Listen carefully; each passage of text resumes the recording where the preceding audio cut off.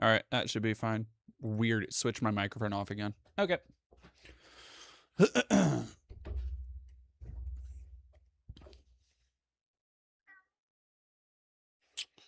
DD clothes change jump scare? What clothes did I change?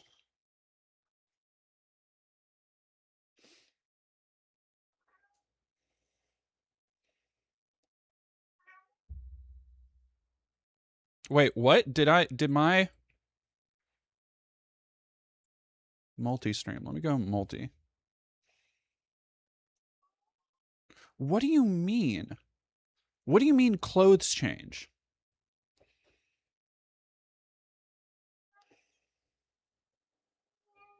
Oh my god, my cat is... The first frame was a different outfit? Weird.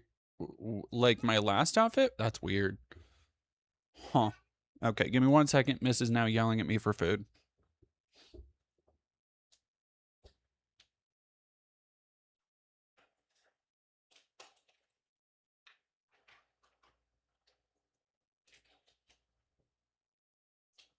There, leave me alone.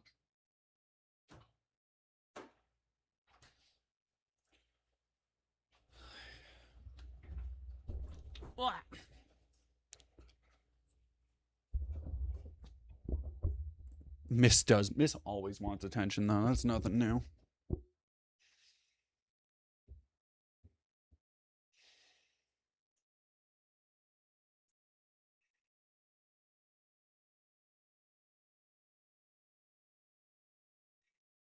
I wonder I can only imagine whatever the different outfit was. It was... I hope it was caught on the oh yeah. I need to... That's the first thing I'm going to do, Awesome Stella. Thank you for reminding me. God, I have such a full docket of stuff today. So I'm gonna unbox something from Stella. I'm gonna regale everybody with the tale of the fucked up day I had yesterday, which was why I didn't stream. Okay. So yesterday I planned on streaming and I planned on opening this wonderful gift from my mod, Awesome Stella. But I was unable to, and I was unable to do much of anything I had been planning for that day because I had to spend most of it in the emergency room. Everybody is fine. It was a family, immediate family emergency thing. But it was more precaution than anything actually happening. And thankfully, everything checked out green. So it's kind of a weight off of everybody, but it was a 7-hour wait in the fucking ER. So it is what it is, because it's not exactly a fun fucking place. Goblin Culinarian, my orange idiot child who is too stupid to live just spiked himself in the wall chasing a fly. There's a cat skull-shaped divot in the drywall. I looked over and asked if he's okay, and he just stared at me. The orange cat. I love orange cats so much. Canadian Goose, thank you for $5. Hey, Didi, how are you? Did you see the attack on the Berlin Pride Parade today? I did. We will be talking about that. Oh, it's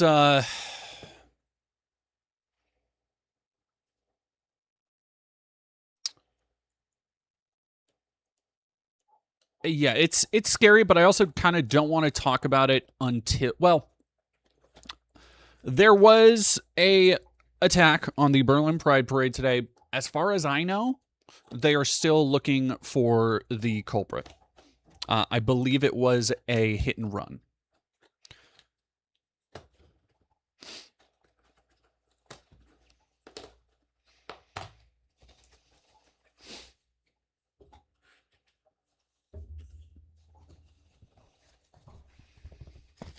Right, here we go. So yeah, that was and it is all wonderfully packed. Oh, that's a super clever box. Wait, no, is this? Yeah, okay. I guess I didn't know that they had the triangle boxes. That's pretty cool. I'm also going to have to figure out a way. Yes, and Karen L, thank you very much. There's Stella's Etsy store right there in the comments, or in the chat, if anybody would like to browse some wares.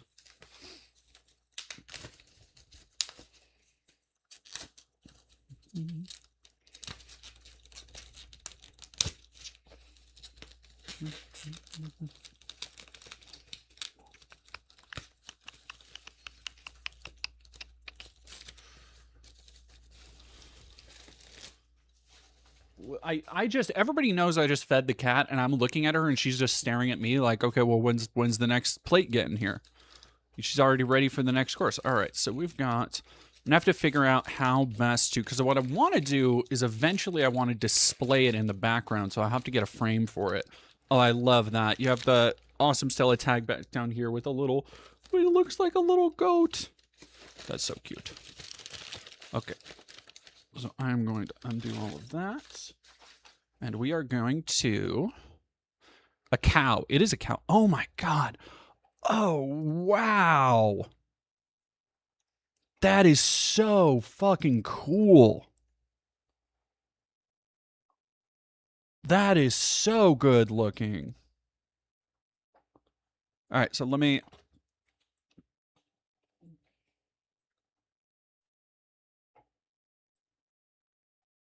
Look at that, y'all. That is a beautiful, beautiful, like, pixel art lamb chop. Hey, baby. Come look at this.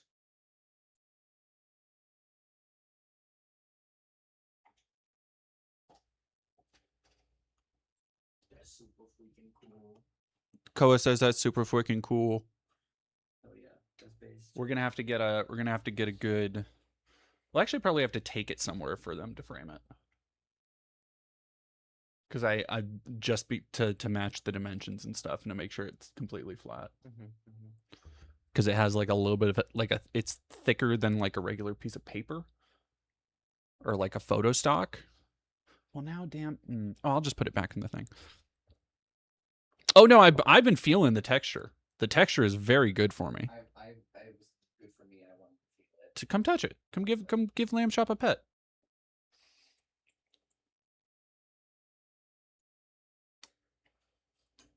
Webby. Thank you so much, Awesome Stella. Everybody go, please, one more time. Awesome Stella, huge fucking thanks for this. This is one of my favorite things I've ever gotten doing this. This is so incredible. Thank you. I cannot say thank you enough. Please, everybody go check out Awesome Stella's work in the link that is posted in the chat right now. Canadian Goose, thank you for $5. Kitty be like, you heard of first dinner, but have you heard of second dinner? She is a firm believer in first dinner, second breakfast, third breakfast. Where do we get that t-shirt? I don't know. I don't know if y'all can get it anymore. I think I got it on like T Public or T Fury or like I've had my Minmo shirt forever. Right, now I'm just being extra ginger wrapping it up. There we go. Let it breathe a little. We will put that. Well, I kind of opened it weird. You know what? That's fine. I will put it there, and that way it at least has a place to be safe. I will put it here until I can get a frame for it.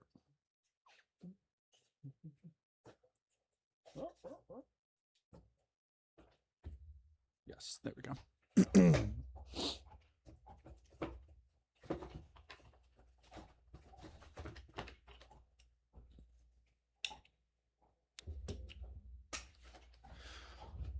Grandma does like her goops. She's just staring at me again.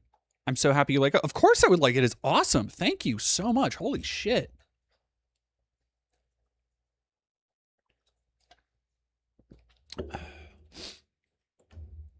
That is a wonderful, wonderful gift. No. See, now chat's against you, Kat.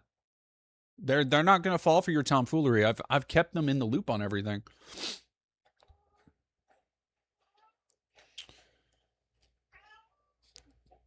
I saw that one picked up on the mic, too. I know y'all heard that shit.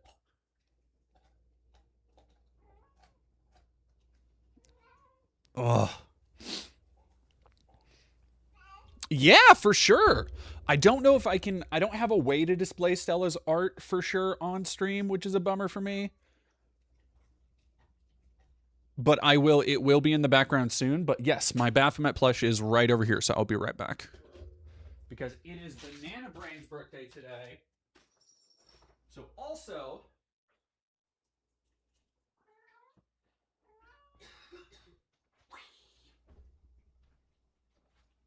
hey baby.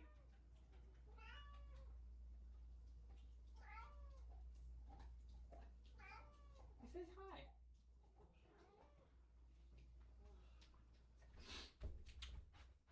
Sorry, I decided to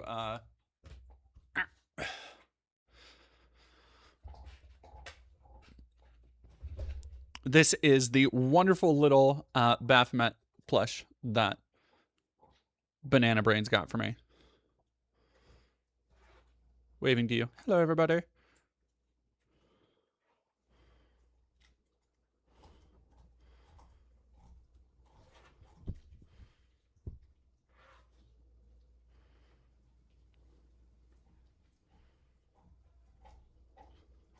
I love this one so much. Let us take down the Playful Jester temporarily. The Playful Jester will return and replace them. Well, can you see that behind me? No, you really can't. How do we want to organize that? You know what? Kermit is gonna go over here. Yes.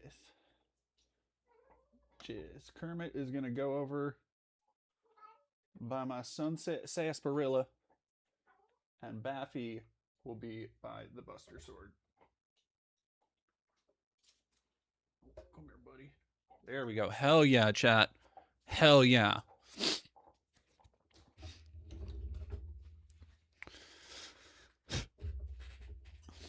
Koa, I'm too smart for you. That's why I'm paying your partner to deliver this message on my behalf. Forehead poke, poke, poke. Koa, I owe you a forehead poke. Me?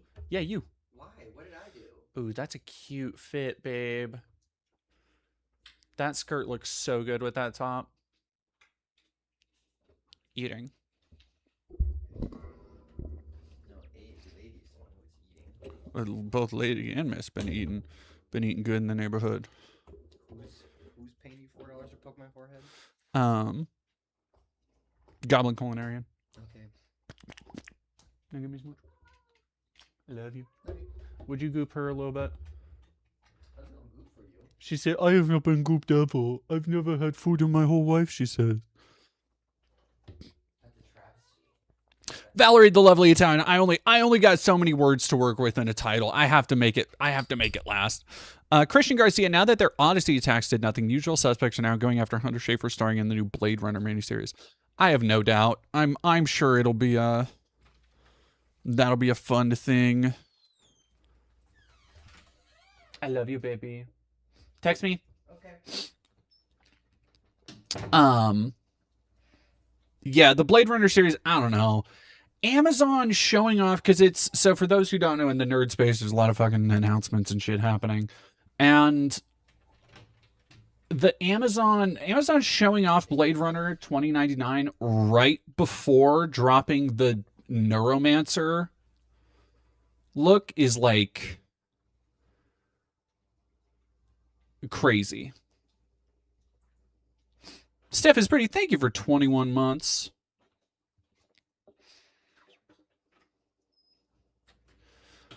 Just to be here for an IDD, I've been getting to ROM hacks lately. WWF No Mercy Plus has been fucking sick. I've actually been, well, not ROM hacks. Well, I am actually going to get into some ROM hacks. I have some I'm going to download. For those who don't know, last week I jailbroke my Vita. I just took a day and I was like, you know what? I've wanted to do this for a long time. I'm gonna forget to like do the things I want to do with my Vita before like everything shuts down. And so I backed everything up I wanted backed up, and then I by the way, jailbreaking your Vita is fucking crazy easy. Is it? Am I going robot? Wait. Robotic domain. What? Why? Why would it ever? It just clicked on another fucking track. What the hell? Sparrow 2, thank you for gifting a Dead Domain membership to Awesome Stella. Hell yeah. Rain Hava, thank you very much for $2. Godzilla said he'll drop kick me if I don't send $2. Godzilla would never do that. Godzilla's my friend. Now I'm normal. Yeah. Yeah, Mackenzie, I should probably jailbreak my PS3. I think my next target, whenever I have the time and energy, because I do not right now with all the projects I'm working on. But next time I have that once a year time to just like, oh, I'm just gonna like organize games and shit, I will do a PS2 at some point. But no, man, the goddamn the PSP, it's one of those things where you sit down and you actually like play a bunch of PSP games, and it's insane. Two things about the PSP. One, that the DS ever stood a fucking chance. Like, at all.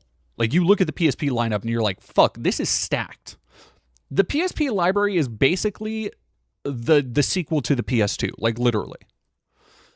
Do I have a super slim, or super slim PS3? No, I have the fat. Not the OG fat, not the one that's like, not the reverse compatible, but I got like a big.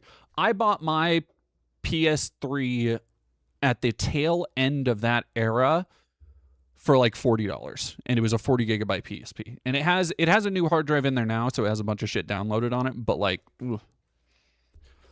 Fuse does stuff. When was the last time you checked the battery on that PSP 1001? Because the PSP batteries, and I think Vita batteries by extension. Well, I don't know. I have the second release of the Vita, the Slim, so it might be easier to do. Nicholas Poole, thanks for $10. You're one of my favorite content creators. Just wanted to give you back a little love from Texas. Oh, thank you. I appreciate that so much. I'm sorry everybody has to listen to my dog chomping on her bone so often.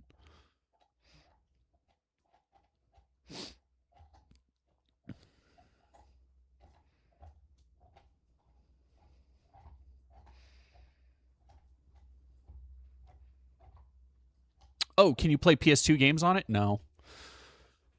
No. So, and I'm still waiting. Look, I think in the next 10 years, the dream will finally be upon us of just like, here is a handheld that emulates 360 and PS2, and then nobody's ever going to need to buy video games again. Until that day, unfortunately, no. PS2 games, I think the only ones that I've heard are like the Ambernick or the Thor. They're like really high level emulation devices, and I'm not looking for that. Like here's the thing. I've bought emulation handhelds before, and I've been using one of them actually on the trip down to LA. But the last one I have fucking broke, just bricked on me out of nowhere after like 3 years. Thank you for your service, soldier. But I don't like my problem is I'm kind of cheap, and so are those things. Where I don't want to spend an exorbitant amount of money for what ultimately I don't play games enough now to like justify being like, yes, I will get all of my hours worth out of this. So the more the price goes up, the less likely I am to get one. But the Vita, great form factor. I've always wanted to hack it open, and now that it's hacked open, I have so many fucking games on there that like it makes me mad again that people weren't able to play these during the Vita time, but like that these PSP games they have PSP back compatibility on PS5. Like why are these not all the state of games preservation is something that has been on my mind a bit. Because I have also, and we'll talk about it in a little bit when we get to the Trumpness of it all. Because I've also been playing the new Halo, and Yenzo,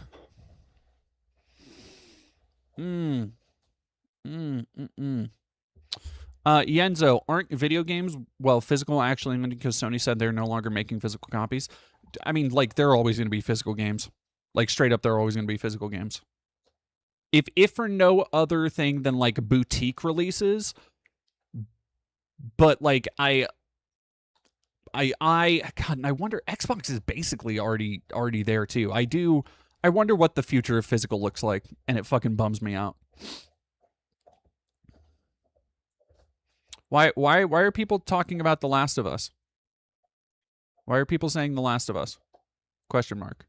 Are you just asking if I've played it? Did you hear about PlayStation getting corporate and saying, fuck you, we're not making PAX copies? What do you mean by that? Have a good one, Awesome Stella. Thank you so, so much.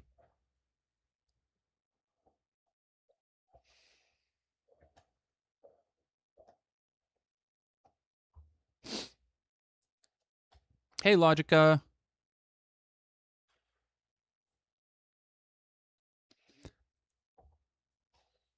Optimus Time cosplay. I have an entire PSP SD card devoted to Hobbit and Lord of the Rings extended editions and War of the Rohirrim animated movies.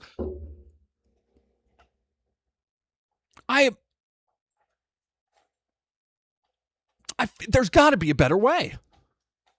Like that's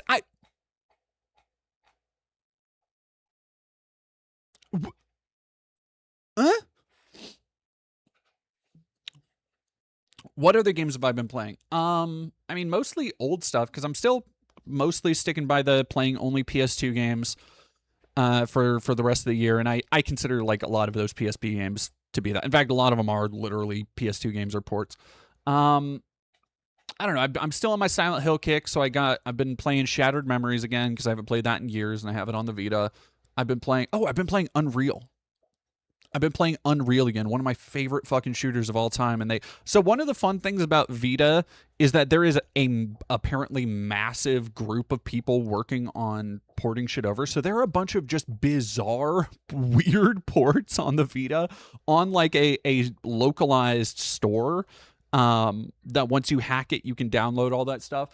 And one of them, so I have like Max Payne, the Android HD version of Max Payne. I just have on my Vita, and I could do the Android HD version of San Andreas, Unreal, which isn't even an Android version. It's just Unreal. What they done, somebody went through the motions to map all the controls to out of the box. So it's like it's Unreal. It's Unreal 1998.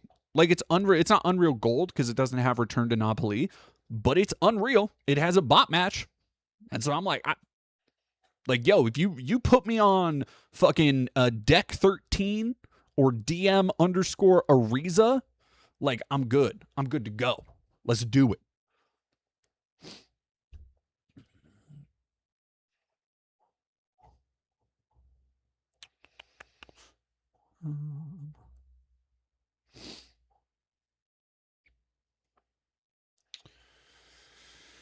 But yeah, it has been. Yeah, that fucking Halo thing, man. I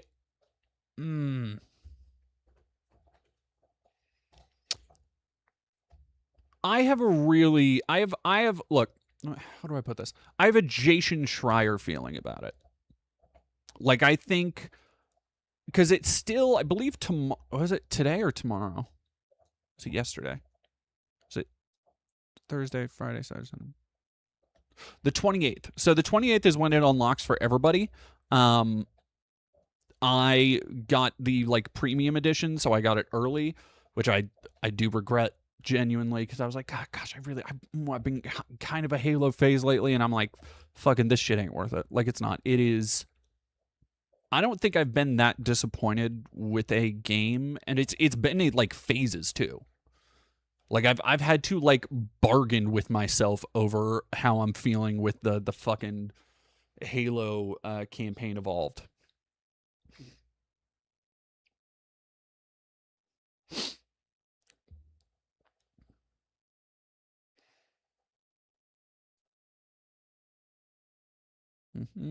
Anyway, I will let's get into some of the other topics of today. Ever heard of Anime Mega Freak? Thank you for $5. Ever heard of a famous southern elephant seal named Neil? The seal, the terrific terrorized traffic cones. No, I did not know that there was a seal that terrorized traffic cones. Crovey, is campaign evolved that different from the original? Here's the thing. No. It's look, okay.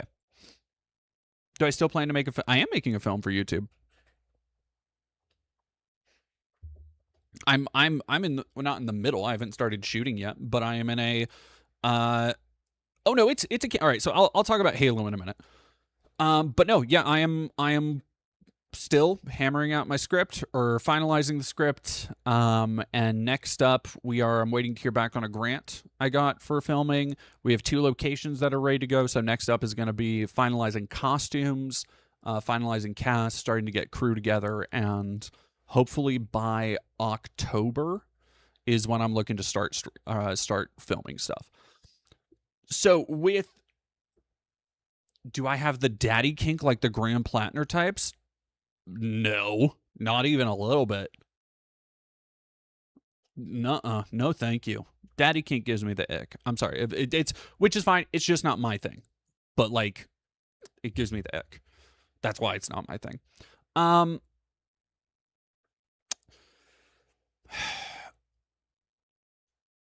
Yeah. So Halo, for those who don't know, Halo Campaign Evolved is a technically not full priced release because it's 60 or 50 or whatever. But it is a full remake of the first game. And if you are a Halo fan, you might be going, wait a second, didn't they do this with Halo Anniversary? No, technically. Because, and this is the most frustrating thing, is that explaining how it's different is like even explaining how the game is different from Anniversary and Combat Evolved is so fucking frustrating because they didn't do enough to make it different or make it completely the same. So what it is, they've created this bizarre amalgam of like a total remake a la Resident Evil 3, Resident Evil 4, the Resident Evil GameCube remake, Final Fantasy, like where it is technically on paper, it is not working off the same bones, not working off the same physics engine, not working off the same game lighting engine, any of that shit. They made 100% a new game. And it just happens to almost one for one line up to all the level geometry and combat encounters and weapon placement of the original. The problem with that is that they still made changes to that core formula. So things like hunters don't play like they should. Weapons are misorganized in a weird way where like I go through encounters and sometimes nobody will drop anything more important than a plasma pistol. It's weird little things like that I think a lot of people won't get or won't know, especially like PlayStation players. And people who haven't even played the first Halo in a couple years probably won't like really be set off by it. But I just played through the first Halo game like a month or 2 ago. It is...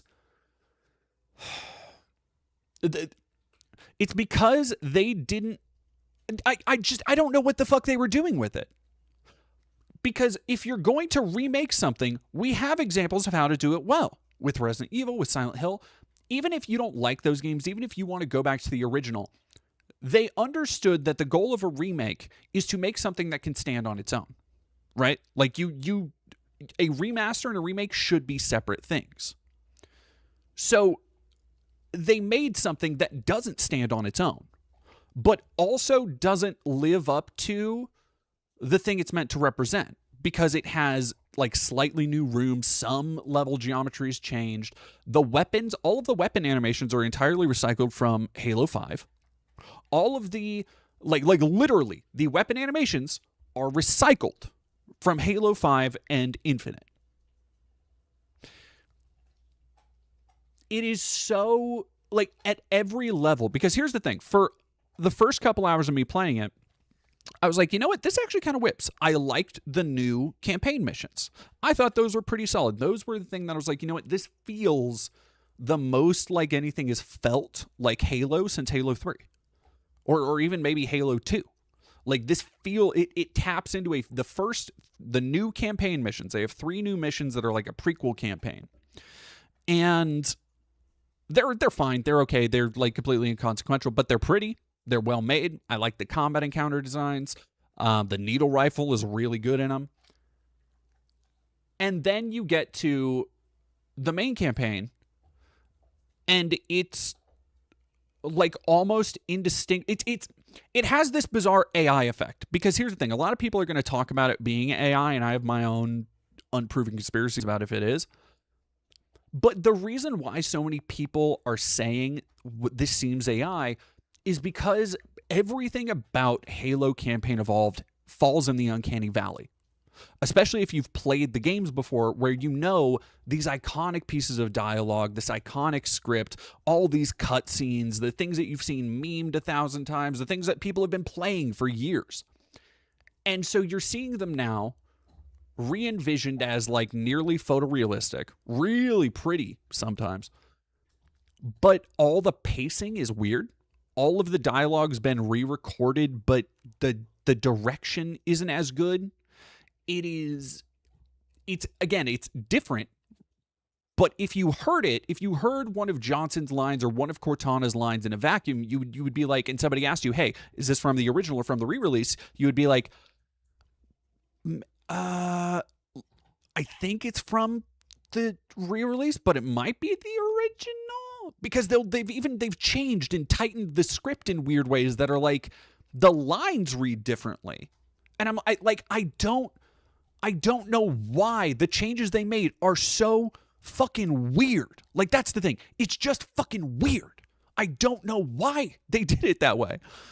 Because especially, like, they had a chance to do something really fucking cool with this. They had a chance to restore cut content, to go back into the Bungie archives on what the game was during development, back when it was like an RTS and then it was like an open battlefield thing all the time. Like, to take the template of the first Halo game and then say, okay, what if we remade this with the technology available now, where we can fulfill the promise of that first Xbox's vision of this big island, this big ring that you're exploring. We can lay on that sense of discovery and going into these places that were familiar for players, but feel like it's the first time, to kind of bring that feeling back. It does not do that. It is just, when you go through the fucking Pillar of Autumn, when you go through the Silent Cartographer, you're just looking at it like, yeah, that's a Silent. I played this 20 years ago. They could have done that. They could have had, like, okay, what if we take the design lessons we learned in Halo Infinite and we apply that to the Silent Cartographer? Like, we expand this iconic level in first-person shooting into something that wouldn't have been possible on the Xbox. Like, because right now they have failed on every front. The primary failure of any remake is not being able to justify its existence. Not being able to set aside its own path and not being able to say, like, yes, this is what this does differently. Because I've played both versions of Resident Evil 4, both versions of Silent Hill 2, Resident Evil 3, Resident Evil 2. And I like both of those versions of all those games to some lesser degrees than the others, But this is like something that, as I'm playing it, I'm like, there's no reason to pick this over the original. It's like there's just straight up, if you're asking, like, hey, the only reason I could see is if you have never played Halo and you can get this on sale on PlayStation. But even then, there are so many weird things throughout that, like, it has massive quality control issues. Like, let me show y'all something.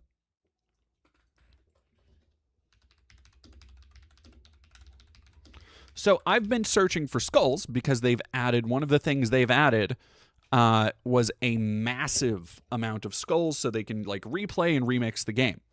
Here is a video I took just wandering around on the second level of the new Halo remake.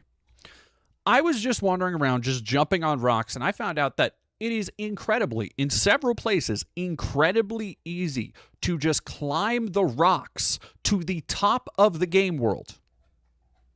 The top of the game world, where you can literally see off in the distance, you can see where they stop loading in textures, you can see where they have, like, little tricks on the other side of mountains for lighting and shit. And so I climbed to the top of the game world, and because I was looking for skulls, and I'm thinking, okay, you know what? They obviously, a Halo game, they would not have something you can climb on unless it was meant to lead to a secret, right? Like I'm thinking like, okay, I got to keep seeing where this is going.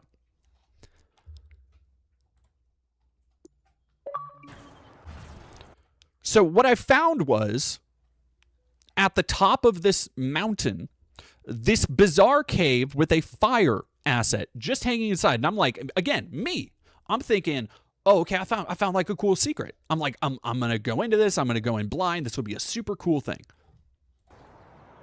And here's me. I'm showing off that here I am on top of the world. You can, if you go back a little bit, you can see these like valleys and stuff don't have any trees because you were never ever supposed to see them.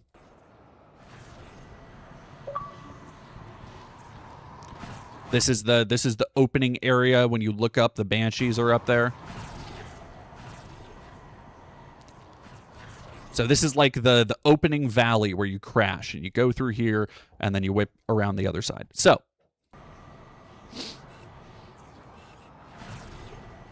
I go back and I go over and I'm like, okay, what's the deal with the flames? The flames that I found a fucking fire cave on top of a mountain. This is some mythical shit here, right? Look, I'm feeling epic. Get to the other lifeboats in time.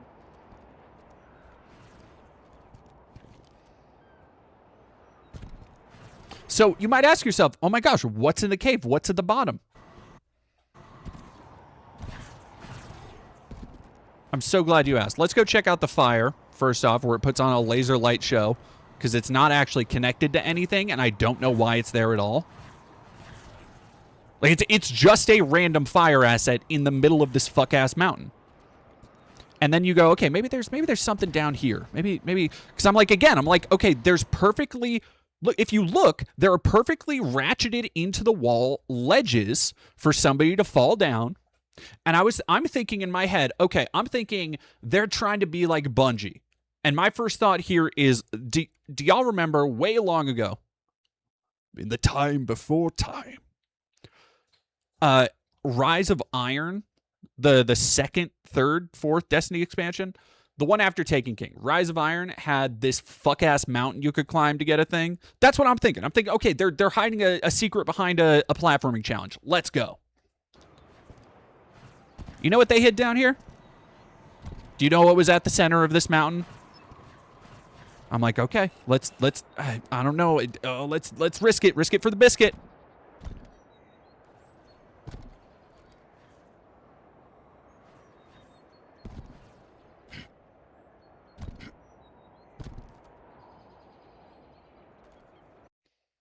That's it.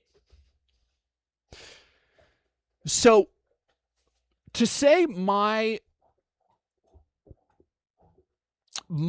like disappointment with the game has continued to grow is an understatement, because nearly every level I have found something like this for every and here's the thing. Here's the thing, right? 99% of players are not going to see this shit.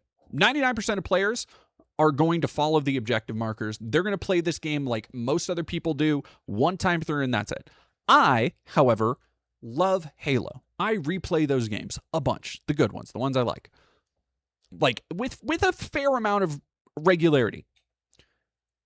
And having played a lot of Halo for a long time, this is the most busted I've ever seen one of those games launch in. Like, far and away, the most rushed, lacking quality of life game in the entire series. To the point that, like, it feels... I don't know if it's because they're working in a different engine, but, like, the physics feel kind of off. It's very fucking frustrating. It's very frustrating because it feels, again, this is motherfucking Halo, dude. Like, this is their, or at once upon a time, it was their fucking flagship. And even aside from the market, the franchise value, or whatever this has to Microsoft, putting this as one of your premium products this year, putting this as like, here's our tent pole for the season, here's our AAA release, Are you fucking kidding me? Banana Brains, this is the most busted. Go start looking up some of the way people are fucking dying online. Like, I've seen people literally doing nothing and get teleported to death. Just randomly. No fucking reason. Middle of a level. And again, because of, like, I understand Halo fans can be really, really anal about a lot of stuff. And a lot of the criticism around this game is going to be frustrating because a lot of people's dumbass complaints are going to be like fucking, oh, no, exactly. The Gamergators are already claiming that it was too woke. Like, it's already claiming that, like, oh, there's the one fucking Spartan, or not the Spartan, there's an ODST in the prequel missions that people are mad about because she clearly looks like Rodriguez from fucking Aliens, like, because she's a masculine-looking woman. Who gives a fuck? And I'm like, that has literally no bearing on the actual quality of this game and nothing to do with any of the actual problems it has.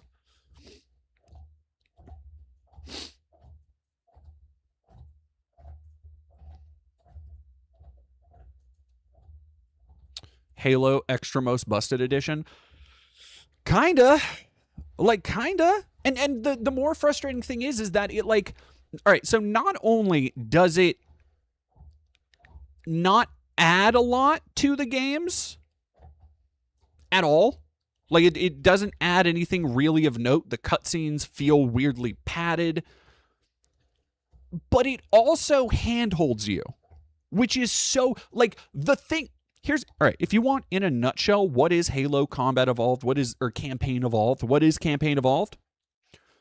It is, they decided, on paper, hey, how do we make this appeal to modern gamers?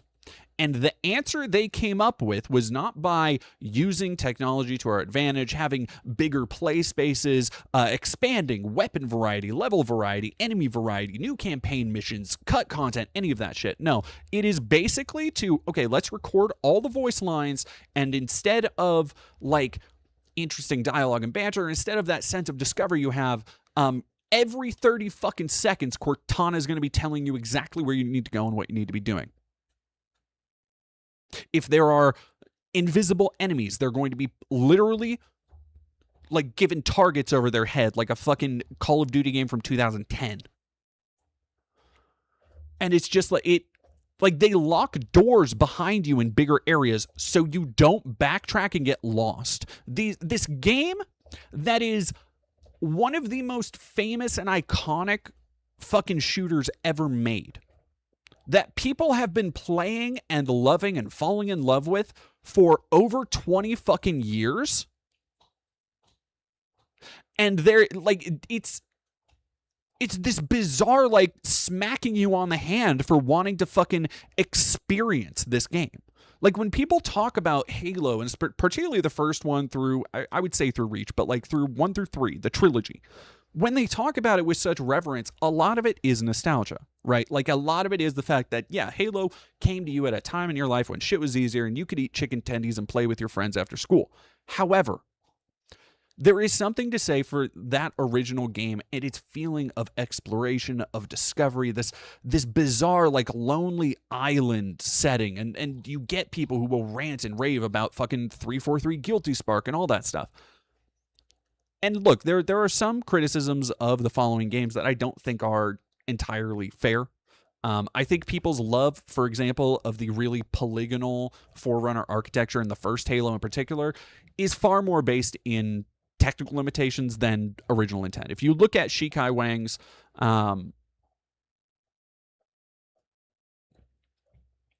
sorry.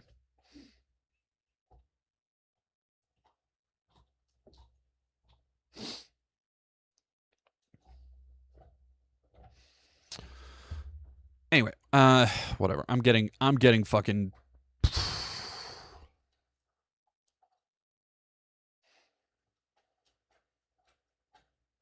I got to be honest with you, this is just sort of game design these days. The holiness of this game, I see it just about today. Yeah, like I'm not I would say, no, I am surprised. Like, I am, there's a part of me that is still fucking surprised that it's this fucking bad. Goblin Culinary, it's not to brag, but you're going to brag. I survived Reach's final mission for a solid hour. Doubt. Press X to doubt. Hollowness. Yeah, like it does. It feels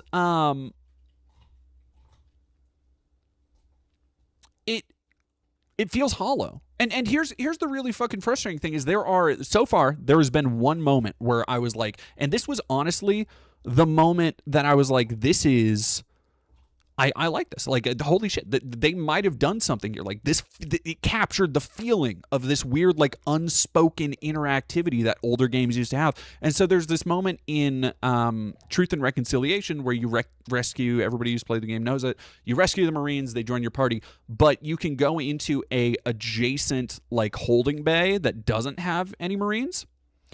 And there's a grunt. Just a friendly grunt will just join you. Just join your party for a little bit. Just like, they don't say anything. There's no dialogue. It's just a designated friendly grunt is following you around, and it has a green reticle when you look over it because you rescued him from the break. That dude, love that guy. I would give my life for that man. But that is the only, like, sign of life or interest in the fucking franchise, and it's so frustrating. Alrighty, chat. Let's get to some shit that actually matters.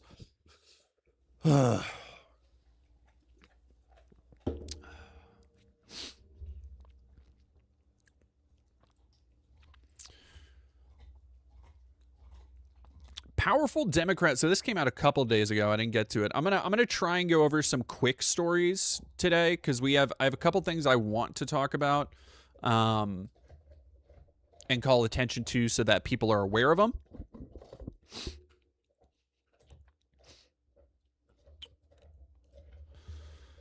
So this let's start off with some of the darkest shit we're going to talk about today that you aren't hearing. As many people on the media and everybody are telling you that, oh, we got to ally with Israel. We've got to stop anti-Semitism. And as they depict every talking out against Israel and the IOF as anti-Semitism, and they try and seek to silence free speech against this genocidal fucking empire. Hundreds of Israeli settlers have stormed a Palestinian village in the West Bank after Netanyahu vowed a forceful response after a confrontation in the West Bank left 4 Palestinians and 2 Israelis dead.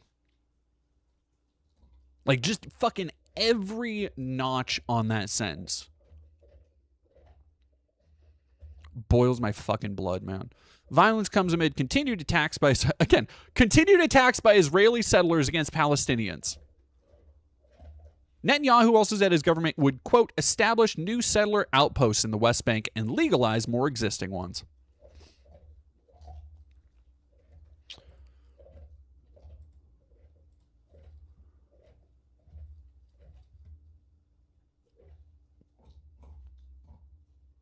All Israeli settlements in the West Bank are regarded as illegal, but they've currently been encouraged by Israel's current government, which swung sharply to the right when Netanyahu formed his governing coalition with parties that had existed on the right-wing fringes of Israeli politics.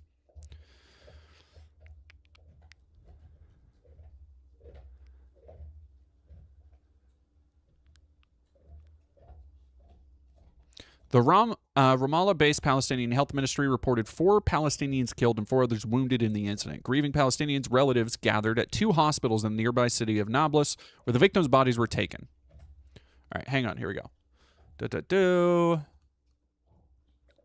Friday's clashes began when a group of about 20 settlers entered the village. So the settlers, if you don't know Israeli settlers, fuck, man. I won't look them up, but you've most likely seen pictures of them going around. They were the people who, oh yeah, well, Karen L, we'll talk about that. That's all going to be on the correspondence dinner.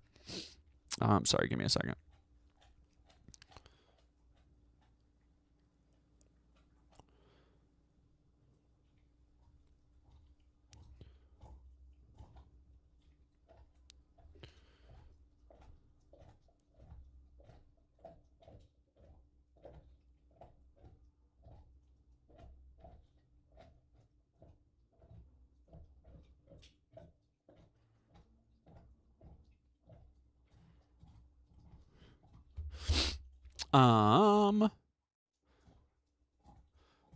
Anyway, yeah. So if you I was texting somebody. If you ever see or you saw those videos a couple weeks ago from like the journalists, they are mostly Israeli settlers are mostly like hyper orthodox. I don't even know how to fucking say it, but they're like, how do I say this? Hill people. Like that's the only way I can describe it. Every time I've seen a video of the Israeli settlers, they're not like regular looking people. You know, despite what people want to say about Israelis, for the most part, they just look like fucking white people. When you look at like, you know, Jerusalem and the center of the civilization, but the further you get out of the cities, from everything I can tell, it just seems like it's a Mad Max wasteland. Because anywhere you go, these hill people can just fucking come along and beat the shit out of you and spit on you or whatever. And by the way, I only say Orthodoxy because they have the Orthodox. Obviously, not every Orthodox Jewish community is like that, but they have the like Orthodox locks and fits and everything.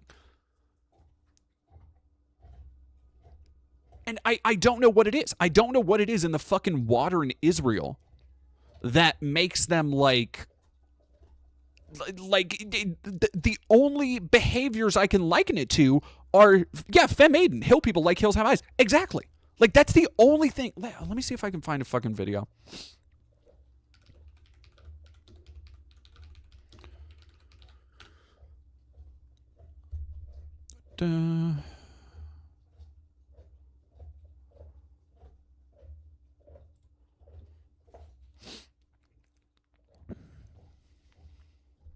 Jesus Christ. I think this is the video that we were just watching. There's so fucking many.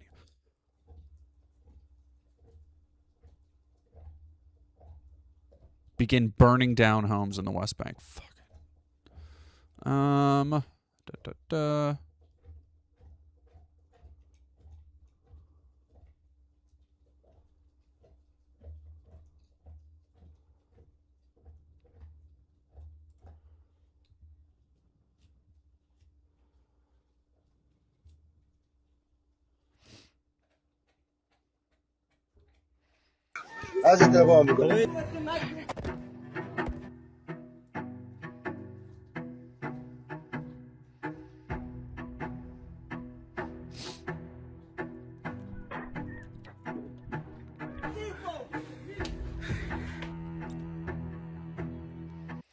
Like that's the kind of shit I'm talking about. Is like you're driving along a car at night and these people come out of the fucking shadows and throw rocks and shit at you. Like, nobody talks about it.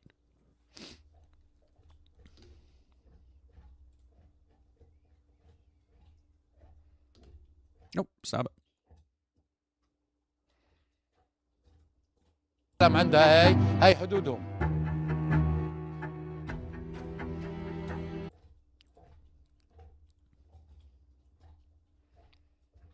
Oh yeah, Ro Khanna got fucking harassed by them. Maps. And this shit happened. This shit, by the way, has been happening for years. Like, there are so many cases of them literally going, raiding, taking over Palestinian homes and houses. It's fucking vile.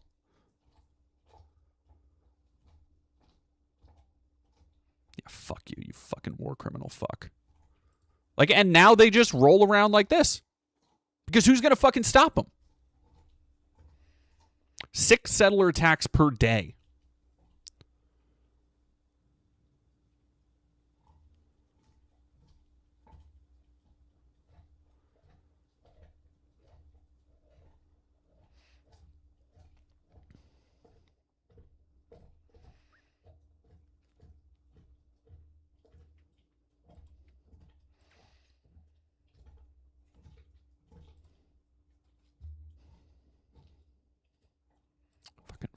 Fucking vile, dude.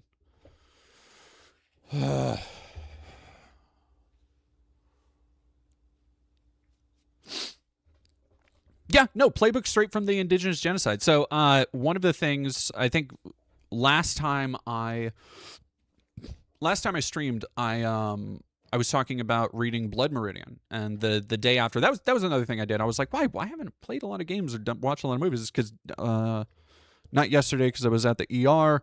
Day before, excuse me. Day before, I just like sat down. The last half of Blood Meridian fucking got me. Like it just grabbed me and wouldn't let go. And one of the things I really appreciate about that is the casualness of the violence it depicts. It is a horrifying book, but it depicts with such a matter of fact casualness the true depths of like human depravity. Just like shit just happening and people accepting it and the world moving on, which is how that shit works. Yeah, Ivan against cuisine. That's just how it goes in the real fucking life. And seeing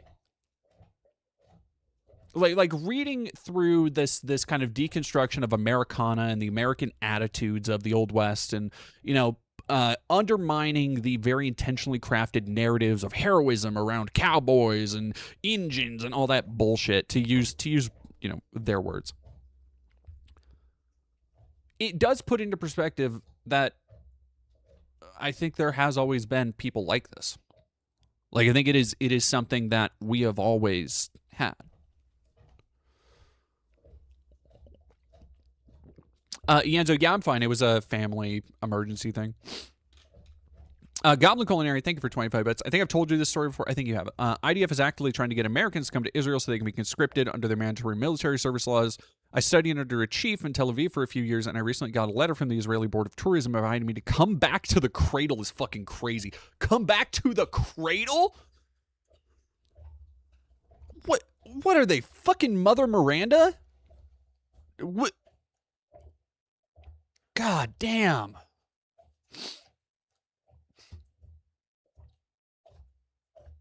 All right, dog, you are being too much. All right, give me a second. I'm gonna take Lady's bone away.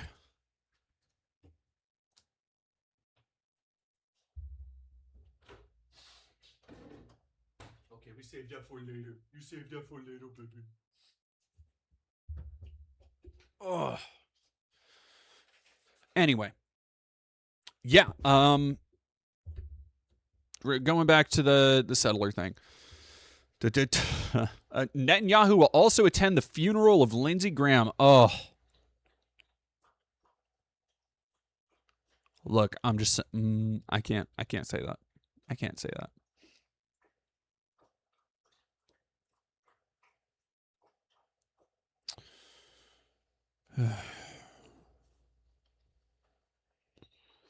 Palestinians. The Israeli military described as a violent confrontation between dozens of Palestinians and Israeli civilians that the settlers just happened to be there, just happened to be going for a walk. Shots were fired on both sides, and a weapon belonging to a member of the emergency response security team was stolen by a Palestinian terrorist. That's a great way to show how they will delineate, call literally, Zionists will call anybody, any form of resistance terrorist. You can point a gun in a Palestinian's face, and if the Palestinian takes that gun, they are automatically a terrorist. That is the Zionist line of thinking. Down to the T. Nobody ever talks about who the fuck is putting the gun in their face.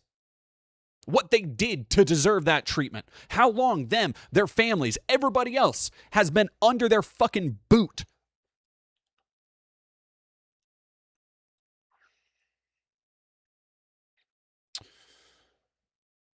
In June, OCHA said the pace of settler attacks causing casualties or property damage is at an average of 6 per day, higher than any year on record. There have been over 1,000 caused as of June 11th, affecting more than 230 communities and displacing more than 22,000 people.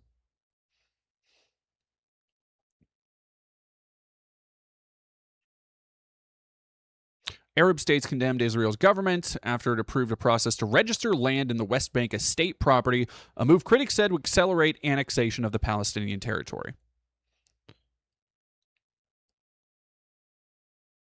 Unlawful land registration. Jesus fucking Christ.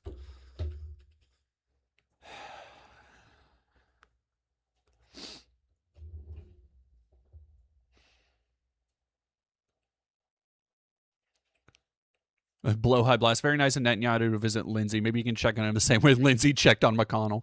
Yeah, you know what? I would like to see him. I would like to see Netanyahu getting real up and cozy with Israel's greatest ally, Lindsey fucking Graham. See, now I'm fucking pissed, y'all. I despise knowledge. Get out of here. All right, chat. Let's get a little bit, I don't know about lighter, but sometimes people get what they deserve. Very rarely in this world of ours, but sometimes. Have a good rest of your night, real NIFB parody. It comes through anyway. Breaking: Andrew Tate's disgusting new criminal charges officially released. So, it's been a long time coming for these balding pedophile sex trafficking fucks. There have been years and years and years of allegations of allegations is really giving far too much credence, because there's been admissions from Andrew Tate. Kristen Thompson, I'm kind of with you because I feel like we've been through this before, but I think the plausibility of the CSAM charges, like which they are being charged with, like that's enough, I think, to finally fucking break whatever bizarre hold they have. And you know what actually genuinely scares me? Is the idea that, because I've been listening to some other podcasts in the background while I'm doing stuff. And one of the podcasts I was listening to was talking about how, this person has a son at school, and their son, and this was from a couple years back, but their son, everybody at school knows who Andrew Tate is. Because a lot of the guys love Andrew Tate. A lot of the teenagers love Andrew Tate. A lot of the teenagers love that fucking, like, how ridiculous and over the top, and like they think he's funny and all this shit. And people like Andrew Tate have been legitimized in proximity to Myron Gaines, Aiden Ross, the fucking Nelk boys, and all these dumbass sublingual dipshits that include a lot of very impressionable, very stupid young men. And I think there is a very scary reality that a lot of people need to come to terms with regarding young men, particularly in America, but mostly in these like online male spaces, where you have stuff like Nick Fuentes selling the Epstein hoodie. You have shit like Andrew Tate being a fucking pedophile. You have all these people telling your kids how to be based and how to fucking live their super cool trad life. And it kind of all comes back to all of these motherfuckers, until I hear differently, I assume all of these motherfuckers are touching kids. Until there is proof otherwise, I assume people like Nick Fuentes have the same shit on their hard drive that put away the Tates. And it is so fucking... I cannot imagine, in the same way that social media cooked the brains of millennials, in the same way that social isolation during COVID and AI is cooking the brains of Gen Z, I can't even fucking imagine what the nightmare world we've created. Because here, as an adult, you usually have, when you're given a piece of information like, Trump might be implicated in a pedophile trafficking conspiracy. And you generally have one of two ways to go with that, because you're being given new information. So you take it in and you can kind of go either the accept it, deny it. You can try and reckon with it and come to a synthesis of the two. You can engage in some dialectical materialism, If you're a child, though, stuff like this is making up the background of the world you're understanding. Right? This is the same level of political development for kids who are mostly still unaffected by it. But they will still understand and hear about things in the same way that we were informed by fucking, Obama's tan suit or Occupy Wall Street or 9/11 and the war in Afghanistan and Iraq. All of these things affected our politics, our worldview, how we see each other, how we see the world, how we see things on the internet. And instead of a world of turmoil like we were born into, with, global war and a constant war on terror and growing inequality and all that shit, they have all of that to deal with on top of the fact that they are being forced into this pedophile simulacrum where everybody could possibly be. But also with people like Nick Fuentes, it's just a joke. You can joke about how much fucking Riz Jeffrey Epstein had. You can sell a fucking shirt with it. It does make me worried for like the next generation in a very real way. That this is the world their minds are forming in. This is the fucking primordial soup of their cognition for the next, however long until the planet fucking dies. All right, give me 1 second. I'm going to go turn up the AC real quick.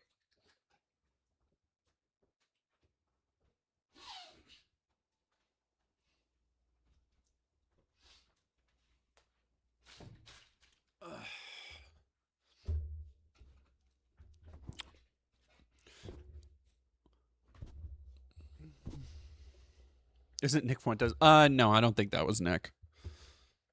I wouldn't be surprised if he's on a no-flight list, but I don't think he assaulted flight attendants.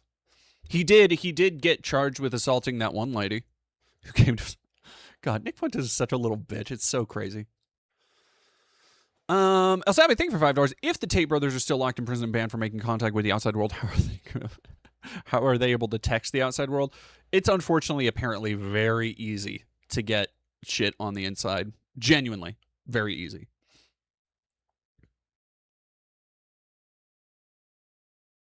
Oh my God, blow high blast. That's a terrifying way to put it.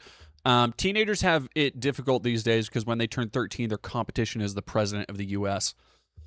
Fucking bleak.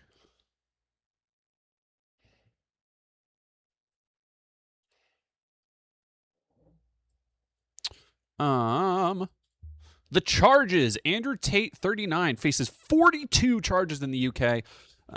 Includes 7 counts of rape, 3 counts of arranging sex trafficking, 3 counts of assaulting, and 19 charges related to child and extreme pornography. Tristan Tate faces 17 charges. Brothers remain in federal detention. July 27th is the hearing. Normally seen in tailored suit. God, these fucking pussies. I hope. Look, I know we should all want people to reform and recover in prison.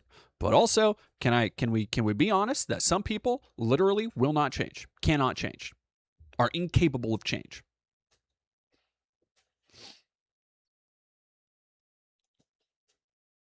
Tan jail uniforms, handcuffed and shackled. Neither spoke. Good. Fuck you.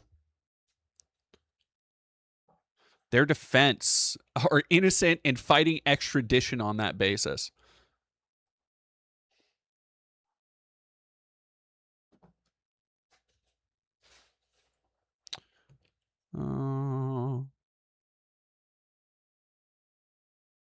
Active human trafficking case in Romania. Federal detention in Miami. Oh. I do believe that Trump said he wouldn't be intervening. Somebody asked Trump at an event if are you going to step in and help? And he doesn't give a fuck about Andrew Tate.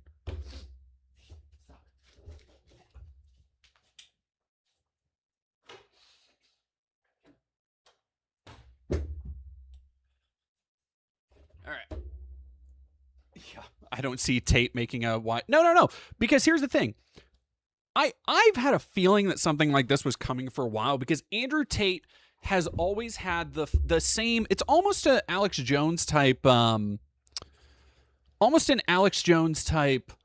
Like, oh, the deep state wants to get me, the fucking, because his whole thing, instead of Alex Jones and the deep state and the Democrat George Soros party, Andrew Tate's whole thing is the Matrix. Like, the Matrix is out to get him, whatever the fuck that means. I've never been able to listen to more than 3 minutes of that dipshit without feeling like my brain was starting to come out of my nose. Like, genuinely smooth brain shit. And yeah, I hope he never gets out of prison. Let me make two hopes for Andrew Tate: rapist, pedophile, sex trafficker. Not only do I hope he never gets out of prison, I hope it's a very short stay.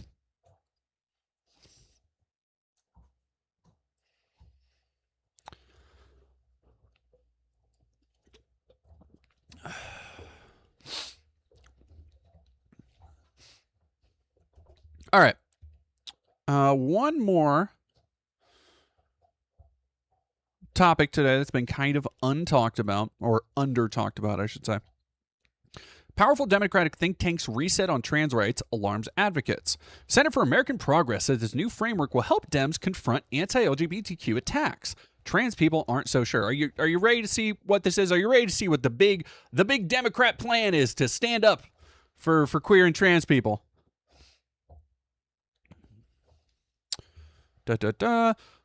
Urging political leaders to defend trans people from discrimination while accepting that restrictions on their participation in sports, quote, may be appropriate under some circumstances. Oh, interesting. So what they're saying now, what the Democrats, what Dem think tanks are saying now, that they have completely ceded any ground defending sports, that they have done fuck all to tangibly stop the encroaching stripping of people's rights to fucking play their sports ball shit. And you got dumbass cunts like Brianna Wu out here being like, well, actually, if you want to be more feminine women, they don't want to play male-coded contact sports, so you should play yoga, or you should engage in bike riding, or make more feminine friends. Oh, Brianna Wu's been on a fucking tear lately, dog. If y'all haven't,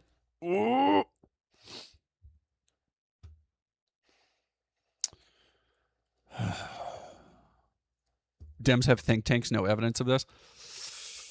I mean, I think that's just what they're calling fucking Chuck Schumer these days. Ending the backlash on LGBTQI plus issues on Thursday. Written by Caleb Smith, CAP's director of LGBTQI plus policy, who is trans mask, by the way, and Winnie Stachelberg, a longtime LGBTQ plus policy strategist who founded the organization's policy program. The document offers Dems a framework to responding to Republican attacks on trans, healthcare, athletics, and military service.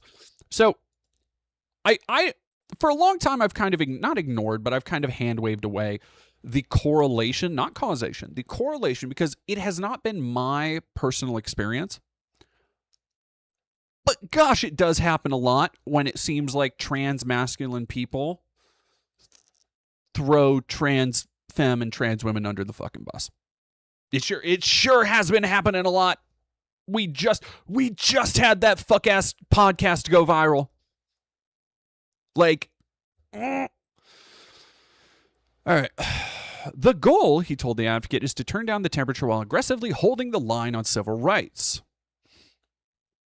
The backlash here, the attacks by the far right, the hundreds of millions of dollars of ads are threatening hard-won civil rights protections and really some of the most vulnerable in our society. Its purpose, she added, is partly to take the issue off the table as Republicans attack line.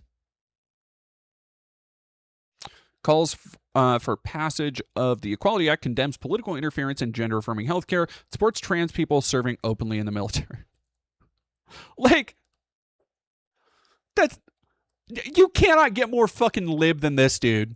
You cannot get more lib than, well, we want trans people to be able to go and fight and die for Israel, our greatest ally, but we have to accept that there are differences between men and women in sports, and trans women cannot play sports with the rest of them. Like, it's so fucking lib brain, dog. That's wild.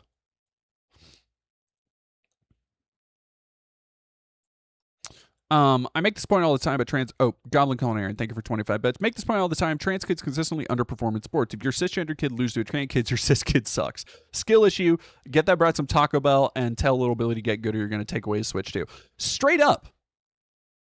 Like every single time there's an issue with trans people in sports and you go and look at the scores, it's not that they're fucking out there decimating or dominating. It's that they won maybe a couple times. Or maybe placed, or maybe got podium a couple times, and then the rest of it was fairly unspectacular. Like literally every other fucking athlete on the field, dog. What do you mean? What do you mean they have an advantage in sports? And the way the liberals are going for trans people, the way they're going to bat is being like, yes, I see your point, but have you considered, let's let them back into the military?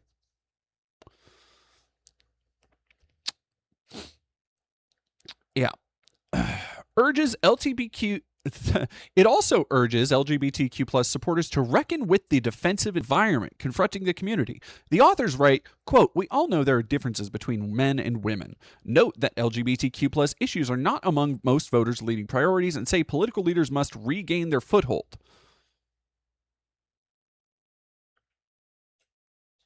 A Gallup survey conducted in May 2025 found that 69% of U.S. adults... See, here's the fucking problem with the Dems and the think tanks and shit, is that Democrats, much like corporate America, have no feeling for genuine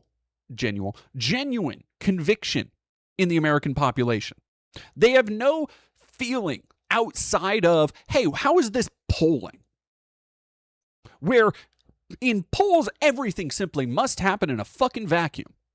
There's no other possible reason that a electorate would turn or even bother to have an opinion on something like this and turn so viciously in the last decade in particular. Like, it cannot be a sustained and consistent leverage of attacks from conservatives, billionaires like Elon Musk and Trump pumping untold limits of money into campaign attack ads, into propaganda designed specifically around this issue. And it certainly can't be that the Democrats have stood by and done fuck all to defend people in the midst of that. So it must be that, like, oh, okay, we've got to change our messaging to match the electorate. This is what the people want to hear, instead of asking how we fucking got there in the first place. God, fucking spineless. Oh.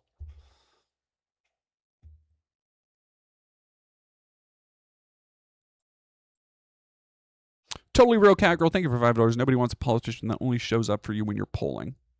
Unfortunately, that describes most of the fucking modern Democrat establishment.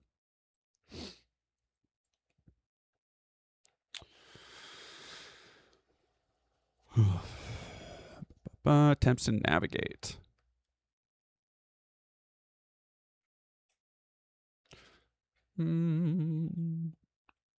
Cap leaves room for sports restrictions. Argues that eligibility rules should be determined by schools, communities, and athletic governing bodies rather than elected officials, which is true. Policies may appropriately differ depending on the sport, athlete's age, blah, blah, blah. Cite two sharply different examples. NCAA, blah, blah, where decisions appropriately lie with sports governing bodies or schools themselves rather than with politicians, which, yeah, that's fair. Local bodies and associations should minimize unnecessary exclusion. Restrictions may be appropriate under some circumstances. No. Like, just fucking, I don't care that much, dog. Here's ultimately what it comes down to. Not that big of a fucking deal. I'm sorry. It's fucking not, dude. Like, if you're talking about women's basketball, if you're talking about any basketball, if you're talking about football, you're talking about fucking high school and collegiate sports, look, I'm sorry somebody's fucking butter princess dad in bumfuck Midwest flyover country USA gets mad because there's a trans girl on their volleyball team. And it's like, well, I don't fucking care, dog. I don't care that too many parents live vicariously through their teenage children's athletic accomplishments. That's not my problem, and it shouldn't be any fucking buddy else's. Least of all, people who just want to be part of a community and take part in a sport. Be part of a team, because that's what it's fucking for. That's what it's fucking for. These sports programs are for kids to have a place where they can be themselves, they can learn skills, they can engage in teamwork, they can exercise, they can get off of screens, they can interact with each other. They are meant to be social spaces, and the only thing accomplished by this is to ostracize perfectly normal teenagers socially, to push them out.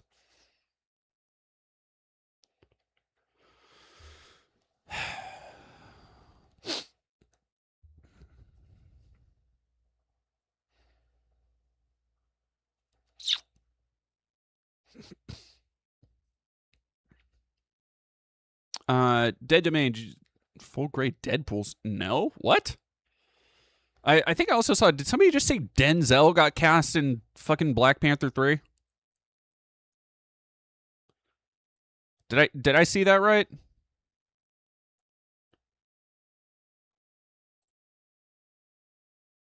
We will. Yes. Sure, man. All right, yeah. While we're talking about transports, let's talk about this fucking MAGA-faced cunt. I've never seen somebody, by the way, who looks 40 and 19 at the same time. Sophie Cunningham's face is crazy, but she looks like the midway point of on an Animorphs cover between, like, again, the archetypical small town butter princess I was just talking about and a Fox News host, a la Laura Ingraham. Denzel, just to be here 4-9. What the fuck you talking about? Just to be here 4-9. Denzel who? Denzel who?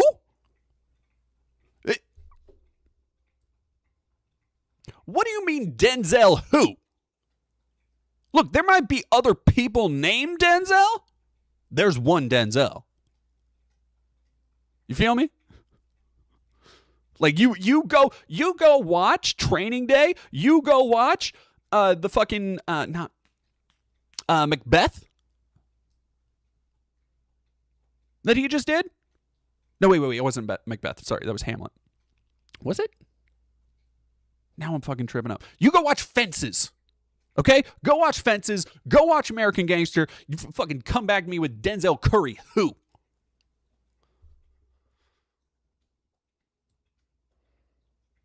Book of Eli. Let's get easy there. Let's not. I'm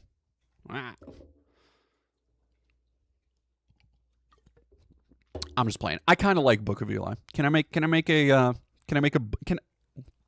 have y'all hold me in the light for a second? I need to say something, as controversial as it may be brave. I kind of liked Book of Eli. I thought it was kind of fun. Equalizer. Hey, Equalizer 3 was fun.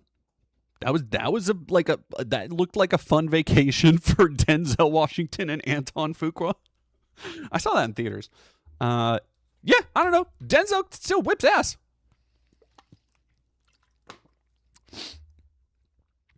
I am talking about Denzel Washington.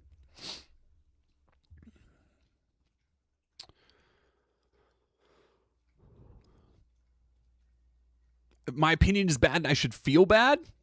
Hateful.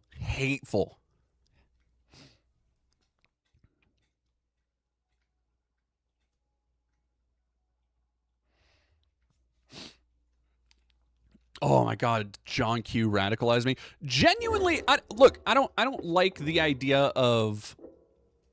I always think it's a little mid. Okay, it's very Reddit to me. To have somebody, which I understand you don't mean it like literally. You didn't get all your political philosophy from that movie, but I think that is a movie that I genuinely agree with, like the radicalization potential of that. And a lot of it hinges on Denzel's fucking amazing committed performance. If you've never seen John Q, you know what? Well, okay, no, I said Frog Swamp Person. I said Denzel Curry not when I meant Denzel Washington, but because somebody else asked which Denzel do you mean, Denzel Curry, and that's why I said Denzel Curry. Who?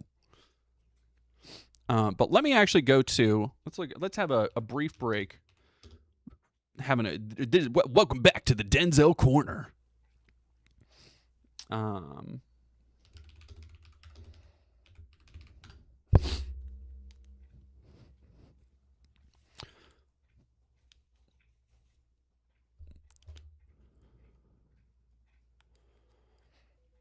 G Papa Jow, Japan's going to have to explain why anybody would buy the PC ports of Orochi. Who the hell plays an adult game with all the lewd scenes removed? Hey, maybe I like Bible Black for the story. Okay? Okay? So this is, if you don't know, the reason I think John Q has genuine radicalization potential is because it is a story that, okay, I've talked about it before, but if you want to explain anything to an American, you have to explain it in the context of a cheeseburger. Metaphorically, the cheeseburger here is a Hollywood movie, right? Like this is a language that anybody in America can understand, told to them, particularly in a story that is meant to appeal to a wide demographic. Working class father, happy, successful family, son gets sick.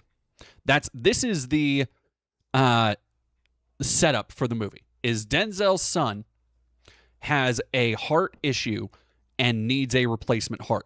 And nothing this hardworking family does can get this child the heart they need. So he takes a entire emergency room hostage in a drastic bid to do that. And granted, it is a movie that exists in a kind of like Michael Bay still coming up era of action thriller potboilers. So it's like there is a little bit of cheesiness to it. You know, there is a little bit of stuff in there that is, it hasn't aged the best, let's say, but the overall heart of the story is so strong. And this scene in particular, it's one of those scenes I feel like you can show this movie to anybody and be like, hey, this is why universal healthcare is fucking necessary. Straight up. Because while not as drastic, stories like this have, like, the thing that makes John Q interesting is the fact that it is very much an early 2000s like period piece, but at the same time, it has every year. It's almost like Metal Gear Solid 2 in a weird way, where you watch it and you're like, fuck, man, it's just gotten worse. Like all the shit people were like hand-wringing about and speculating about has not only come to pass, but it's gotten worse. Yenzo, you're thinking of Man on Fire. What's going on here, John? Oh, you got fucking great supporting cast. You got Ray Liotta. You got Robert Duvall. Ah, what a picture.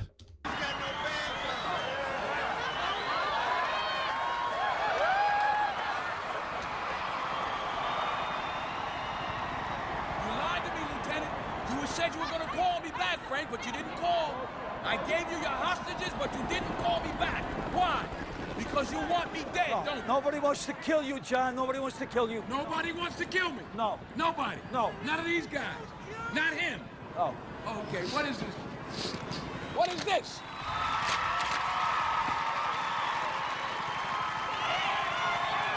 What did you think would happen? You want truth, here's some truth. This is going to end up bad for you, John. There's only two ways out of here. Jail or dead. My son is very sick. And he needs some help. I understand. It's hard to be a man these days. Hard to know what the right thing is. But put the gun down, John. You're not hearing me, Frank. My son is sick. That's it. There's nothing else. End of story. When people are sick, they deserve a little help. Yeah! Sick, help. Sick, help. I am not gonna bury my son. My son is gonna bury me. You think these people give a shit about you? They don't. You're just the cause of the moment. Nobody cares, John. That's the real truth. Nobody cares, only you. And it's only you and me out here, and all these guns pointed at you. So what do you want to do? It's your call. I want my son. I want my son inside with me. Can't do it, John. You give me my boy, I give you your sniper. Then it's all over. You bring my son, I give up. Everybody goes home. Everybody's safe. You bring me my son. I'm fucking so like That's why he's the GOAT. That's why he's the fucking GOAT. You can put 10 other actors in that role who could have done a good job, right?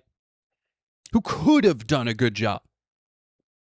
Like, I could see a world in which Will Smith got that role. Could have done a good job. But Denzel fucking sells it. Like, the script is, like, okay. But in that moment, you fucking believe every word he's saying. Oh, so good. And yes, Ray Liotta did unfortunately pass away. I believe his last movie was Cocaine Bear. Mad Maxine Collecting, thank you for $2. Catching you live. Got the Jar Jar watch? I do. I actually had to move it. The Jarch is behind me. Kermit is holding the Jarch today.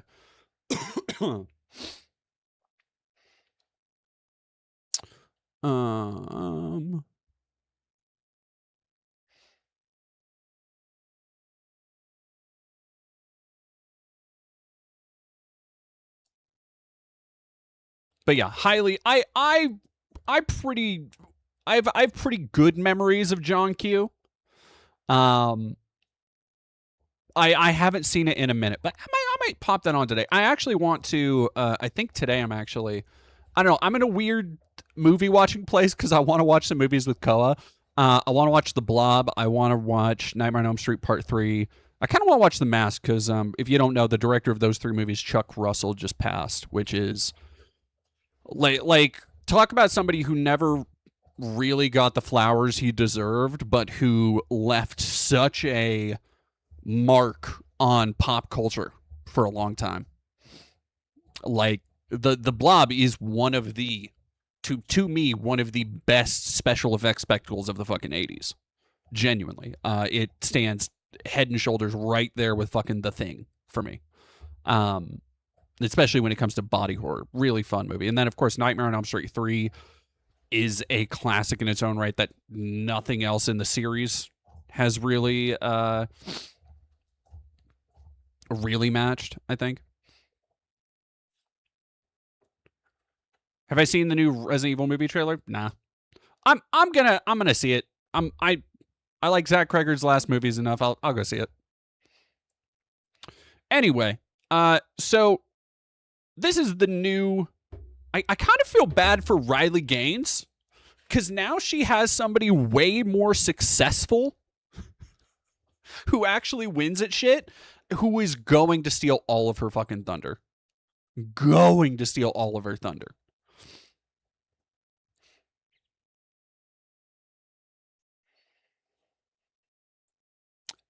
Sophie Cunningham gets grilled by WNBA reporters for saying men shouldn't be able to play women's sports, refuses to back down. So for those who don't know, this turf dumbass talking point repeating 19, 20, 21-year-old, whatever, WNBA player had her own shoe deal with Adidas. And after she made transphobic and very targeted comments against a group of people against the group of people that the Democrat think tank that we just read put out a thing saying, like, yeah, we should probably cede some ground on this. The shoes sold out immediately. Like, they are now, because being a transphobe comes with its own fucking collectible scalping market now. On that same vein, in that story with ESPN, you talked about wanting to protect young girls who shouldn't have to go against biological men. Just can you expand your viewpoint on that? I mean, I think I said what I said. I think it's kind of common sense. And I think I'll always believe in that. I think I'll always believe in that. Somebody said that she's eloquent in this, and I only see nervousness. I want to be real. I only see somebody who is not I feel like if the reporter asked her any other question, like dug a little bit deeper from where she was getting this info, I feel I have a real hunch she'd kind of fall apart on the spot. Also, I think for $5, even if trans women are banned from women's sports, trans men will start to dominate women's sports instead. Not even really, because, like, again, there's not that much of a difference. Well, actually, trans men, depending on, like, muscle mass, that's a genuine possibility, but I think they would also just ban trans men. really important to protect children, and that's little girls who are. And so, again, listen to, as you're hearing it, the thing I'm hearing, and granted, I don't necessarily believe in, debunked psychology around shit like, behavior analysis and stuff. But when I listen to somebody talk, I do get a feeling, and this could entirely be me. This is just speculation, but it feels to me like somebody is repeating, because I feel like I've heard the same cadence, the same like bullet point list style that you hear when like a family member, when you get into like a political argument, right? Where they are like, aha, finally, crack their knuckles. It's time to pull out the knowledge I've been hiding away up there. And it's just the same fucking bargain basement Facebook arguments you've heard 10,000 times, you know? Also involved in that category, and so I stand on what I said, and I always believe that. Yeah. Do you see your advocacy on that, like, taking any form going forward? You know, I don't know. I'm not a very political person, but I do have beliefs. I have morals, and I'll always stand on them. I'm not a very political person. Oh my God. Now, I'm not a political person. Chat. What do we want to bet she has some what do we want to bet she has some other ideas that she doesn't want to share? Huh. I'm not a political person. I have never heard look. I am not a political person is the political version of somebody saying, with all due respect. Because whatever comes after is not going to be respectful. If you hear somebody say, now I'm not very political, whatever they're about to say is gonna be some heavy political shit. I don't really get political, but I just think that all communists should be rounded up and put in camps. Now, I'm not political, but I just think that something should be done about this. Like, I'm not political, so you're just a fucking idiot? Like, yeah, I'm V.I. Joe. Exactly. I'm not racist, but what? But what? Crazy. J Cug, thank you for $2. Why do TERFs always have huge foreheads? I've seen 3 different pictures of her, and I am not convinced it hasn't been 3 different people. Genuinely. Those and be true to she has like I don't know if she's gotten a lot of plastic surgery or, because it doesn't necessarily even look bad in like a Laura Loomer way. It's just her face has changed. I don't know how else to say it. Like, her face has changed multiple times in like drastic ways. I am, and I think people are going to take it how they want to take it, but I've never even really said anything about that, and so you just did. The idea of being like, well, I'm not really going to say anything about that, as people are galvanizing around you and very intentionally making you a focal point of the conversation. Like, okay, let's say, for the sake of argument, hypothetically, let's say somebody accidentally becomes a focal point of a hate movement, of an exclusionary movement of any minority, right? Like, let's say, for example, for the sake of argument, that in a hypothetical sense, let's look at any other minority group. If it was, if you were thrust into the spotlight because somebody took video of you getting into a fight with somebody who turned out to be a Muslim or black or Asian or something, right? And the fight had nothing to do with that. Like, nothing to do with that. But then you suddenly thrust into this public spotlight, a bunch of Nazis and white supremacists gather around you, and they're like, yeah, we sure showed them, huh? If you recognize people galvanizing around you doing shit that you actually disagree with, you would speak out against it. You wouldn't be like, well, no, I didn't actually say anything about it. I didn't actually do anything. You wouldn't just throw your hands back and be like, I'm not really going to input anything on the people galvanizing around me that are openly harassing, that are advocating for people to be shot or killed or assaulted or harassed in public. Just because you didn't technically say anything doesn't mean, and she fucking knows this, doesn't mean you didn't say anything that people are going to take a certain way. Fuck off.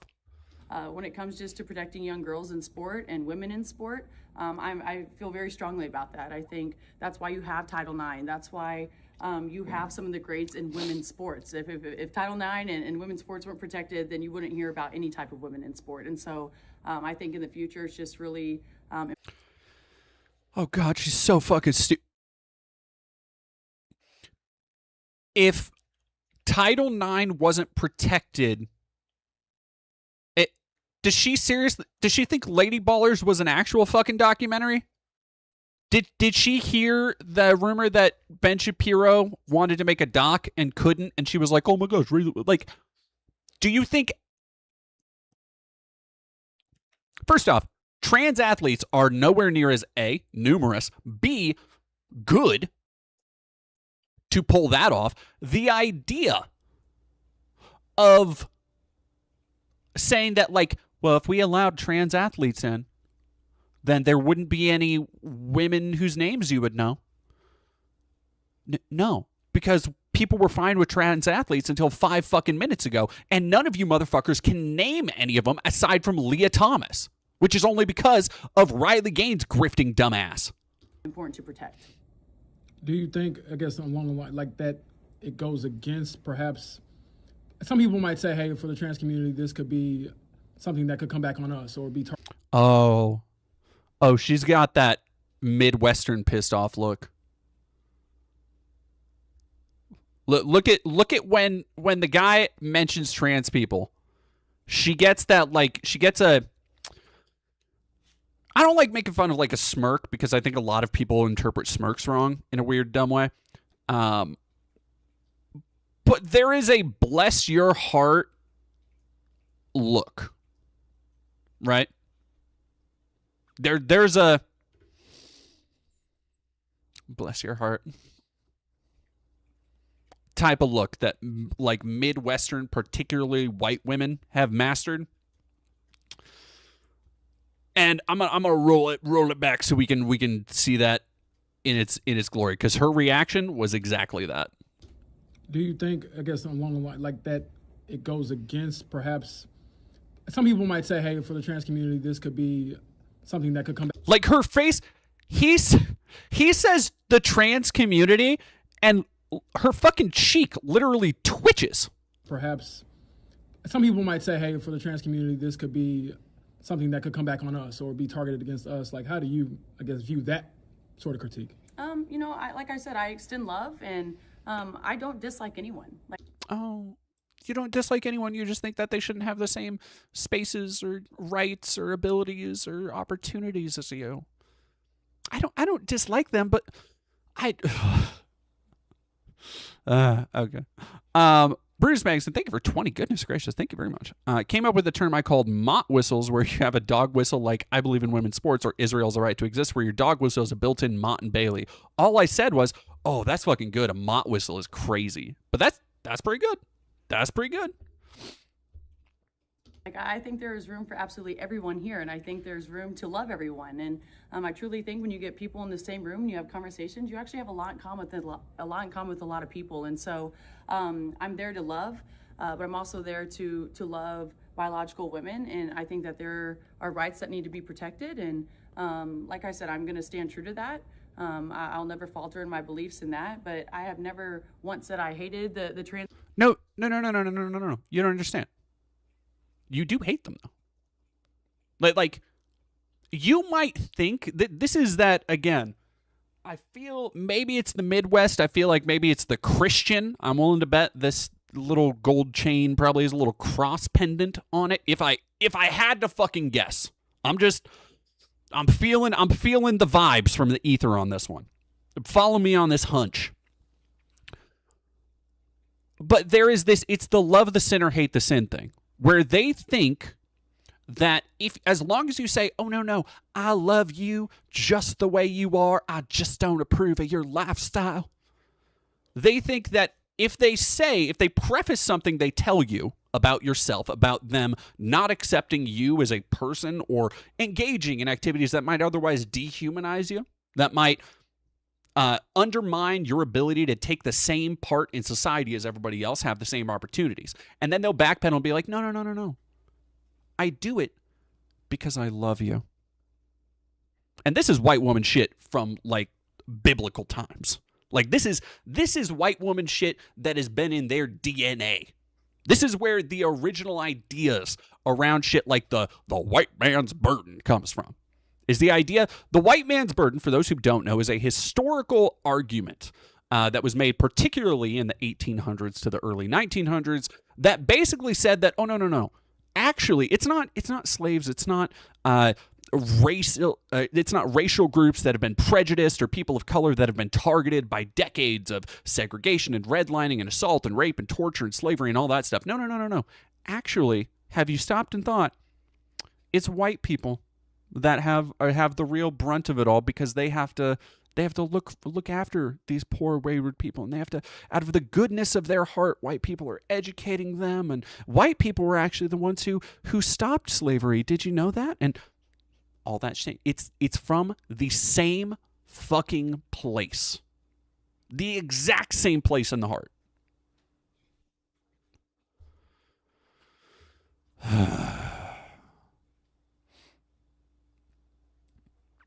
Matthew 2929, thank you for $5. I don't hate them. We just need separate water fountains. Oh, exactly.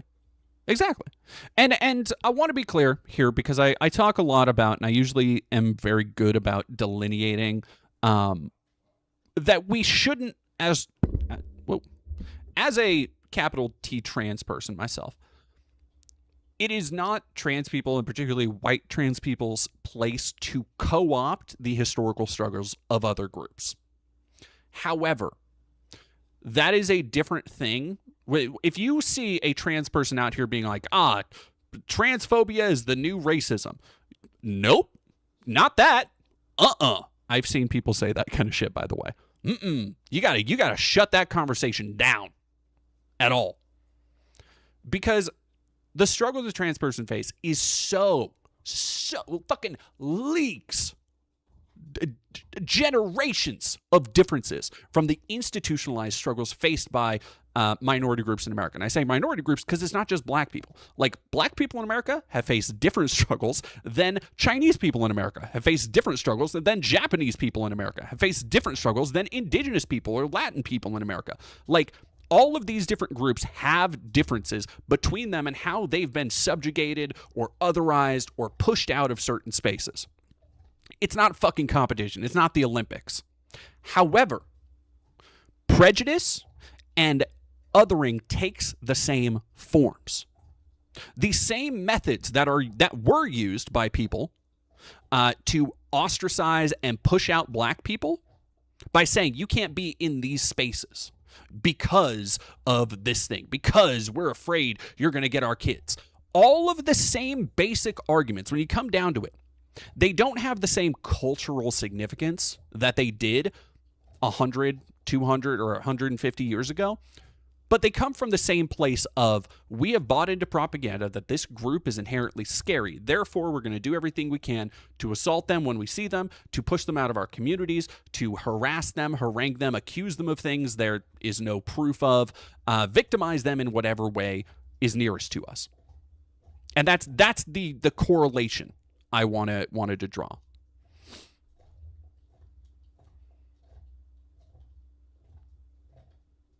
Yeah, it doesn't repeat, but it rhymes. I think that's a good way to put it. And this is another reason why I always get frustrated when the conversations around black trans people in particular, and black trans women in particular, go kind of unacknowledged in a lot of white trans feminine spaces, which is something the conversation gets overlooked. And that's not fucking fair, because there is probably nobody more likely to be victimized in society than a black trans person. Anyway. I'm done with her. Goddamn, we're already 2 hours in. I don't really want to go into David Pakman right now. Oh yeah, we got it. Tell you what, chap. Hell yeah. Let's fucking go. Let's fucking go. Red 6 down. Sophie Cunningham is from Columbia, Missouri. What, did I call it or did I call it? Come on, son. Oh, sorry. Gabriella, I'm trans. How do you learn to trust people again? How do you go back to looking at your fellow man as a regular person, not this two-faced devil with a hidden agenda that wants to harm you?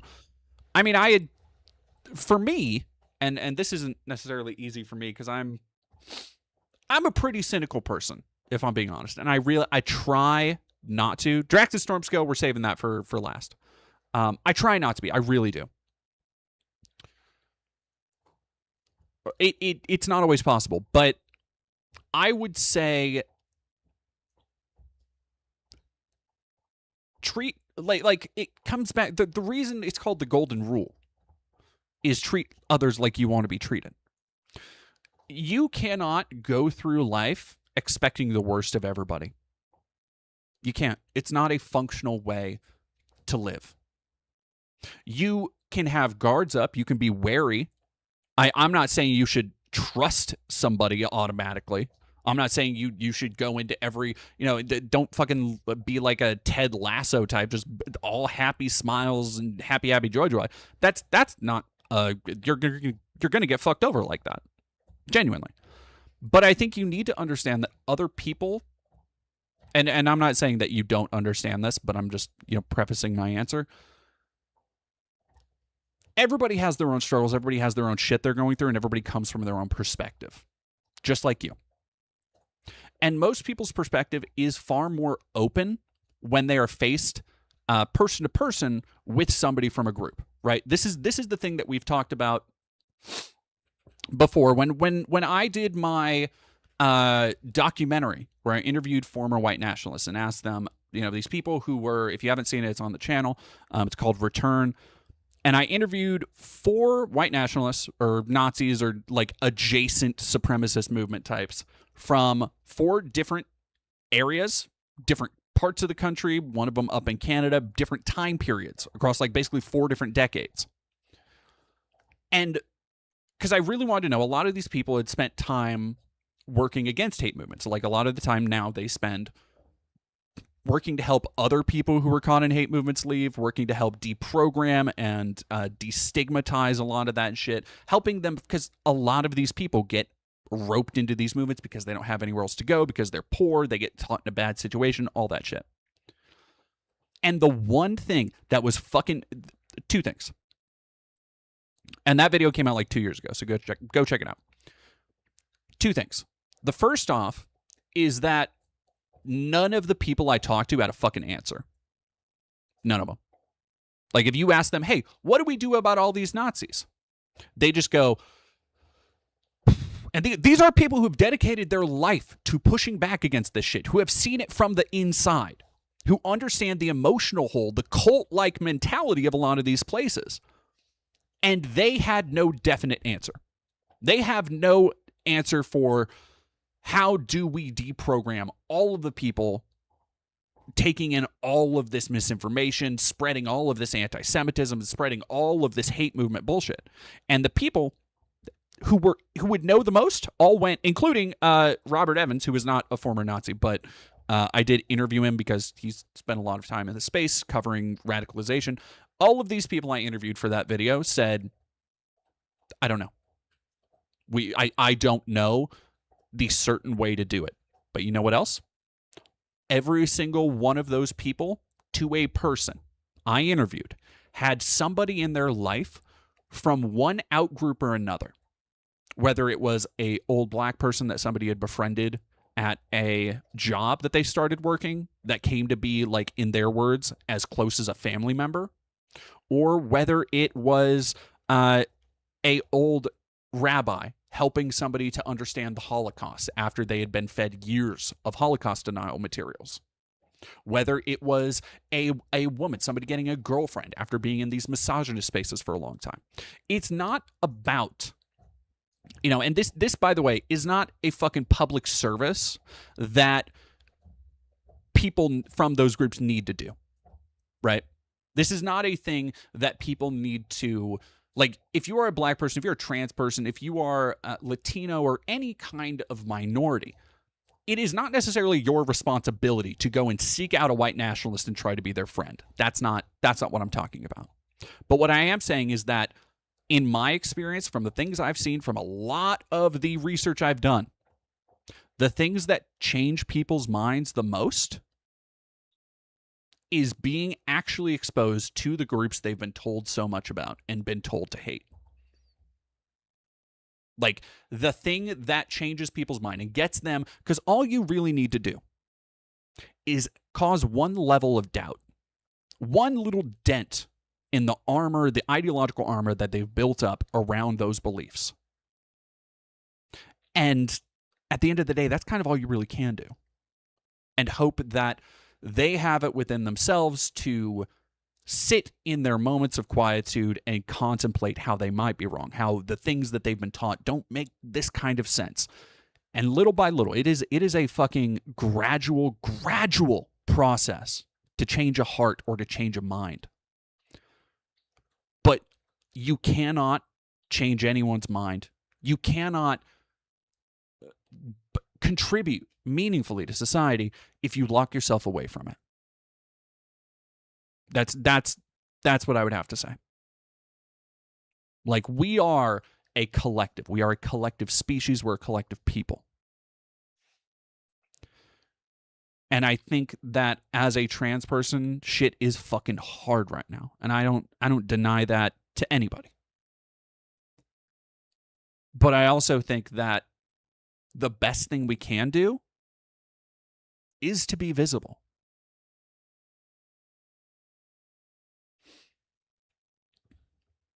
All right, chat. Let me read that really quick. Mackenzie, thank you for $5. How will Elon's ego handle people pressuring him and mocking him increasingly more? He didn't seem to take it well, especially when told how hated he is. Look, I'm just saying. The legacy of our Bud Dwyer is up for grabs. That's all I'm saying. Goblin Culinary, thank you for another 20. I've never forget Elon Musk and his little cabal of dorks cut USAID and killed potentially millions of people. Antivirals cost US pennies on the dollar, yet bought us untold social capital, not to mention humanitarian side of the argument. Never forgive him. Oh no, there is probably nobody who deserves to be breathing less in the world than Elon Musk right now. I'm gonna be real. Matthew, thank you for $5. I don't hate them. We just need. Oh, I read that one. Yeah, separate water fountains.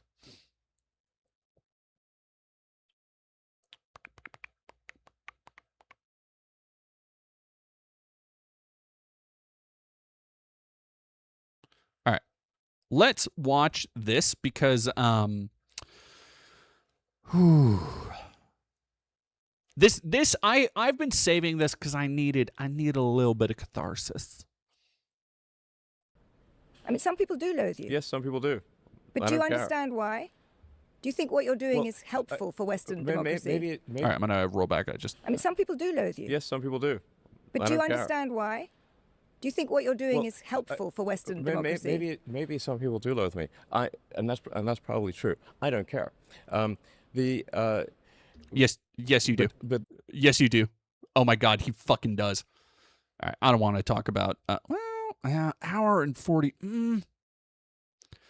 So Westside Tyler's been doing some good beef with the DGG freaks and Wick lately, and I kind of wanted to check it out, but I also kind of don't care. I had to watch more than I wanted to of Destiny today, which was like 3 minutes, to get some like pictures of him for the thumbnail for the video I did that's on the Clip channel. By the way, Clip channel almost to 5K subs. If you haven't, go follow it on YouTube. It really helps right now.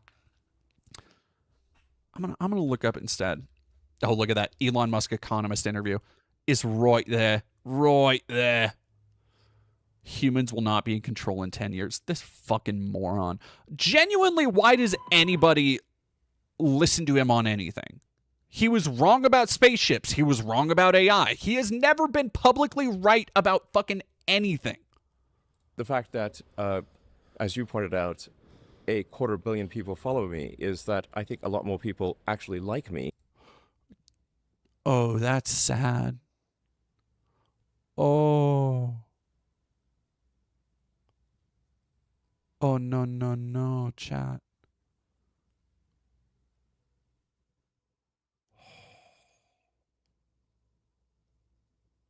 I didn't know that. Okay, we're gonna have to. We're gonna go in the paint on this one.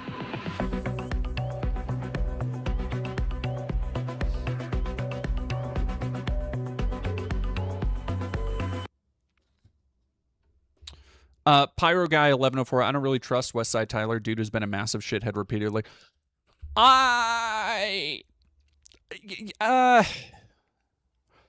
Maybe it's just because I see a little bit of my own issues, the things that I myself have in Westside Tyler.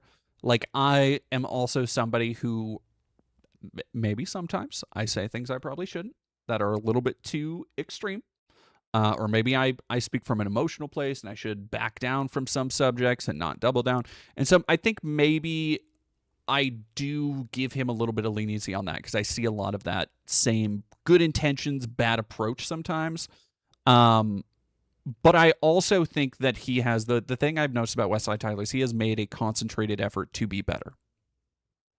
Like genuinely, I over the last couple of years, I've kind of been watching his stuff on and off, and I think he is, like he is trying to do more to try and advance himself. He's done like video essays, like really pretty decent video essays, and I think that speaks to somebody who doesn't just want to be in the drama snarker space forever or whatever.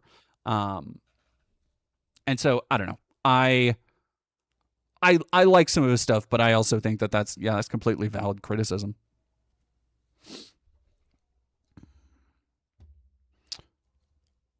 All right, let me... Astro Calico, thank you for 8 months. J Kung, thank you for $2 and a little heart. Oh, Astro Calico. All that unearned money and still can't speak. Well, you see, actually, I don't care if people don't like me because I would say that I actually have a bunch of Twitter followers, which, if you think about it, doesn't that just prove that people actually do like me? If you think about it, perhaps have you seen the Doge meme of the? So it's this Doge meme. And it's an epic dog, and he's covered in bacon, and it's super epic, and that's what people think about me. Actually, Grok made me a meme of an epic bacon dog, and that's why people love me, because that's really free speech when you think about it. But otherwise, I don't really care what people think about me. That is Elon Musk's internal monologue. I've tapped into a dark ether with that. I felt like going into the Black Lodge.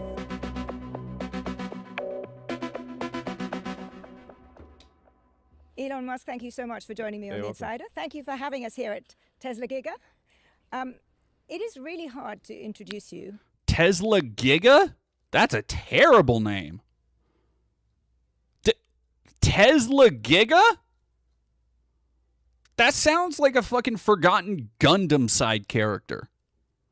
Some call me Aku. Thank you for $5. Inject the screenshots of people telling Elon to end his subscription to live in Diablo 4 chat into my fucking veins. The one where oh god, I love that fucking screenshot of him. You will die. Let me see if I can find it.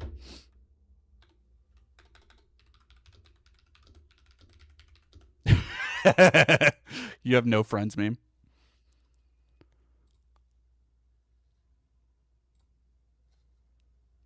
This was, so for those who don't know, oh fucking already making me laugh again. So for those who don't know, let me put this on the full screen real quick.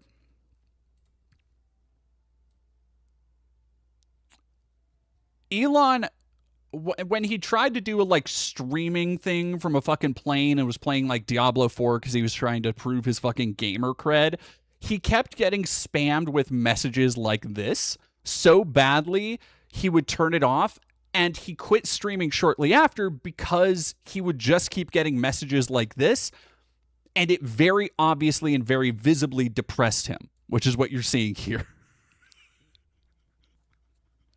And it there is something to be said. One of the things I've kind of found fascinating, and this was, God, I'm trying to remember where I read this. because it's an idea that I read in a book, and then I've kind of thought about it more and more, and it keeps coming up, and I'm like, yeah, actually that was kind of right. And it was talking about the democratization of the idea basically of a public square, of social media democratizing communication so that anybody, because here's the thing. Let me sniff into the mic like fucking Slavoj Žižek. Here's the thing. Here's the thing. 150 years ago, you could be a poor-ass migrant worker and talk some shit about a Rockefeller, talk some shit about some oil baron, tycoon, railroad, rapist, sex pest, loser, billionaire. And that person would never hear it, ever. You could say anything you wanted about the rich, the powerful. You could spread whatever you wanted. You could disprove their talking points and the bullshit they said publicly. And they would never know. Nowadays, a rich person cannot say or do anything without being made aware that people loathe them for making the world a worse place. People like Elon Musk have to deal with that reality that there are so many people who genuinely don't like them, and they cannot fucking run away into their little online echo hug box chambers, right? And I think that is like that democratization, the ability for anybody to get online and say anything to anybody at any time, has led to a lot of bad shit. But one thing I think is wonderful, genuinely, is the idea that we now have the classes who think they are so above, so immune from criticism. They're a different breed of human from the rest of us rabble. And at every point, there's nowhere they can turn where they will not have that reality shot down, where they will not be affirmed that, no, people don't actually love you.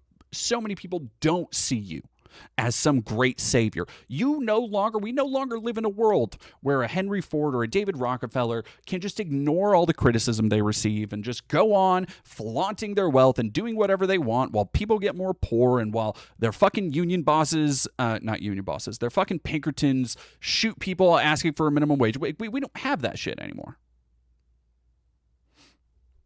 They have to, they have no choice but to listen, to understand that the things they do affect other people, and those people hate them for it. Like, sorry. Your fucking fifis do not matter to me, Elon. Okay. Without using superlatives. I mean, you are doing, I think, more to build the future than literally anybody alive right now. Yeah, let's not stoke his fucking ego on that, because he's really doing fuck all to build the future. It looks like more like he's building his ketamine stockpile. Doing a lot of building in general. You're doing a lot of building in general. Instinctive builder, I suppose. I just like building things. You are, but you're building. I mean, you run around building things all day long. You run around building a lot. Okay. Here's the thing. I'm gonna say I think she. I think she's sweetening him up a little bit. I think she's softening the target. Is my read on that. You want to come in. You don't want to come into an interview. I will say, you don't want to come into an interview being confrontational, especially if there's a chance for somebody as emotionally volatile as Elon Musk. So while I myself do not have the fortitude to approach somebody like Elon Musk like this, I understand it. A lot of things. Yes. You pioneered electric vehicles, you've revolutionized space travel, you've got a cutting-edge AI model now, humanoid robots. Can we start this conversation by you putting all of this together? Yeah. Tell me what the world's going to be like in, let's say, 10 years. Oh, buddy. Well,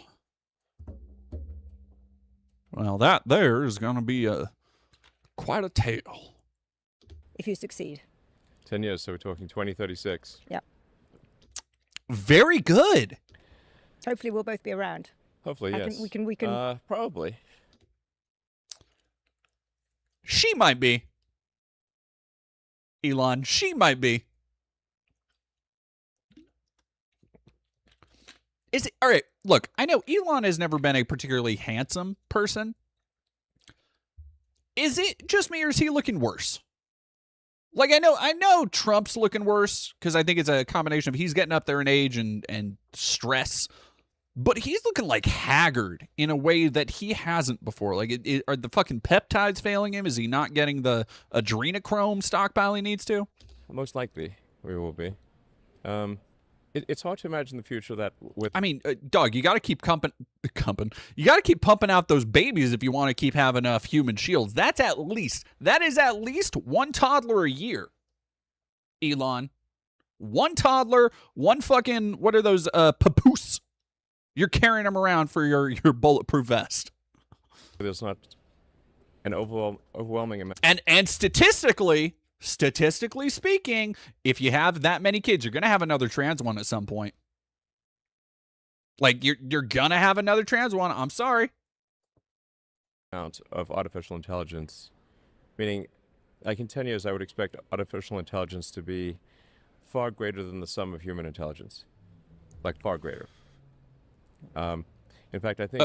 okay, because you're a fucking idiot. I can't even watch it all the way through because he is so fucking stupid. If you believe in any way that artificial intelligence can actually simulate or go up against the cognitive power of a human, you're a fucking moron, dude. You're a fucking moron.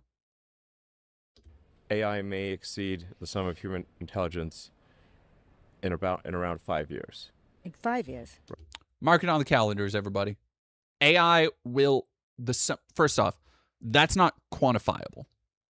The sum of human intelligence. Are you going to fucking add up the IQ score of everybody on Earth? Are you going to ask an AI how much it knows about arts and culture? Because that stuff can just be put into a database.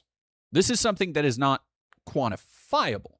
And if it's something like a chess program, because people love freaking out about when a fucking robot chess program beats a chess grandmaster. It's like, yeah, because it's programmed with an infinite amount of possibilities that a human working logically won't be able to compute. That does not make it more intelligent. That means it has a wider database. You are still playing against a fucking computer. Like, it is being Rocco's basilisked by AI and shit is the most mid-wit. I can't think of a more fitting way for people to drive themselves insane than being like talking about the dangers of AI. It's like, dog, the dangers of AI are people like you, motherfucker. Roughly 5 years is my guess. So there really won't be anything that AI can't do better than humans, apart from being human, perhaps. At a more prosaic level. Okay, God. Do you think he's still what? I don't think Rocco's Modern Basilisk is funny. Rocco's Modern Basilisk is funny. Tight Cloths, that's pretty good. What will life be like? Bad. The most likely outcome is an age of amazing abundance. Oh. Where anyone can have anything they can think of. This may sound preposterous, but well, here we are in 2026. Let's see where we stand in 2036. Now, of course, there are things that could derail this, like a massive global thermonuclear war or something like that. But assuming that there's not World War III, I think we're headed for an age of amazing abundance. So this is, I guess, a message of optimism and excitement about the future. So we'll talk about the abundance in a second, but just on a very prosaic matter, how are your companies going to be making money? Because when you in the SpaceX IPO prospectus, it looked as though the overwhelming amount of the revenue would be coming from AI, from Grok, really. It won't be transporting things to space, as SpaceX is now doing. What will your companies be doing in 10 years? And how will they make money? Government contracting and taxpayer dollars. Yeah. Yeah. Also, what do you mean abundance, dude? What the fuck are you talking about abundance? What? It's amazing how he starts sounding vaguely communist and talking about this, oh, we can have just this brilliant utopia where nobody ever wants for anything and people aren't going to have jobs. But then you ask him about literally any like practical applications that would lead to that, and he's like, well, the communist Marxist left want to take away everything, and it's contingent. Like we need to get Western civilization and protect it from Muslims. Yes. Fuck off. Ah.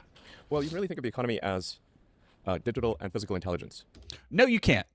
It's the economy. If you have to think about the economy in terms of something that's not the economy, you don't understand the economy. You can think about it as the economy as physical and digital intelligence. Yes. Dog wants to be Kevin Flynn so bad. He wants to be Kevin Flynn so bad. I pictured clusters of information as they moved through the computer. What would they look like? So what we have right now advancing very rapidly is digital intelligence, obviously, with AI that is, it seems, almost with every passing week, there are more AI breakthroughs. It can do something amazing that it couldn't do before. But it's still somewhat confined to the digital realm. It doesn't have end effectors. You need the end effectors in the form of humanoid robotics. You need basically lots of bots, in a nutshell. You need lots of bots. And then you can go from intelligence manifesting itself only digitally to shaping atoms. And you say, what is an economy? An economy is the production of goods and provision of services. Okay, look. I understand. I myself, I don't claim to be a genius or brilliant person. I have a relatively okay bullshit detector. But I'm also not a dum-dum. So when I hear somebody talk about, the economy is actually intelligence. And you can see this as deforming atoms. This is somebody who has no fucking idea what the fuck he's talking about. Bots, in a nutshell, you need lots of bots. And then you can go from listen to this. Intelligence manifesting itself only digitally to shaping atoms. You can go from intelligence manifesting itself digitally. We were just talking about, by the way, the economy. We're still talking about the economy, I think. Intelligence manifesting itself digitally, whatever the fuck that means, to making atoms.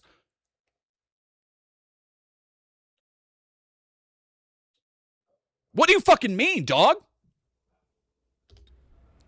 And you say, what is an economy? An economy is the production of goods and provision of services. And thank you, fucking Webster. Vast amounts of robots with vast amounts of digital intelligence, you have a sort of a quasi-infinite economy. Oh my god. I didn't realize that this would just be a showcase of how fucking stupid. If you have a bunch of robots, you actually have a infinite economy. Yes. If you have a bunch of robots actually selling goods and services to each other, which AI will allow them to do. So if he's talking about what I think he's talking about, he would be actually talking about like a bunch of recursive loops of autonomous AI, with not autonomous actual intelligence, but essentially bots forming their own economies where they would make, quote unquote, make goods to sell each other fucking goods in a completely self-contained loop. This is something that people are already struggling with. Because we have bots that will go and make t-shirts. We have bots that will go and scalp tickets. We have bots that will go and troll comment sections and spot links. And it's gotten to a point where there are bots now in dark, weird parts of the internet where bots are going and making shit that other bots will then buy. And fucking crypto is being exchanged and all sorts of weird dark magic that is happening. That is the future that these motherfuckers are envisioning. Or at the very least, it's the future that they have no caution about creating. But here's the problem, Elon. Where does the abundance come in that for like literally everybody else? As you're fucking burning the world down so Grok can make slop of fucking kittens surfing or some shit. So this is really the future is going to be very, very different from the past. There's no analogy or metaphor that I think Oh, thank you, fucking Nostra dumbass. Illustrates the magnitude of change that we're going to experience here. I understand that, and I'm also trying to kind of figure out what that world will look like. But the future will be very different from the past. Yes, there's nothing really we can say that would be. All right, it's amazing that he can come up with. Granted, we are 4 minutes in. I'm sorry for doing this. I haven't had time to go off on Elon a lot lately, so I kind of need this. It's amazing that he can come up with bullshit like the economy is what the fuck did he say? The economy is emotions or whatever the fuck. But then he's like, yeah, there's no way I can really talk about metaphorically how different the future will be from the past. The man who's taking credit for being a space engineer and an innovator and an inventor, the guy who pitches himself to this day like a real life fucking Tony Stark. You can't think of like one major paradigm shift in technology or communication, like the internet, the cell phone, the wheel, like nothing pops to mind. Christ, man. Oh, but we can fucking be the economy is robots apparently. It's going to be good. It's going to be pretty incredible. Yeah, we'll also do there are some risks too. We'll come to those. We'll come to those. But just on how then you make money, because in the end, people are buying your shares because they expect you to make money. Do you sell I'll make another robots? prediction. Money won't matter in 2036. I'm not sure that the people who bought your shares think. Yeah. Also, you fucking moron. Money won't matter in 2036. You again, he doesn't actually believe that. If he believed in these kind of utopian ideas, money doesn't matter to him. He's not planning on anything happening to him. He's planning on still being the fucking king of the world. Money doesn't matter to him. To the rest of us, I feel like it's probably still going to be pretty fucking important, brother. That money won't matter in 2036. Well, what do you want money for? You want money for goods and services, right? You want money for, obviously, food, housing, transport, entertainment.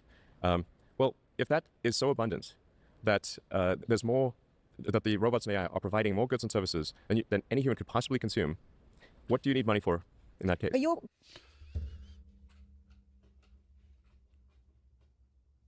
He's so fucking dumb, dude. He's so fucking stupid. What do you if everybody has enough goods and services, what would anybody need money for? I don't know, fucking food. I don't know, fucking paying off college debt, medical debt. Like do you think people aren't going to want to be paid for their work? No, of course not, because he doesn't think that the human element matters enough to be like, okay, well, what about filmmakers? What about artists? What about game designers? What about poets? What about writers? What about architects? What about sculptors? What about the things that make humanity human? It's like, well, robots would be doing it. Okay, then why even bother fucking living is the point. Like if we were to live, you know what? Maybe he's right. Nobody will want for anything, because everybody's going to fucking put themselves out of their misery. If the world Elon envisions come to pass, where he's at the top of the heap and everybody else is just in a comatose state locked into some fucking VR grok AI nightmare world where anything can happen and it's all fucking rainbows and puppy dogs and nobody actually lives in a meat space anymore, yeah, no, humanity is over. That's it. You're creating these robots. Are you I guess between now and then you'll need money, sure. Are you selling these robots? Are you selling humanoid robots, or are you producing goods and services with the humanoid robots that you control? Well, even Levi Strauss, I think I would probably be. It would be an exercise in vanity for me to think that I would be controlling a super genius AI that is vastly smarter than me. I think what we can and should try to do is to make sure that the AI has good values. You're a fucking bitch, dude. If you are hypothesizing an AI being more intelligent than you, and you want to be like, yeah, no, let's bring this into being. Let's bring the thing that I'm calling myself the most brilliant person in the world. Let's bring something in even worse than me that even I can't control, and it's just going to fix everything and make it better. Fuck, man. Mirror Extra, thank you for $5. Money won't matter when I control everything you have and how you got a word for that. It's called the company store. Epic Chunkus. Reddit gold. That it cares about humanity and that it wants us to be happy and prosper. I think it probably will be. What my biological neural net tells me is that the most important thing for AI safety is to be maximally truth-seeking and curious. If that's the case, I think it will foster humanity. No, it's not. So let's unpack that. You're sure that humans will no longer be in control in 10 years' time? I think it is unlikely, in the same way that if the difference in intelligence between AI and humans is vastly greater than the difference in intelligence between AI and chimpanzees, it's hard to imagine that the chimpanzees would be in charge. I'm really And struck we are by this. essentially an evolved form of chimpanzee. So it wasn't that long ago that we're swinging through the trees, eating bananas. It was several thousand years. B, what the fuck do you mean? AI to chimpanzee versus AI to the thing that created it.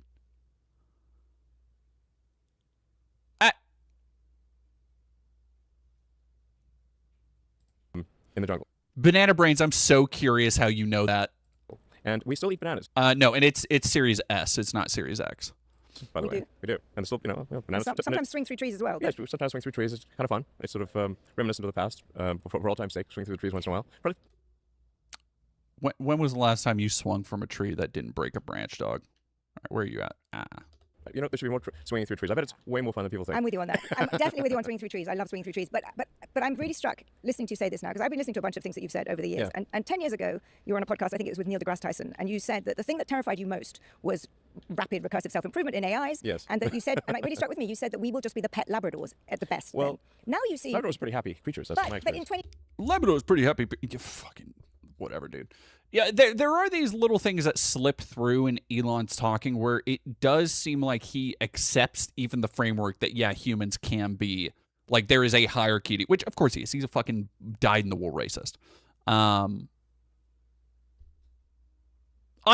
Ethan the Lycan just got done watching 2000: A Space Odyssey. Here's the thing. I don't think so. Like we've seen the infamous tweets about, like, somebody asking him, if you know Evangelion, prove it by saying something from the series, and he just goes, Nev. Or the time he said, yes, the Cybertruck will be like something that Blade Runner would drive. Like, I genuinely don't think he's even played something like Cyberpunk. I think he just likes the vibes of future dystopias and has never actually engaged with the media of it, because he clearly hasn't learned anything about all these cautionary stories. Jan Agaros, thank you for $5. There's a game that communicates a bit on the type of world Elon Musk wants. It's called comments a bit on the type of world Elon Musk wants. It's called Neofeud 2. 2023, you asked for... He is, if not him, then Peter Thiel is certainly the leading, like, voices in fucking modern neo-feudalism. ...down in air because you were worried about it. Well, I signed on to, as one of many, like 500 people. I was just, one of many signatories on that thing. But I think even last year you said, I know, where was it, Ted Cruz's podcast, you said there was a 10 to 20% chance of killer robots wiping out humanity. Yeah. So you sounded worried then. Now you seem very relaxed about it. Have you changed your view? I still think there's risk associated with AI and robots. It's not zero. I guess I've come to my sort of philosophical conclusion is to look on the bright side. I can't see any way to really stop this incredible momentum of AI and robots. And at times I sort of think, well, perhaps even if there was a stop button, we probably shouldn't press it because the most likely outcome is that they get. If he's gonna say that they get mad, if he's gonna say that the most likely outcome of pressing the stop button on sous videing the fucking planet with data centers is that, well, we can't do it because Grok might get mad. Well, I'm gonna lose it. Incredible abundance for all. Oh, okay. No, it's now you seem to have that promise. Decided it's inevitable. Let's hope for the best and go for the ride. Yeah, I mean, yes, pretty much. There was something that Trump said about, I don't remember what it was. Was it about fucking election meddling or some shit? He said something that basically comes down to stop fighting it. Stop trying to fight. Accept it. Where else do you hear that? Where else do you hear the idea, the narrative of shh, stop fighting, just let it happen? What have I always said about billionaires and rapists? that like you have to have the same mental state. They don't exactly prove me wrong. Lennon Cat, thank you for 40 bits. Did you see Sam Altman told investors he would create a general intelligent AI, then he'll ask the general intelligence how to make the AI profitable for investors? Oh, God. The funniest eventuality is if all the billionaires suck themselves up into a computer and you can just pull the cord. That's what I really hope.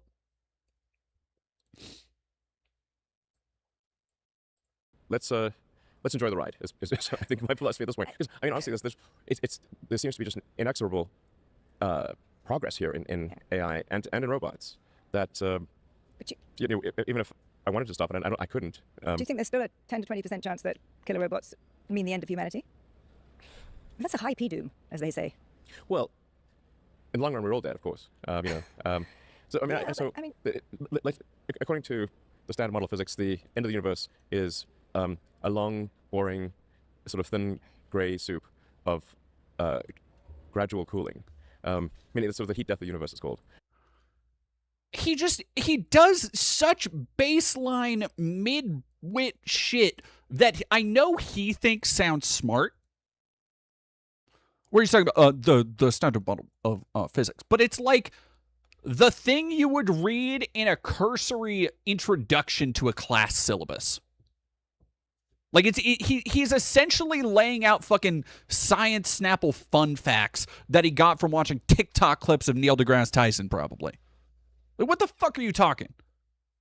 So if the heat death of the universe is in fact the outcome for our reality, then it really is all about the journey. Because the destination is terrible. Yeah, 10 years is not very... Yeah, I get that, but that could be a long way ahead. Very long way. And you're basically very, saying, very long way. if it's 10 to 20% in 10 years, would you go into one of your rockets if you thought there was a 10 to 20% chance of it blowing up and killing you? Yes, but... More likely than you might think. But let's say you can't do Yeah, laugh that one off, buddy. I guess the only thing we can try to do is minimize the probability of the bad outcome. But trying to stop the intelligence in robots... I mean, for the longest time, I declined to participate in AI, or which created OpenAI as essentially a counterweight to Google, because at the time they had more or less a monopoly on AI, and then Anthropic spun out of OpenAI, and if anything, to acceleration of AI. So then I'm like, okay, well, you can just sort of be sad about it or join the club, I suppose. Well, you've certainly joined the club. Yeah, they call it Mythos 2 or Fable 6 or something much better than what they had in February. They almost certainly have, not almost certainly, they certainly have right now, almost nothing.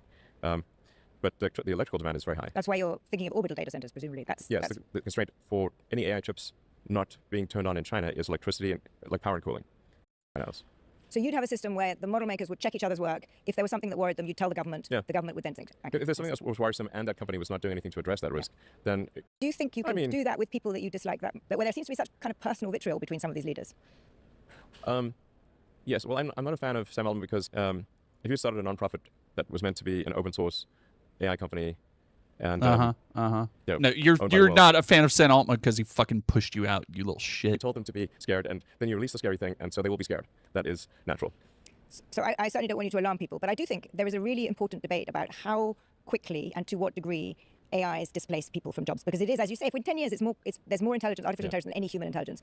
Yes. And if you are, it's not going to be as plump and juicy as the ones at the store. They'll look a little artisanal. But if you go to a friend's house and they make dinner with vegetables from their garden, it's a nice touch. So that's this is what work is going to be like. I get that. I mean, in that world, I would be hopeless because I can't garden to save my life. But I get the idea.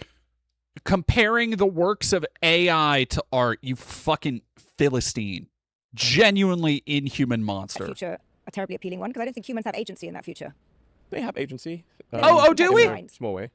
But the irony, I mean, Ian Banks, as you know, was a socialist. No. See, that's what he's talking about. They'll still have agency in their small way. No, what he's saying there is that you will be a slave and you will like it. That's what he's saying.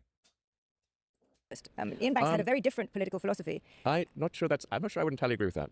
Let's agree that could be where we end up. I'm concerned about the road, and we live in democracies, and people are very worried about this. So I guess two questions. Firstly, do you have to have massive redistribution from people like you to the people who are losing their jobs? Do you need to have? Yes. Do you need to pay more tax? Do you have much higher taxes? See, here's the thing. To actually achieve the level of prosperity he's talking about, yes, you would need that. Absolutely. On capital, so that you fund some kind of universal income. Otherwise, what do people live off? I think that the Treasury should just simply issue people checks. But, but where's the revenue coming from? I mean, I'm enough of an economist. If you just issue checks, you're going to have inflation. This is like a lot of what we're trying to think about is these things were relevant in the past. They will not be relevant in the future. So, like inflation is simply the ratio of money to goods and services. So, if the goods and services output can you not do anything but say? Here's because granted, I did just skip over half an hour of the interview, but everything I've seen so far has been him answering questions by giving a definition of something very simple as though he's explaining an advanced concept and he's not, and then being like, but then in the future we won't have to worry about it. Like it's gonna be chill and fine. So like we won't even have that. So don't even worry about it. And that's it. It's just vibes. It's just trust me, bro. From a guy that nobody should trust. You know, 1,000%. I wouldn't leave a fucking potted plant in a room with you. You can you can literally print, well, these guys change the database, not print money. You create money in the database, provided the creation of that money is less than the rate at which goods and services increase. You actually have deflation. So I'll make a prediction, which is that deflation will be the issue, not inflation. Because as the output of goods and services increase. Yes, you see, things are going to get too cheap. It's gonna the rent is gonna drop too fast. The minimum wage is gonna go up too fast. Like, oh, sure, dude.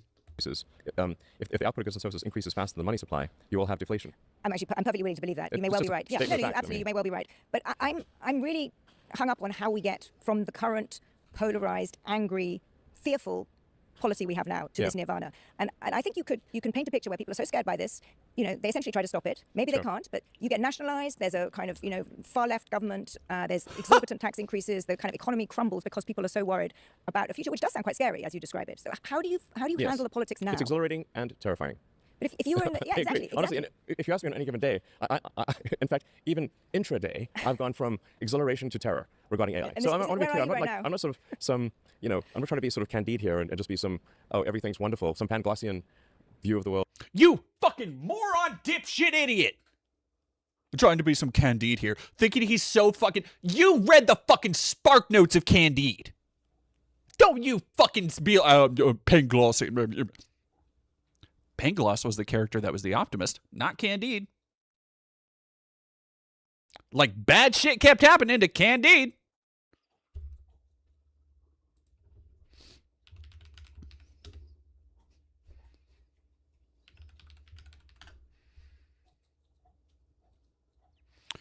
Oh, l'optimist. French satire written by Voltaire.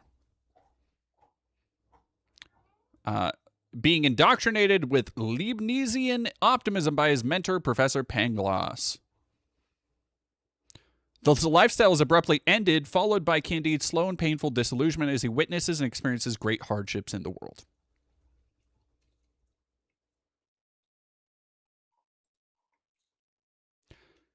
What do you want to fucking bet? He asked Grok for like what are some recommendations that'll make me look smart?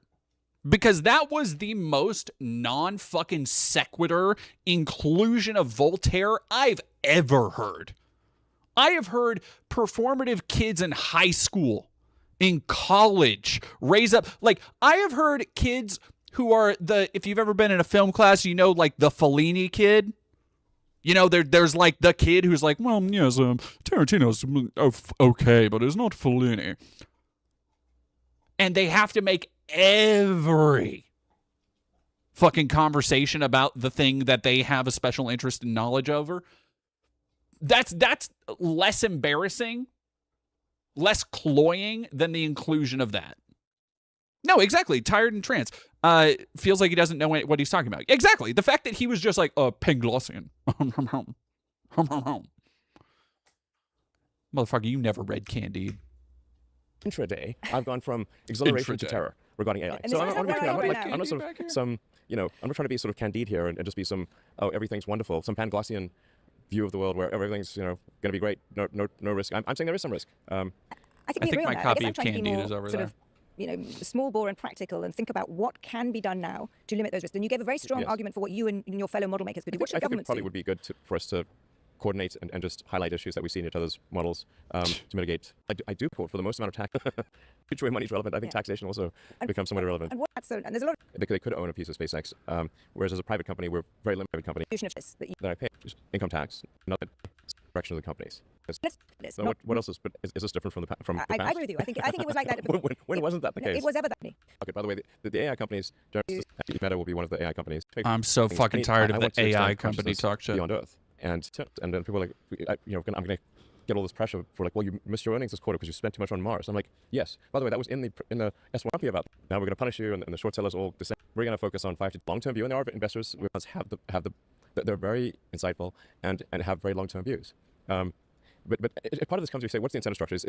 For portfolio managers, it's sort of understandable why they put so much pressure on core-dependent. Oh my God, I don't fucking care. Decisions over the course of sometimes only. I didn't realize she let him fucking yam on so much. Orbital AI satellites. Have you shifted your attention away from Mars, or are you as interested in colonizing the solution of AI and the capabilities of these models? Into eastern Ukraine, where the Russians are. And we're then using them I gotta feed Miss again. For attacks. Now, in order to address this, what we worked with the Ukrainian government to create a whitelist of approved Starlink terminals. Now, this has some downsides because a whole bunch of people who were just innocent users of Starlink and just trying to access the internet for work or for education now don't have Starlink. These are geopolitical decisions of consequence. How do you feel about having that power? You could determine the outcome of wars. How does that feel? And is it right that you should have that power? Well, I'm not sure we're determining the ultimate outcome of the been advocating peace for a long time. I posted a few years ago that no, you don't. There really needs to be some. You fucking incite riots in Europe and share videos about vigilante killers. You are not fucking. Get the fuck out of Russia. here. This is not me being pro-Russia. I'm just being pragmatic. Or people will die for years with nothing achieved, and that is exactly what happened. I don't know. I mean, the Ukrainians are doing pretty well right now. But my interest is really that you should wield it. That's quite rare. You think I should do differently? Okay, let me get back here. That you should wield it. That's quite rare, that an individual actor has such power by turning on and off a capability to shape conflict. Well, is there something you think I should do differently? I mean, I think you were right to support Ukraine. I think that, as it won't surprise you, I think that the Russian aggression was, for many, many reasons, an appalling aggression, and I think that was an important thing that you did. Yeah, I mean, I did a very deep dive into the background of that conflict to understand. Did you stick the finger in too while you were down there? Jesus Christ, lady! Did you swivel it around a little bit? Are you using the grapefruit technique to its fullest extent? Is what I'm really asking here. The fuck are you? Stop fucking gassing him up so much. Exactly what was going on, and I'm reminded of the old adage that there are no angels in war. It's a similar tone, I think, about domestic politics. I'm reminded of that old saying that I saw when I died in Call of Duty too many times. What the? It's just the faux intellectual shit. It grinds my gears to no fucking end. It really, really does. Just like somebody who I guarantee hasn't picked up a book since fucking high school. It's where you've played a big role domestically, politically here. You spent a lot of money on Donald Trump's re-election. After the election, you got very actively involved. Through Doge, you tried to cut a lot of spending, reshape the government. How do you feel that it wasn't hugely successful in the sense that there wasn't nearly as much spending cut as you tried? How do you, as you look back on that, do you regret getting so involved in politics? Do you think it was a good thing to do? I think I got a little too involved in politics. Got carried away, frankly. Yeah, no shit. So the goal with this sort of Doge stuff was to try to do something about the deficit, which is massive. Where the interest payments exceed the amount of money spent on the Department of War. Like, basically, if you add up all the money spent on what is now the Department of War and the and intelligence in the U.S., that is smaller than the interest payments on the debt. So we need to sort of take a close look at spending and make sure that money is being spent in sensible ways and that it is not wasted or spent on fraudulent activities. I got a lot of and flack it wasn't, for you this, fucking moron. But the people don't understand just how simple it was for the Doge team to approve payments. If we just asked to have the contact information of the recipient or some evidence that, say, money was going to its intended purpose. But over and over, we were told we need to wire money for some sort of important cause in Africa. And we're like, okay, but the wiring instructions are to Deloitte and Touche in DC, in Washington, DC, not to Africa. So we would like to send the money to Africa. Can you please connect us with the recipients so we can send them the money directly? Bullshit. And then we get silence. We don't need to relitigate Doge. I have no doubt that there's a lot of waste in the US government. I think. Thank you, British lady.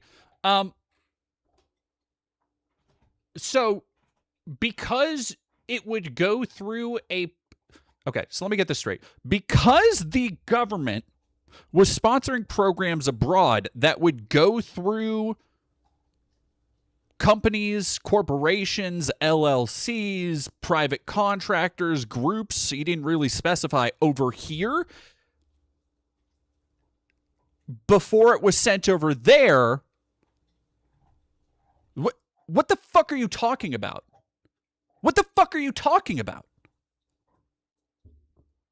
Probably much worse than anyone could possibly imagine. But the way it is a fair criticism that the way you shut down a whole bunch of programs probably, in fact, certainly caused unnecessary suffering. I mean, no. No? No.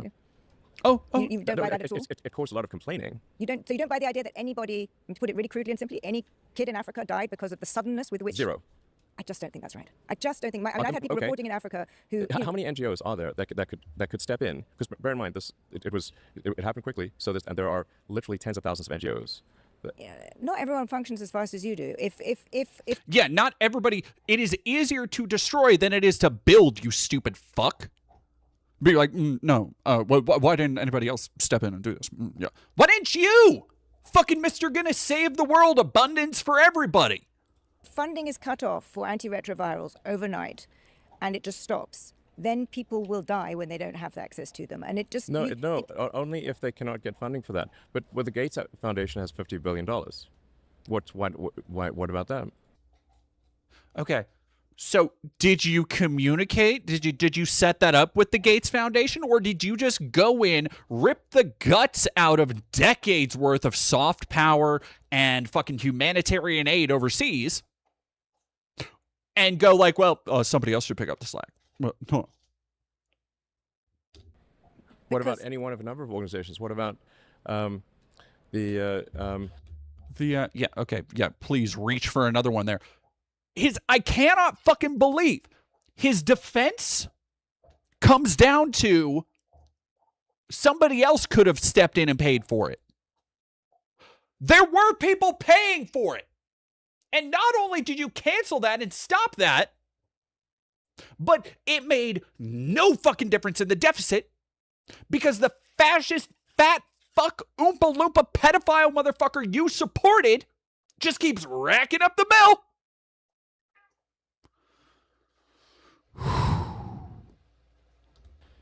Well, in lots of these countries, USAID... Mackenzie, whatever her last name is, used to be Bezos, gave $50 billion. What about that? But, let's be practical. In many of these countries, USAID was the biggest funder. But I don't want to have an argument. USAID was a political organization. It may also have been that, but it was the biggest funder of healthcare systems. So I'm very sure that there was... Biggest funder of regime change. Biggest funder of regime change. Look, if you work in service of the American government at any point, you don't get to be like, yes, well, they actually helped in regime change. You were still chumming it up with the U.S. government when we fucking regime changed Venezuela. You ketamine balloon bitch of a human being. And there may well be benefits from having changed also, the system. USAID funding was not stopped. It was moved to the State Department. It was stopped. There were huge numbers of things shut down in Africa that were there were claims of this. These claims are false. They're nonsense, and absolute nonsense. But obviously, just for when funding is stopped for fraudulent organizations or for something, do you think they're going to say? Do you think they're going to say, well, please keep funding the fraud? Or do you think they're going to come up with a sad story that sounds sympathetic in order to get the funding restored? Obviously, it will be the latter, and that's exactly what they did. But zero died because of that's Doge. That's what I would take issue with. Because I think you can. I actually have a 0.0.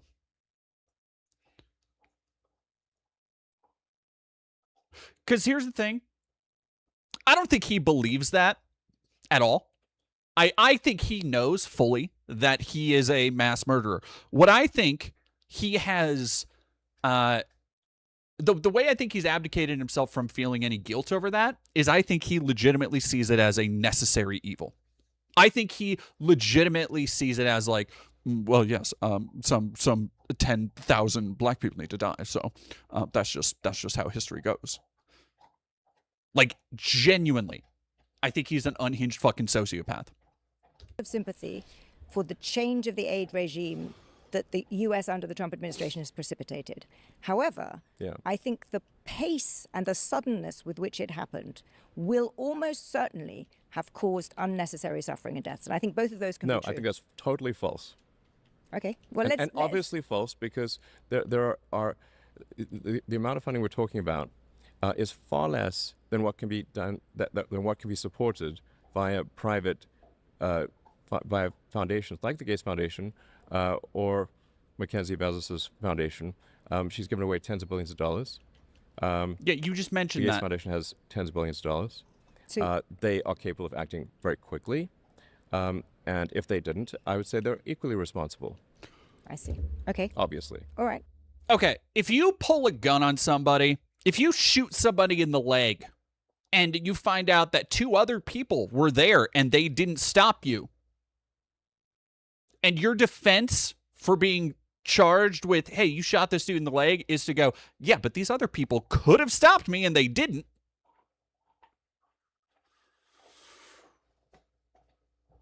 Fair point. Zero. No, people. Not a fair point. I hope you I hear you loud and clear. Zero. Hear you loud and clear.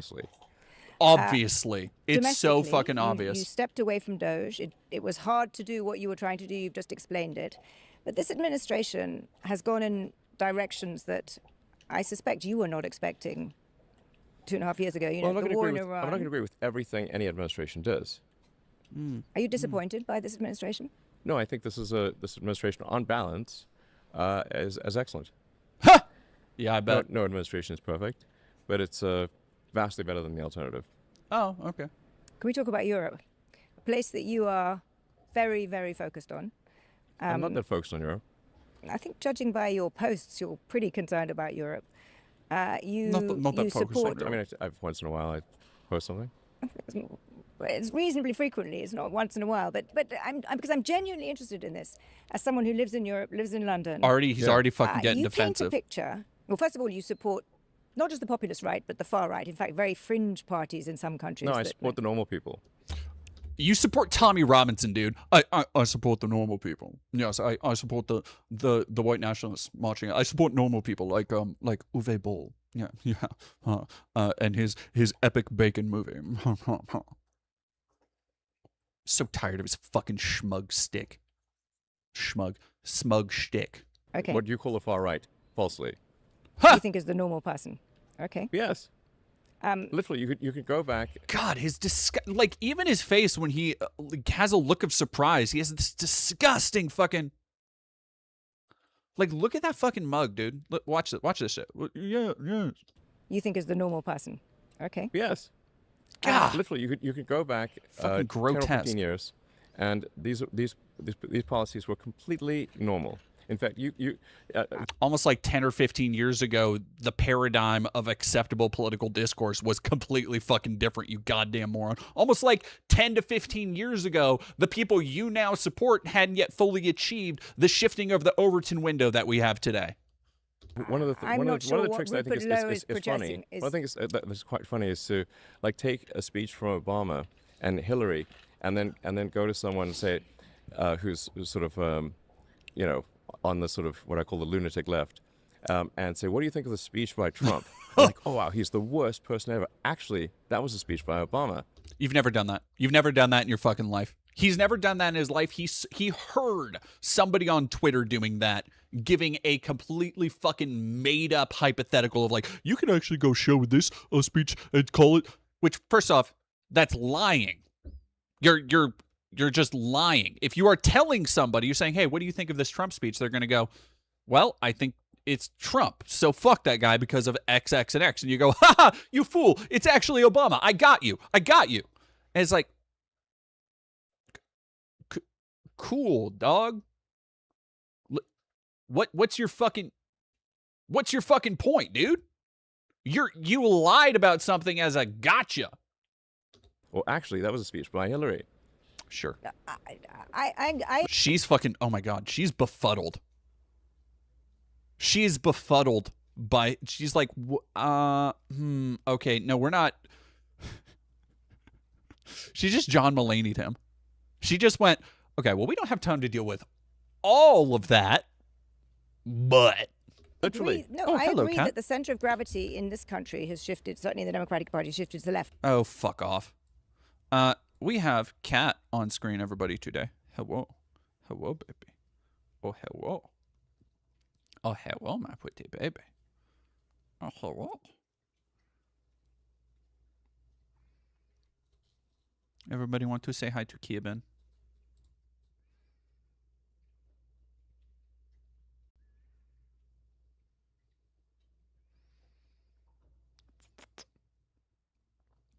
Hello, Grandma. Hello, Grandma. No, no, no. You cannot climb up. Nope.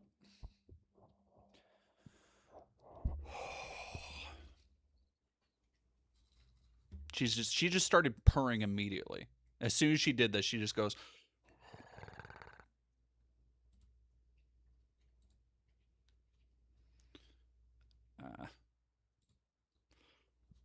But that's not what I'm talking about. I'm talking about people like Rupert Lowe. I'm Fringe talking right, about please. people It's actually just normal people. It's just normal people. It's just normal people. And and here are the principles. And tell me which of these sound terrible. That we should have secure borders. That we should have safe cities. That we should have sensible spending. Which of those three are far right fringe? Though none of the people that you're retweeting are following. You have people. You are retweeting movies where Muslims deserve, the movies believe the Muslims deserve to be murdered. Like that's what you're saying. That has nothing to fucking do with, well, I just want clean cities. Yeah. Also, yeah, Mr. Malachite, astute observation, none of those are policies. That's just saying shit. He's just, again, fucking vibes. And I would like to just admonish you and the media for the absurd characterization of the far right. It is false and misleading and nonsense.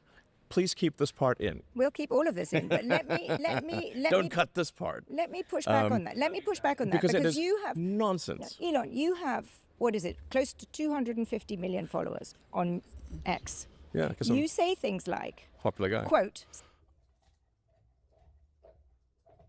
That was fucking sad, dude. That was fucking sad. Yeah, because I'm a popular guy. Civil war in Britain is inevitable. Just a question on the current of when. trends, yes. On the current trends, yes. When were you last in the UK? A few years ago. Exactly. So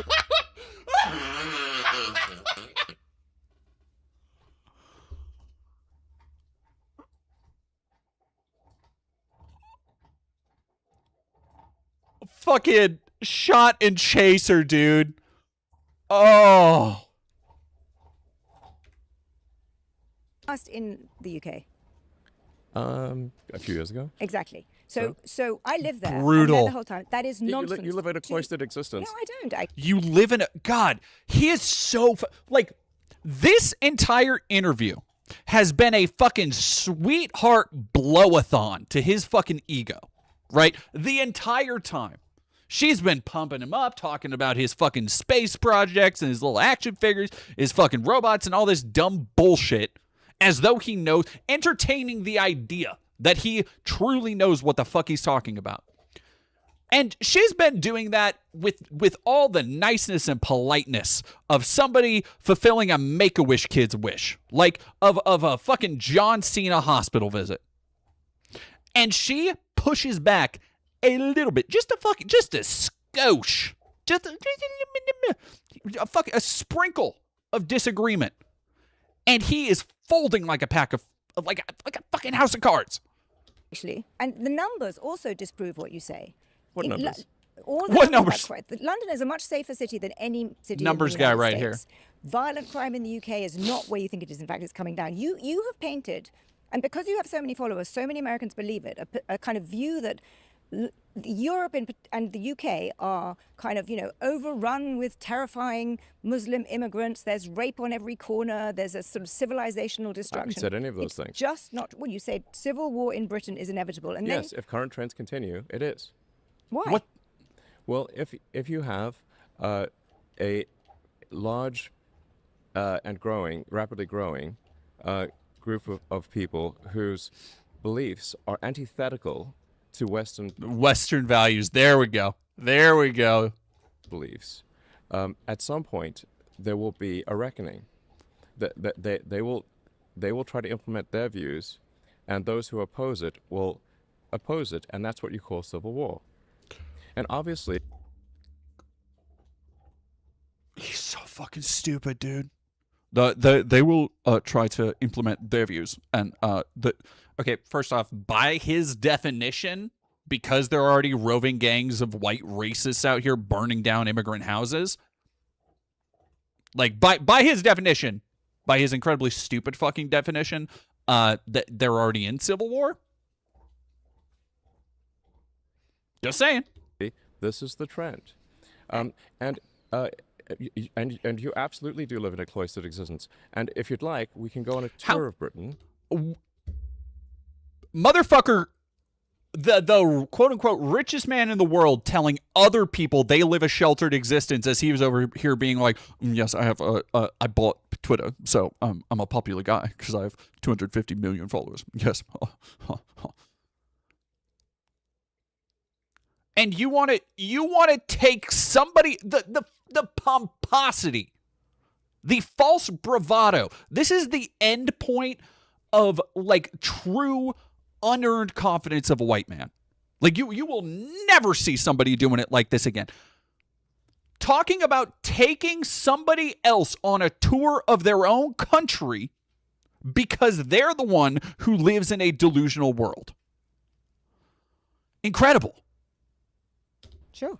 And we I'd can be go on a very walking happy tour. to come on a tour of Britain. And you will see You for come yourself. see my country that I live in all the time, and you haven't been Yes, to a few years I've been ago. there literally 100 times. But when was the last time? Literally a few years ago. You know why? Literally this a few years ago. exercises That doesn't me? Because fucking- You have really shaped opinion about the UK, and so many Americans I come across, and I have conversations with, and they'll be. It's interesting though to see that she does seem like a much more conservative interviewer from the things that she was saying earlier about how how scary it's getting for the left and all these scary narratives that are coming out. And it's always funny for me to see when somebody understands or they feel threatened by one narrative they're being served, but they're being served excuse me. They're being served the same type of bullshit on the same plate, and they were like, "Oh no, but not that one." Like you can accept the narratives. Why do I have a little tickle in my throat? If you can accept the narratives that, oh, the leftists want to come get you and they're all after rich people and all that shit, but you're pumping your brakes on the one God damn.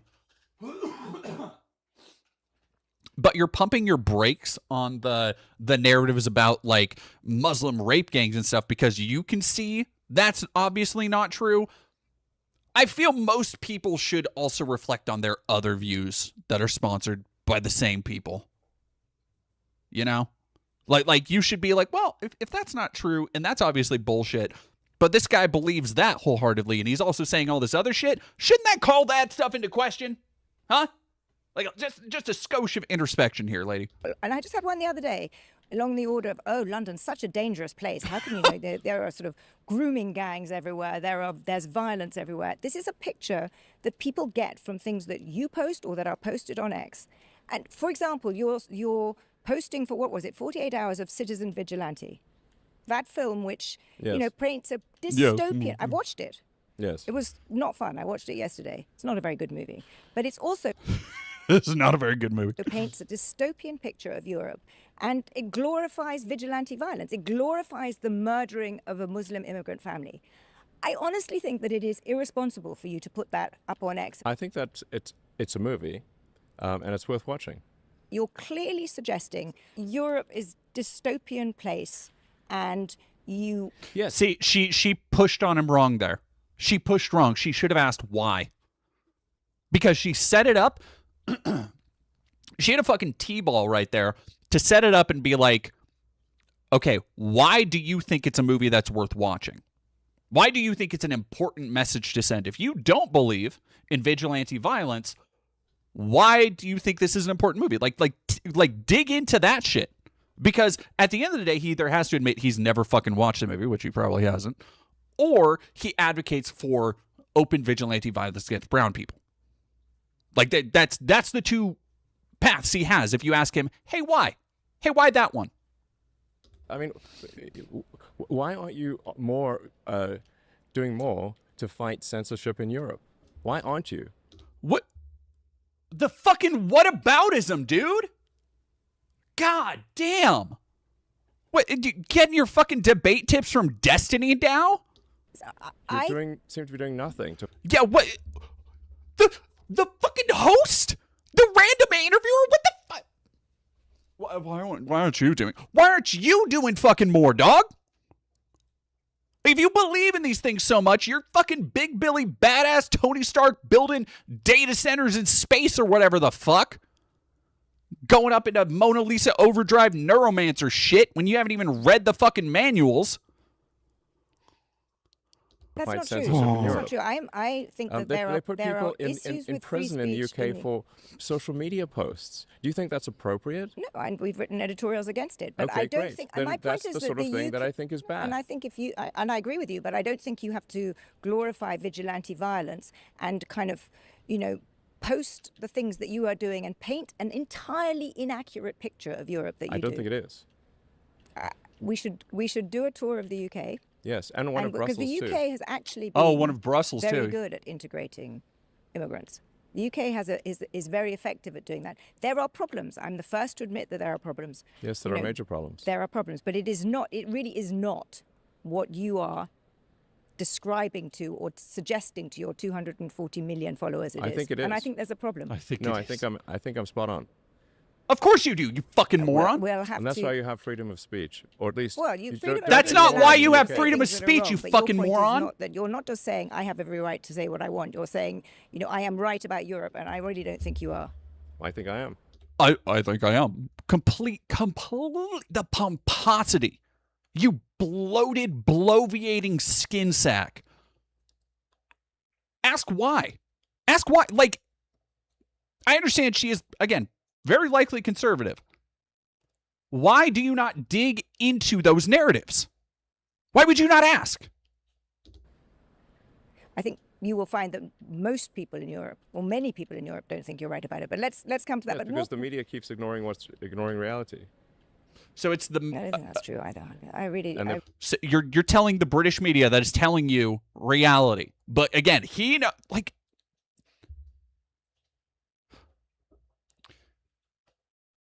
I really do think that this interview is a really good Rosetta Stone for Elon, because it shows in no uncertain terms how he does not think he can be wrong about something. Even the most basic facts completely elude and evade him. And that should be the ultimate canary in the coal mine for anything moving forward with him. If you have somebody who is crucially unable to take any criticism, they should not be listened to on anything of consequence, because there is nothing that will get through to them. If they cannot reflect or think, or, hey, maybe I was wrong about this. Programmed by the TV and conventional media. Programmed by the TV and conventional media. Even, to me, sort of the bigger picture question. Why do you focus on this? Why are you interested in it? Because on the one because I care about Western civilization and the Western and Judeo-Christian values. And we started this conversation because I care. He's going to say because I care about humanity or some shit. Because I care about the future and I care about humanity. Describe to me this extraordinarily transformative, amazing, civilizational changing stuff that's happening in the next 10 years. Yes. And yet you're also, you know, an ongoing participant in the worst kind of tribalism, you know, cesspit of social media. Like, how does that fit? Are you know, on the one, they're two very different views of the world. Yeah, I don't think they're inconsistent. But why do you do? And he does this thing that that shit annoys the fuck out of me, where he thinks that like he's dropping like a David Lynch interview bomb, like that meme where people are like, "Would you explain that to David Lynch?" And he just goes, "No," and he thinks he's being like mysterious or deep, but he's not. He's just being like, "Well, yeah, those are totally consistent." Okay, explain that, dipshit. The latter one. The tribalism. I mean, people say that you're a racist. People say that you're, you know, there's all kinds of things said about you, which I'm sure you would disagree with. But I just don't understand. What is the motivation for doing that? Are you fomenting? My partner is she's half Indian, and and I have 4 children with her. You know, one of them was named after a famous Indian physicist. So I would say I'm not racist, and. Oh, okay. Oh, okay. The white Saudi, the Afrikaner, spreading racist propaganda, talking about how Muslims have anti-Western values, is not racist because, let me check notes. His side piece, incubation sac he's using temporarily, is half of a different ethnic group. Because famously, if you are only racist against certain groups, you're not racist at all? Question mark? Like,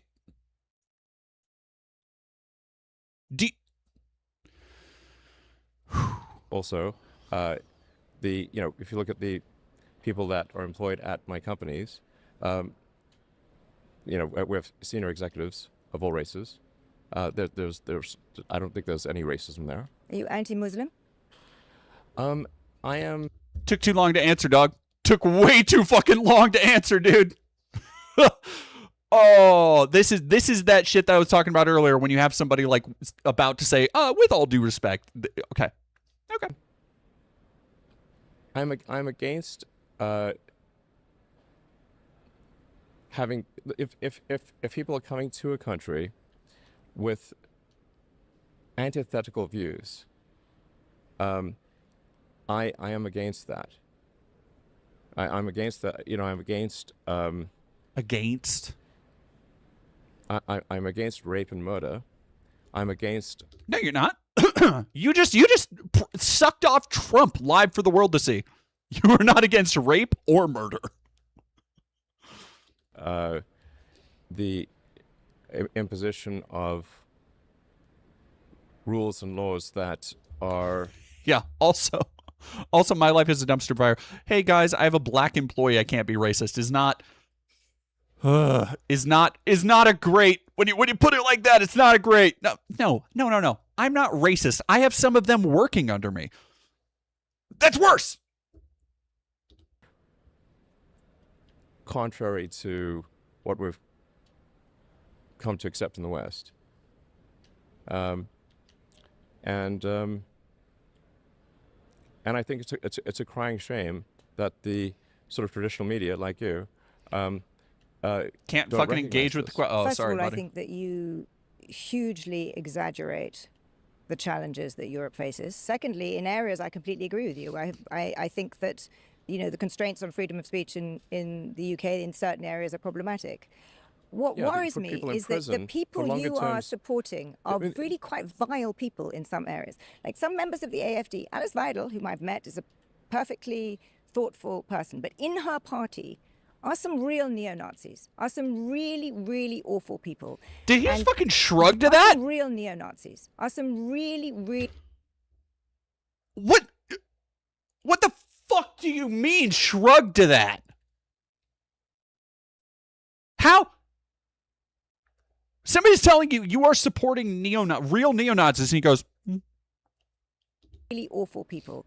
And your blanket support of this kind of party with 240 million followers means that you have a power in Europe that I think perhaps you don't realize the scale of impact you have.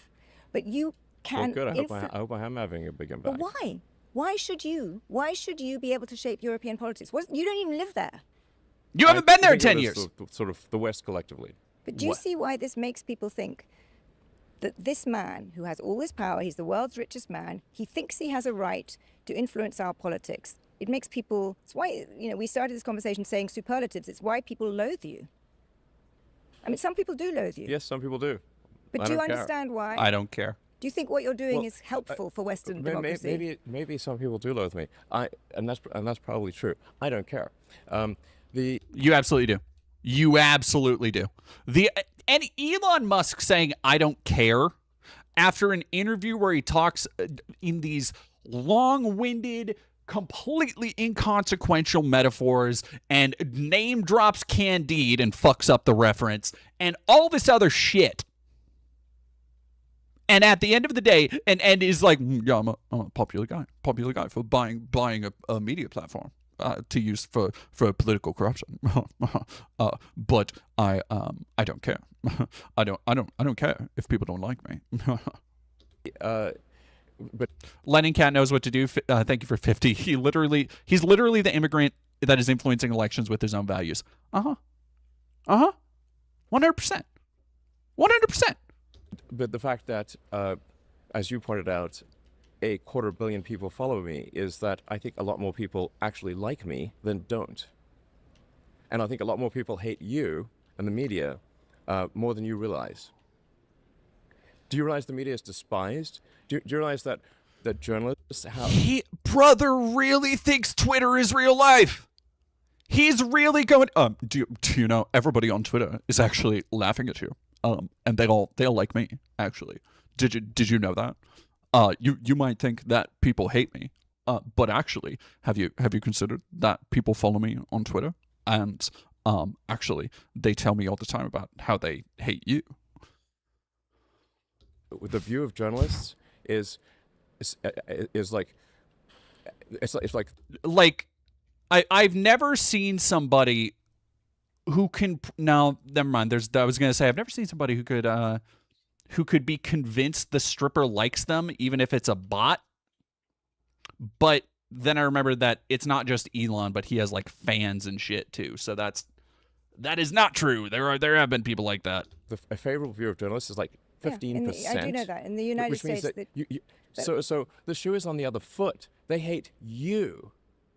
That's not what that phrase means. Far more than they hate me. I think there is certainly a loss of trust in journalism. I think in part there have been due to people like you and journalism. I totally acknowledge that, but I also think that the kind of polarized environment, particularly on social media, fostered by the kinds of things you are pushing on X, actually helps this, makes it worse. I don't think so.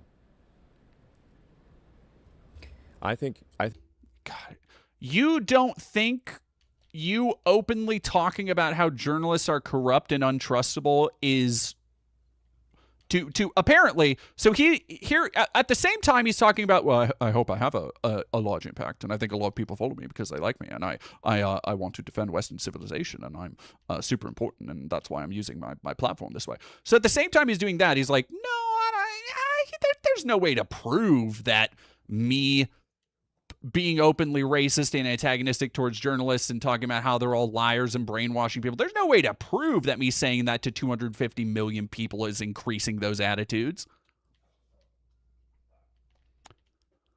Sure, whatever, you're the man. Problem, the media. And speaking of loathing, you're loathed far more than I am. And you don't seem to even realize that. I think very few people know.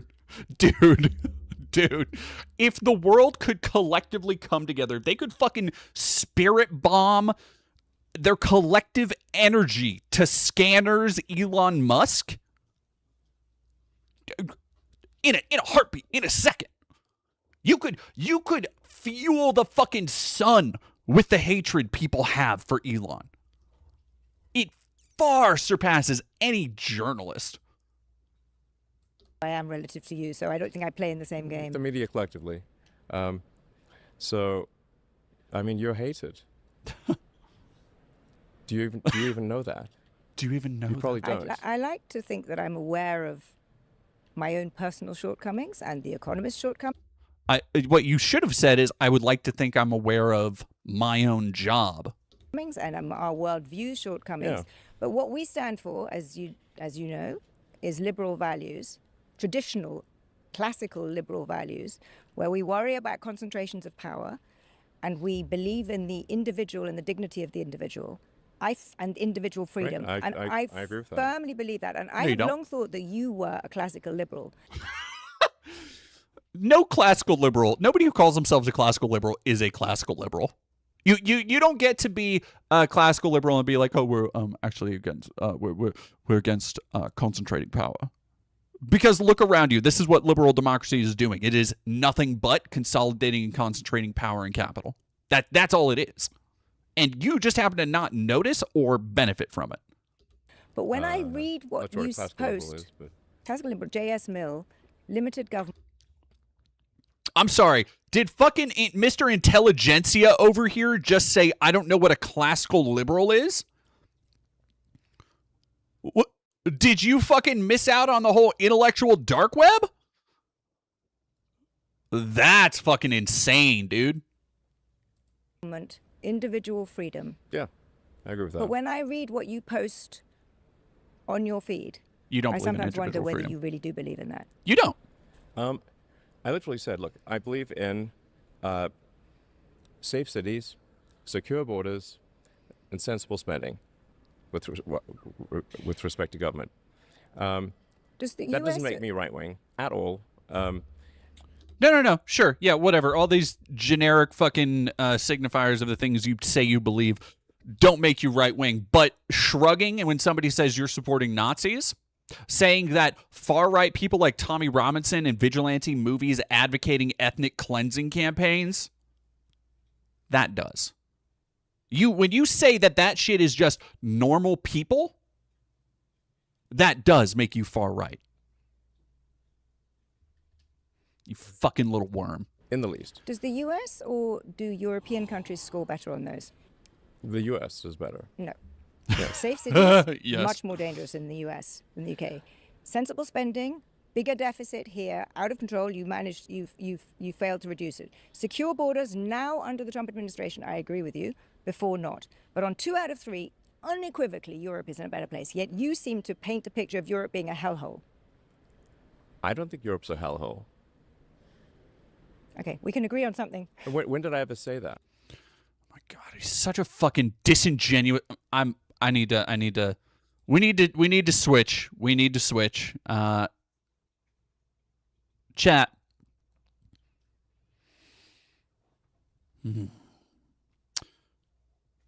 We need to get to the last attraction of the night.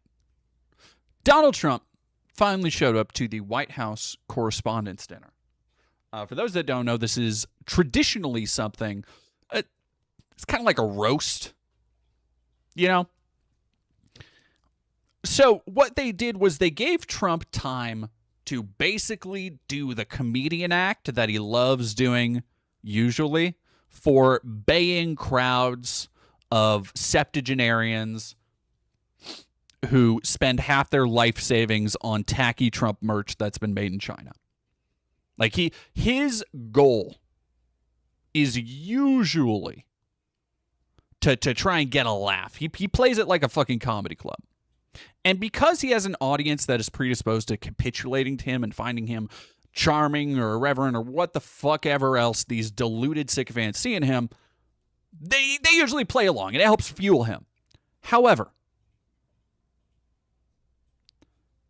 this I've only seen just a couple seconds. This is rough. I mean, I want to go in a little bit. I want to go a little bit on the default speed just to kind of get there, and then we'll speed it up. Wow, that was very beautiful, but this has not been an easy evening. All these awards. Do I have a say in those awards? All those awards. And I look. I need to also underline, because not that many people need this underlined for them, but this is a time of economic turmoil. More and more people every day are having issues affording gas because of this asshole. More and more people are having issues feeding their families. And when they feed them, we now have to worry about there was just a massive salmonella outbreak with eggs because of RFK Jr.'s rollback. This is right on the heels of a massive outbreak with lettuce that nobody was able to track down, and everybody just fucking having diarrhea all over the country that we're still going through, by the way. Because, again, we rolled back protections. This is just a couple days after the Trump administration rolled back protections on endangered species so that they can be hunted.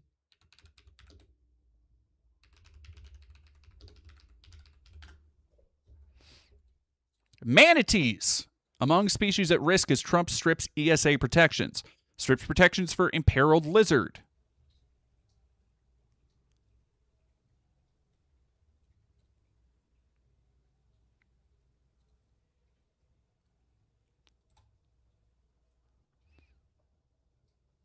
Prevented thousands of plant and animal species from disappearing, including bald eagles, gray wolves, grizzly bears, and humpback whales. 84% of Americans support this monumental conservation law.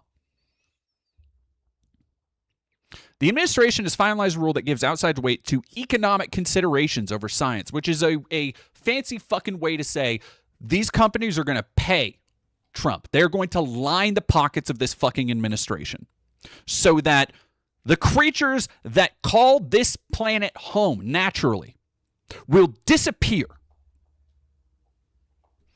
This smug, pedophile, child-raping fuck is the reason your child, to your child, one day, may not know or see a grizzly bear, a bald eagle, a fucking manatee. They will be regarded as the same way as dinosaurs or dodos, things that exist in our lifetime, this planet that we have stewardship over. Why? To fucking line these rich psychopaths' pockets even fucking more. And I want you to keep all this stuff in your head. The racism, the rape, the pedophilia, the apologia for endless tyranny. The ICE agents in the streets shooting and murdering people with no fucking accountability. All of that comes down to this. And what has he done during all this? We just got done with, and I just did a video about it, with Freedom 250, a celebration of America that turned out to be only for him. A birthday bash for him. Unbreathable smog over the city of D.C. for him. And he comes into these things expecting that everybody loves him. But it's great to be back at a place that I know very well because I built it. It is very it's hard. It's hard to watch back-to-back Musk and Trump. Woof. And I'm very proud of it because I built it for $2.9 billion less than the Federal Reserve building, which is a lot smaller, by the way. Figure that one out. But I am delighted to be here at the White House Correspondents' Dinner. Amazing people, a lot of people that I like. Some I don't like at all. But I respect most of them, I must say that. You do a great job, amazing job, and it's an honor. As I said 3 months ago, the show must go on. We were backstage, and we both wanted to just have it go on, whether it was 2 o'clock, 3 o'clock in the morning, it didn't matter. Right, but in the end, it made more sense to do it the way we're doing it. And we had a great news conference at the White House, in a very important room. And you did very well. I think we all did very well. It was a hell of an evening, I can tell you that. Won't soon be forgotten. And I think a lot was learned from that evening. A tremendous amount was learned about security and about other things, the dangers of what we all do. But just like my presidency, the second time is always better. It's always better. And the third time will be better yet. I'm only kidding. From the earliest moments after the attack on our dinner last April, I knew we had to reschedule this event as soon as possible. We had to do it very quickly, and we met very quickly, and we figured something out. But the attempted mass murder at the Washington Hilton, that's what it could have been, was an assault. The attempted mass murder. Come on, dog. The dude didn't even get off a shot. Did he? I don't remember. He got fucking tackled. We can't be blowing that dipshit out of proportion. Okay? Like, let's call it a glorified run. All right? In our democracy itself, very serious situation. Many of you were there with me, and some showed extreme bravery, like Pete Hegseth, Steve Miller, Tom Holman. Oh, yeah. They were standing on tables, and most of you were under the tables, okay? But they did. They showed. I saw every one of them that was standing up in those tables. I didn't know. Where were you? If they Where were you, by the way? If they were smart, if they were stupid as hell. But they were on those tables in some cases, and there were a lot of different feelings going on in the room at that moment. This is fucking But rough, after dude. hearing the All right, gunshots, many people yelled, get down, which caused Nicki Minaj to start twerking. Do you believe it? Get down. She's the only one that really understood what that meant. It's quite an evening. But tonight we come back together to answer that.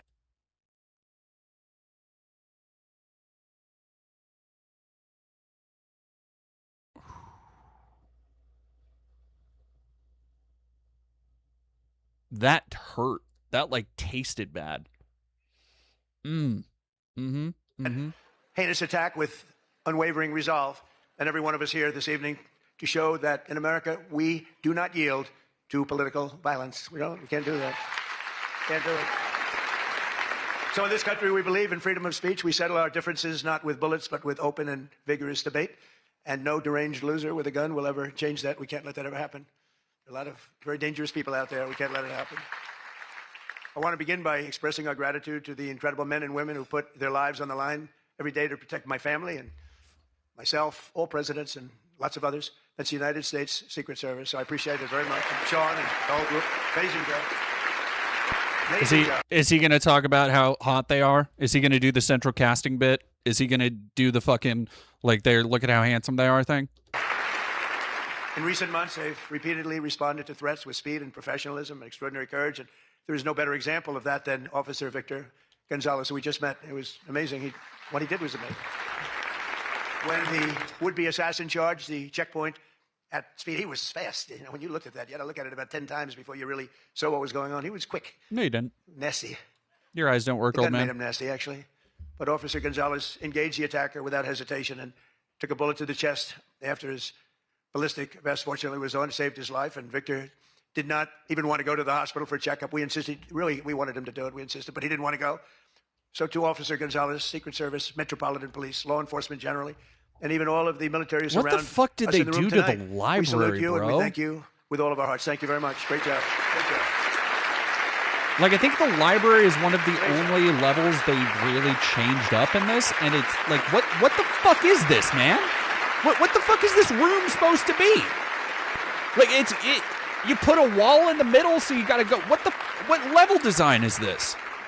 These are great people. So this evening we're picking up right where we left off, so let's have a little bit of fun. I said, what do we do here? Is this supposed to be fun? Am I supposed to be serious? Am I supposed to be a comedian? So I guess you said maybe a little bit of everything. I know one thing I could never have done, the speech that I had ready just a short while. Oh, that was going to be a doozy. I was so psyched. I was going to rip people. And I don't know, just something changed. It's really for the better, but I just wouldn't want to do that. But we'll do a little ripping if you don't mind.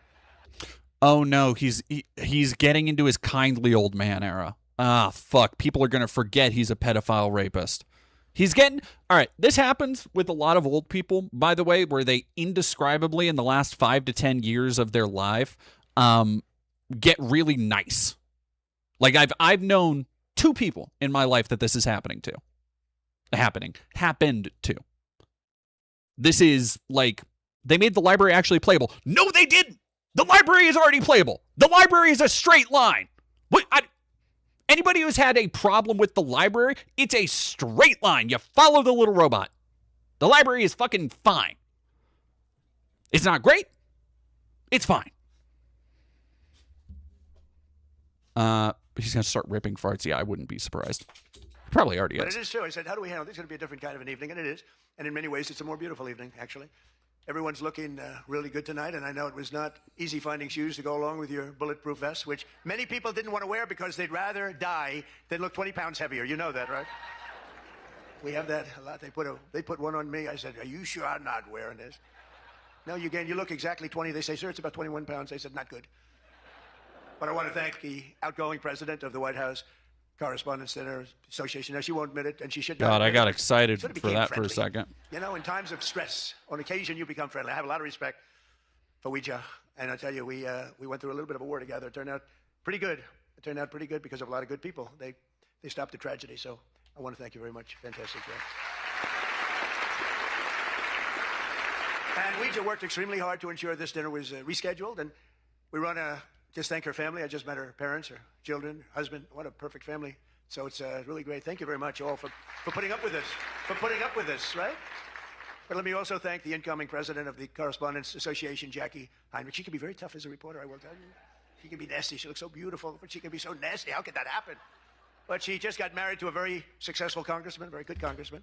I'd like to have a couple of more votes from it. That's okay. On occasion. He shows a little. This is a good example at showing how vile and incestuous the entire Washington, D.C. cesspit is on both parties.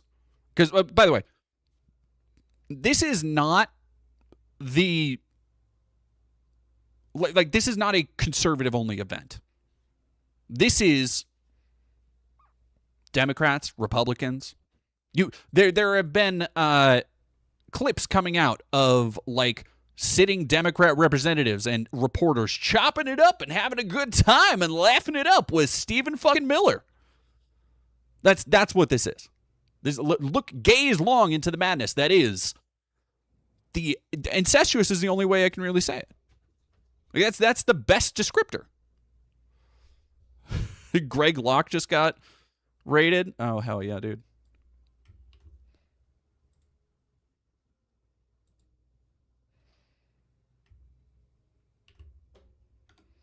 Destructocam, I don't know. Are you being sarcastic?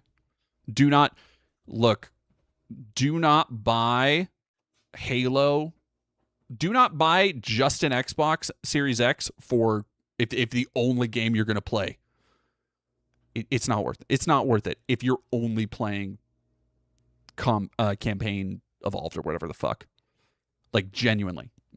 Go back to the beginning of the video. Independence, we don't like that. But now he's a very professional guy, and he loves our country. But that's a big thing. I just see what takes place. We're talking about what takes place to be in the position that you're leaving and that Jackie's coming into. And it's a lot of work, a lot of friendships, a lot of talent. And so, Jackie, congratulations. And congratulations are also in order for our favorite White House press secretary, Caroline Levitt, who just had her second child. You and your husband. She's great. She's done a fantastic job. We all love her. She's done a fantastic So this is just a party for all the rich people to pat themselves on the back. Is that what I'm getting? This is all a bunch of rich fucking fuddy-duddies who are causing ruination and misery across the entire country, getting together and just for what, 2 hours? Says get together, Pat. Now there are two of them. Yeah, she's another one. She can be nasty. And sometimes she has no choice, right? But Caroline may have one of the hardest jobs in the White House. She has to deal with all of you all of the time. And you can be very difficult. You can be very, very difficult people. But I'm probably being a little bit oversensitive. Sometimes I really do think that some of you don't like me. In fact, I read a report. I get 93% negative publicity. 93%. So how the hell did I win the election by so much? Much to think about. Yeah, ask Elon about that, huh? In the 80s maybe, but not 93. But this place is really the largest group of Trump derangement syndrome people ever put together at one time, I suspect. Some of you are lucky that our last dinner was cut short because I had brought with me what would possibly have been, I'm telling you, I had something. I was going to go after you. I feel so badly doing this. It's going to be such a letdown. Oh, yay. But your lives were really in danger the last time for an opposite reason. But on the plus side, your careers were saved, and we have we really do. We have a complete and total. I love the words complete and total. They say, but it means almost the same thing. I said it doesn't matter when you say it. It's called emphasis. It's called emphasis. But everyone is now really warming up. The new White House. His fucking brain is gone, dog. We have our ballroom. The windows are this thick. Oh my God. Well, if a bullet hits, what happens? Nothing. Nothing. It bounces right off, sir. This is the greatest bulletproof glass. I said, AK-47, that's supposed to be a big one. I don't know so much about the guns. My sons know a lot. But I said, I know it's big. What would happen? They go up. It's not that big. It's like a fairly standard rifle caliber. Whatever. He doesn't know about guns. Not a lot of people know about guns. That's fine. Meaning it can take more. I said, so if I'm making a speech and I hear that pinging sound at a window, what would I do? Sir, leave the room right away, but you're going to be safe. We're building something that's going to be amazing. And in light of what we went through, I think people understand it. It's going to be amazing. A phenomenal, one of the biggest drone I saw it. I know I saw a shotgun. Give it to me. There we go. Protecting the White House, not only the ballroom. And what's underneath, it's supposed to be a top military secret, what's underneath, but then you get sued as usual, and you have to reveal that you're building this unbelievable situation downstairs with room after room of very complex stuff. It was the military's dream to have it built. I wanted to have a ballroom because for 150 years they wanted it. And then the generals came to see me and they said, sir, you're building something. This gives us an opportunity to do something that will be so unbelievable, never happen again. Because there's very little. This is just declassified shit, dog. What? What are you fucking doing? Oh, man. Built under the White House, very hard to build under a very fragile building. Keep in mind, Wild Antic, how is this him at his best? Like that's very fragile. It's old and a little different construction standards, frankly. And this is an opportunity for us to build something very powerful. I said, let's keep it secret.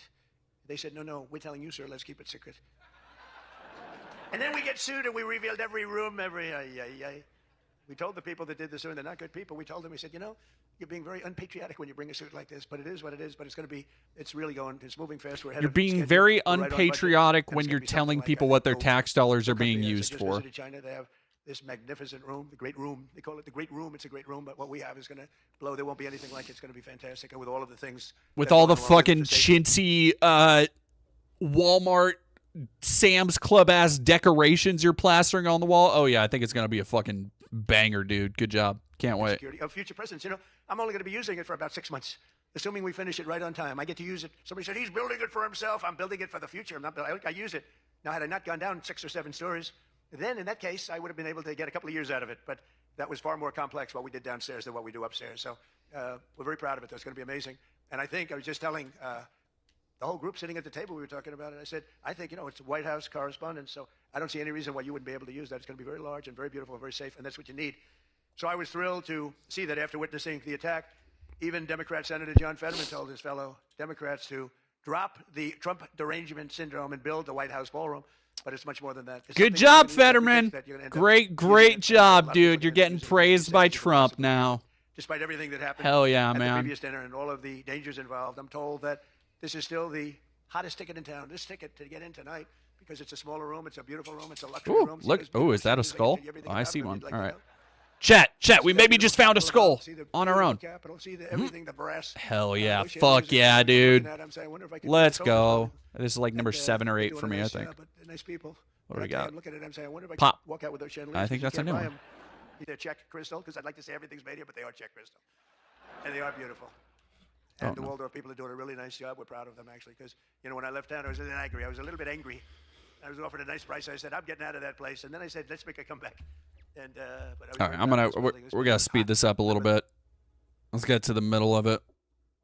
Have I used the third person skull? No, I haven't found that one yet. Even Rosie O'Donnell reached out from Ireland. She really wanted to be here in order to honor me. She loves me very much, and she was desperate to come back to the United States and pay her respect to Donald J. Trump. But that didn't work out, unfortunately, because nobody wanted her to come back. But she's one of the greatest sufferers of Trump derangement syndrome. She's a sick young woman, sick older woman, I guess now I have to say. So instead, we're honored to have, for entertainment, the very talented mentalist, Oz Perlman. And fucking Rosie O'Donnell jokes. Chopping it up nice style, dude. Wow. Yeah, just that was fucking silence. No, you're right. It's getting worse. It's getting worse now. Everybody, they said, are you going to stay? I said, yeah, I'll stay. I mean, I think I'll stay. What the hell else am I going to do? I've got Iran, I've got this, I've got that, which is all going extremely well. Don't believe the fake news. It's the only thing we were talking before. I said, so we've hit Iran very hard. Their Navy is gone. Their Air Force is gone. 250 jets, no longer. 159 boats. Good boats. In fact, I said, why the hell didn't we keep them? Good boats. But 159, but all at the bottom of the sea. They have no radar.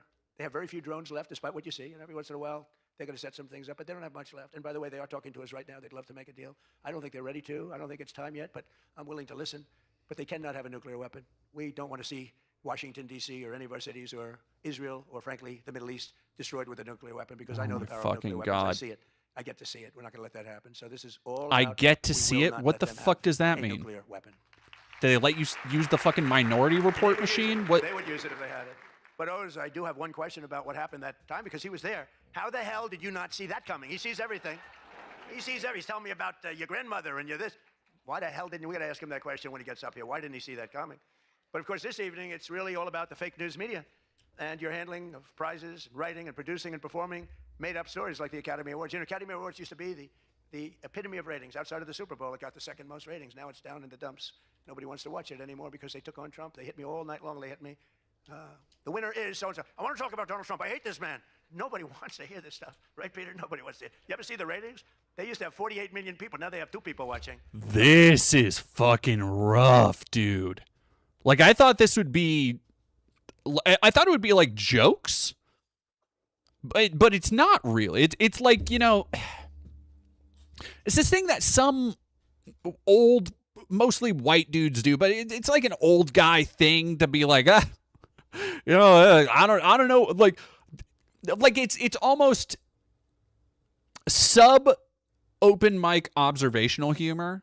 You know, it's like the kind of stuff that people would do to strike up a conversation, right? To just be like yeah, why don't they make the whole plane out of the black box, like that kind of shit. Like something they heard somebody else, an inane observation that they reframe to open up a line of conversation, except he's just doing it over and over. Like there's no conversation. It's just him going, well, you know, they wanted, Rosie O'Donnell wanted to come. She's a very, very disturbed young lady, but, well, I guess not really that old. Like, bro is just yapping. Like, what do you mean we're talking about the fucking Oscars right now? They'll learn to listen. But I want to personally congratulate CNN's Caitlin Collins on receiving her award. Caitlin Collins. It's a fake. She shouldn't get the award. It was a fake, but I didn't mind. I said, Caitlin, congratulations. But it was fake. There's no question about it. But she's a young, attractive woman. She never smiles. I said, Caitlin, do you have a smile? Smile. You have a nice... Fucking, like... Is that Wolf Blitzer? Of course it is. Literally doing the... Oh, but wow! Hey, sweetie pal, why don't you smile more? You should smile. Unfucking believable. CNN fake news. You should be a happy person. So smile, Caitlin. Just smile. But we attack, and I thought Caitlin had really made it big with a major new sponsorship. But then I informed her that it wasn't her on the Bud Light can. It was Dylan Mulvaney, and Dylan Mulvaney cost. No, dude. We're going back like 2 years for this shit. We're going back 2 years for the references? You got nothing else? Brother. What are you going to pull out Obama's tan suit next? Are we going to talk about fucking freedom fries and the Dixie Chicks? But like $35 million in market cap. That was the worst commercial ever made, by the way, for those few people that want to hear that. Most people don't care, but I would. I wouldn't want to hire Dylan anytime soon. Think of it. They hired Dylan Mulvaney, and their market cap has gone down by $35 billion. Who wrote that commercial? And then you have writer Josh. It wasn't a commercial. He also received. He's been killing me for years. No, and yet tonight he shakes my hand. He hugs me. Everything nice. He kills me. Josh is amazing. He writes more stories than any human being. There's nobody that writes more than Josh. He'll write 4 stories about me a day, all different subjects.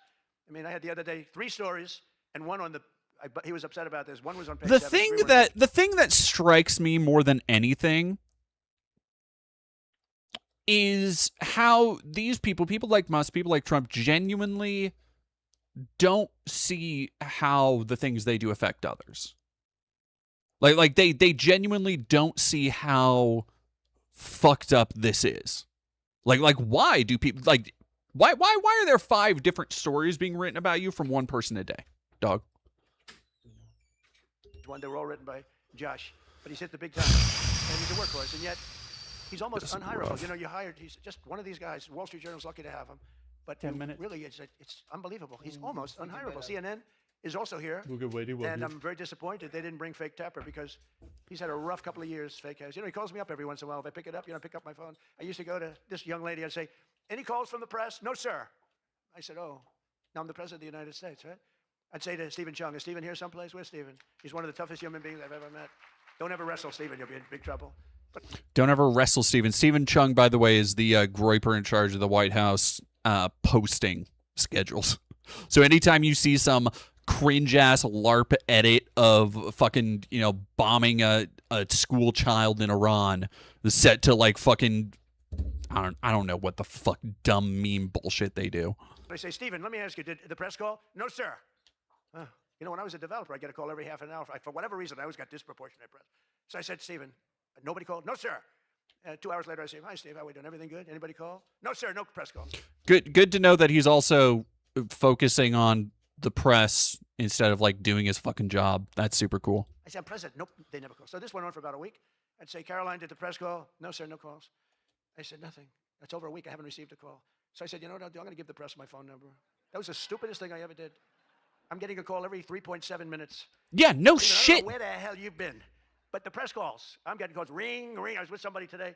They said, I've never heard a phone ring as much as press. Now, I look at the thing and usually just delete, delete, delete. Every once in a while, it'll be one of the people in this room that I like, and I'll pick it up. Like, this feels like sundowning. Where am I? Am I okay? Am I in the retirement home?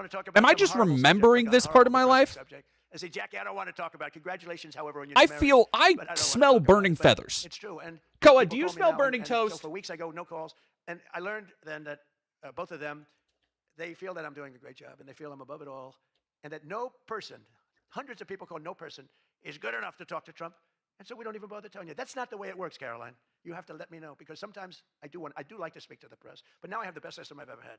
It rings, and just so you understand, you're much better putting your name. Because if there's no name, I just can't do that. I pick up every once in a while. Hello, I'm from Reno, Nevada. We're a startup paper. We're calling us the Reno Express. I said, do you believe I'm the president of the United States? Mr. President, could I have your views on Iran?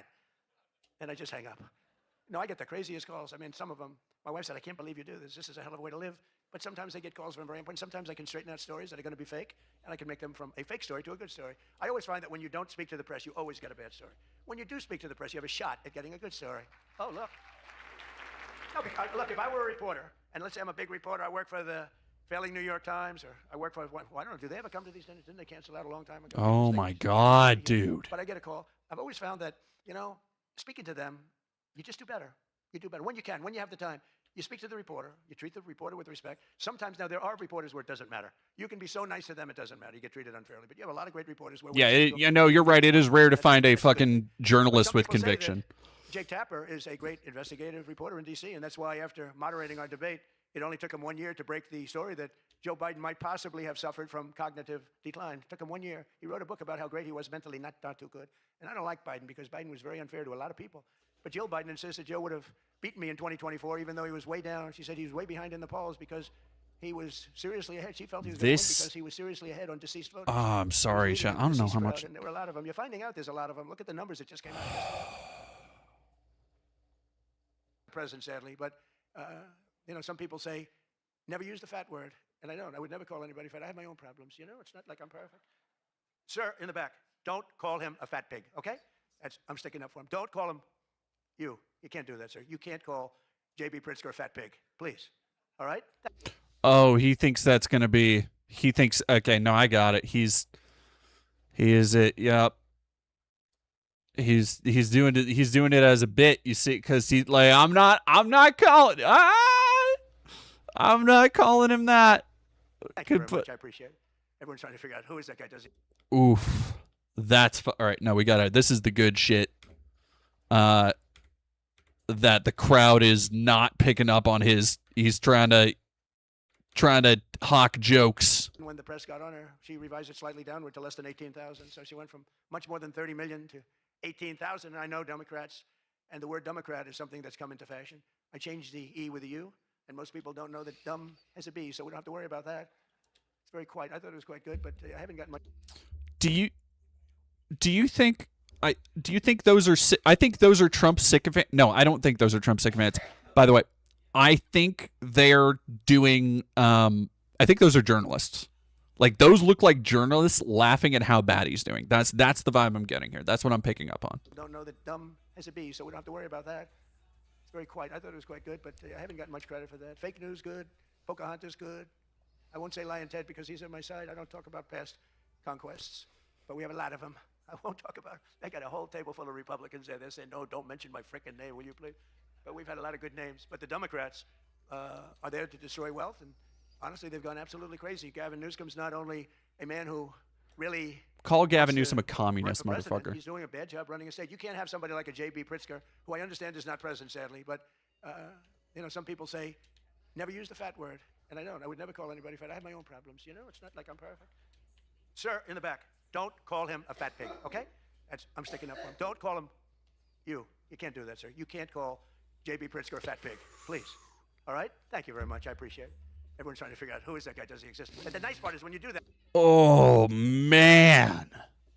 The fucking silence. That's haunting.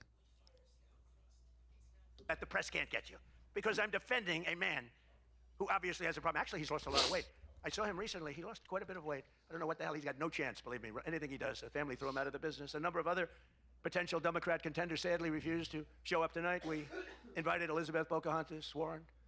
She's referred to Pocahontas because, in fact, I had to apologize. People came up and they said, we want you to apologize. Oh, hello, big boy. Elizabeth Warren for calling her Pocahontas. And I ended up apologizing to the real Pocahontas. But Elizabeth Warren was supposedly of Indian heritage. And then she took the test, and she only had 1,024th Native American. And I said, you know what? I think I'm more of an Indian than she is.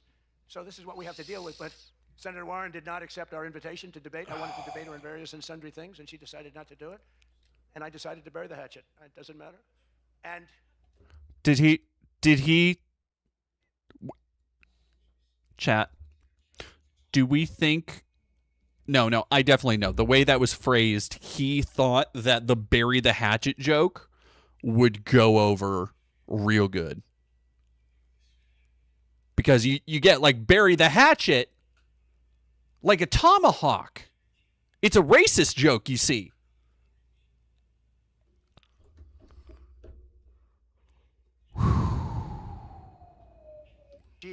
Well, I'm not going to say this next one.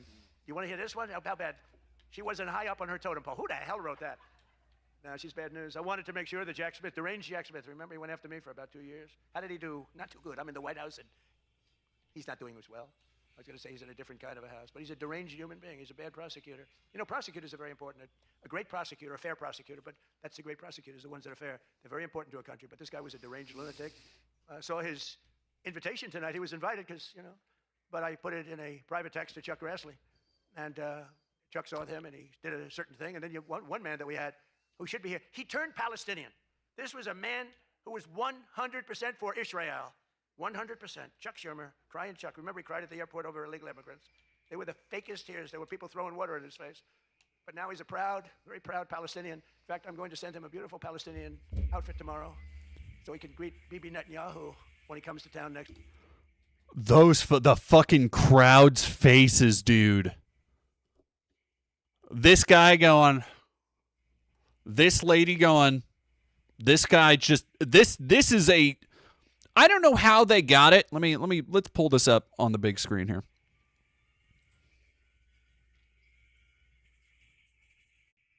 I don't know how they managed to capture it, but this man right here has the kind of sadness in his face that I thought went out when we stopped putting children in like industrial labor camps. Like when we stopped having child labor, I thought we had as a human species abandoned this level of hopelessness. This is like the kind of dead-eyed stare you can only find in European gay porn. Right? Like this is a level of complete hopelessness. Next week, along with the mayor, who I'm sure would love to meet Bibi. They're not treating Bibi too well, but Chuck wanted to join us tonight, but he didn't want to be violating many parts of the Palestinian rules, regulations, and certainly he didn't want to violate Sharia law, his new founding. And all joking aside, I do think we need term limits in Congress. I think term limits are very important because I see what's happening. The other day, a senator I knew got a text, a great guy, from his wife. And she said, when you get home, here's the good shit. Immediately come up the stairs and make love to me. And he said, I can't do both. You know what? You know, in other words, can't go up the stairs and make love. Does anybody get that? Well, I thought that was actually pretty good. That was actually the only thing I thought was good in this whole freaking stupid speech that they wrote. Oh, you see, blame somebody else. Okay. Freaking stupid. So he knows he knows he's fucking bombing, and that's why he's saying it. Jesus Christ. And with not exactly great laughter. I think, in other words, you can't go up the stairs and make love too, So we're looking for term limits. Does anybody understand Nope. this stuff? Everybody gets it. But I really do wonder whether the Democrats are trying to lose the midterms. In Maine, they nominated a guy with a Nazi tattoo. But don't worry, Democrats. Word is that Plattner's replacement. He throws bottles at women. This guy throws bottles. This guy's another lunatic, by the way. Although I think Plattner might have done surprisingly well because we're in the age of Trump. Call it what you want. People can do well today. Plattner, I don't know. But, people don't have the guts to stick it out, but it looked like... Hey, buddy. What do you mean by the guy with the Nazi tattoo could have done well under Trump? What do you mean by that? Huh? He was guilty of a lot of stuff. He certainly didn't defend himself very well. In Texas, the Democrats are running a candidate named James Telefrico, who hates guns, hates oil, hates sex, hates women, and who said he is, quote, a Christian who hates Christianity. Other than that, I think his platform is quite good. And that means that he's not going to do very well against Ken Paxton, who hopefully in Texas is going to win. But Telefrico, he's Alfred. You know what he looks like to me? Alfred E. Newman. Do you remember Alfred E. Newman, Mad Magazine? They said that guy is Alfred E. Newman. Hell yeah, Grandpa. Hell yeah with the sick Mad Magazine reference, bro. Up high. Oh, hell yeah. What's next? You going to talk a little bit about the USO fucking shows they used to have on in Vietnam? What we're going to talk? Tell me a little about, hey, did you ever get to meet Bob Hope? Huh? Like, what the Alfred E. Newman. Everybody, you remember Mad Magazine? It is a disgusting meat we are feasting on. Can't imagine he'd win. Well, I have all of the press here in one place. I have to say that we're having an amazing load of accomplishments that the media never talks about. For example, under my administration, a once feared and powerful regime that relentlessly attacked America has finally been toppled. Their former leaders have been removed, and they're now being run by a gay dictator facing internal divisions. But I, for one, wish Barry Weiss all the best at CBS News. She's a wonderful woman. Most of the press lives here in Washington, D.C., and you should be thankful for me for what my administration and I have done to make our nation's capital, which was one of the most dangerous and unsafe cities anywhere in the world, one of the safest cities in the United States. Crime is down 88%, and our capital is shining again with 62 monument statues, water fountains looking more beautiful.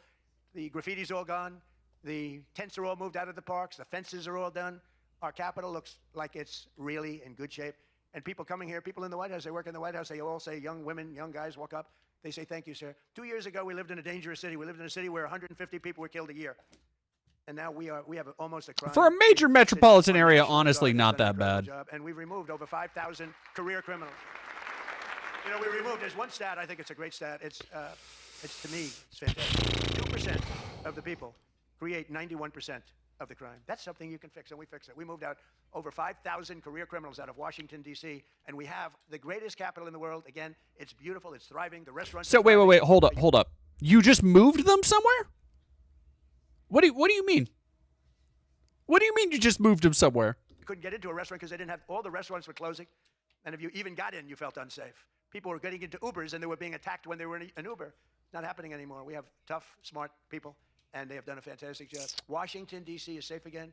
You can't get into a restaurant. The restaurants are opening up. They're opening up all over the city. They can't get... It's the exact opposite. They can't get space. But mostly I've given up on you and the media so that now I just gave up on you, and I'm #1 on TikTok. Did you see that I'm #1, Stephen? Is that true? I'm #1 on TikTok. Jesus fucking Christ. How would they be so bad? 525... Think of this. 425 billion views. Can you believe that, Peter? I mean, let's go, Peter. I gave up on you people. I gave up on traditional press. And it obviously worked because we did win in a landslide. I mean, somebody's got to be saying something good about me. But TikTok, good old TikTok, and I was able to get it sold to a group of very wealthy people, mostly Americans. I was told President Xi, who's a man that I get along with very well, he was a hard no for the sale of TikTok. They all said he's a hard no. I said, well, let's call it, put your group together. They put it together, billions, hundreds of billions of dollars. I called up President Xi. I said, President, look, these are American people. They're wonderful people. In fact, one of them happens to own CBS, actually. I mentioned his name. I said, these are wonderful people, and it'll be a good thing. Does it mean anything, President? It's nothing. It's nothing. They love your country. We'd love to see you approve the deal. And he goes, all right. That was it. It was done. And we sold TikTok. And he's a friend of mine. and he's not contributing to problems like other people contribute to problems. So we get along. But we made the deal. But #1 on TikTok is Trump, and that's probably why we won. But for all of the trouble that you give me a lot of trouble, a lot of heartache. I hope all of you know that I believe in the free press more than anyone in this room does. No, you don't. Maybe not quite. But that's why I'm proud to be the most open and transparent president in history. They call me that. You know who calls me that? Caroline. That's about it. Would anybody else call me that? I think Peter would call me that. Am I the most transparent? Biden never used to answer your questions. He'd ask Biden 20 questions and never get an answer. Who's the most transparent president, Peter? Who? I look at him. It's the first time he's tongue-tied. I cannot believe it. Oh, he's not going to be happy tomorrow. But you people have no idea how lucky you are. When I'm gone, you're all going to be broke. Your business model is going to be finished. No, it's true. When I'm not around, you're going to be broke. There's not going to be anybody to report on. Nobody gives a damn about anybody else. The New York Times the other day. God. Like it's not just the absolute self-assuredness that he is the center of the universe. Oh, do we have a raid? Oh my God. Peden, thank you very much for raiding with the party of 131. Holy shit. Lemon Bread MP4, thank you for following. Fender Burger, H120 or 2790, Vixie Violet, Nightinghawk, thank you very much for following. Let's go to full screen real quick. Thank you, everybody. If y'all don't know me, hi, I'm Dead Domain. Please go follow over on YouTube. I have 2 channels, one for stream clips and highlights. So if you miss any of my streams, you want to see some of the clips, they're on there. We recently just did a Let's Play that's still uploading. So we have the first 2 episodes of our Let's Play of the Citizen Vigilante game. And other than that, I do documentaries, video essays. I kind of do everything, actually. So if you'd like to follow over there, I would greatly appreciate it. We just passed, I believe, 160,000 in on the main channel, and we are almost to 5,000 on the stream clip channel, but I just started that one. So if you can go like, subscribe, follow there, then I would super appreciate it. Thank you, Ardwolf89, for following, and everybody. I hope you all had a wonderful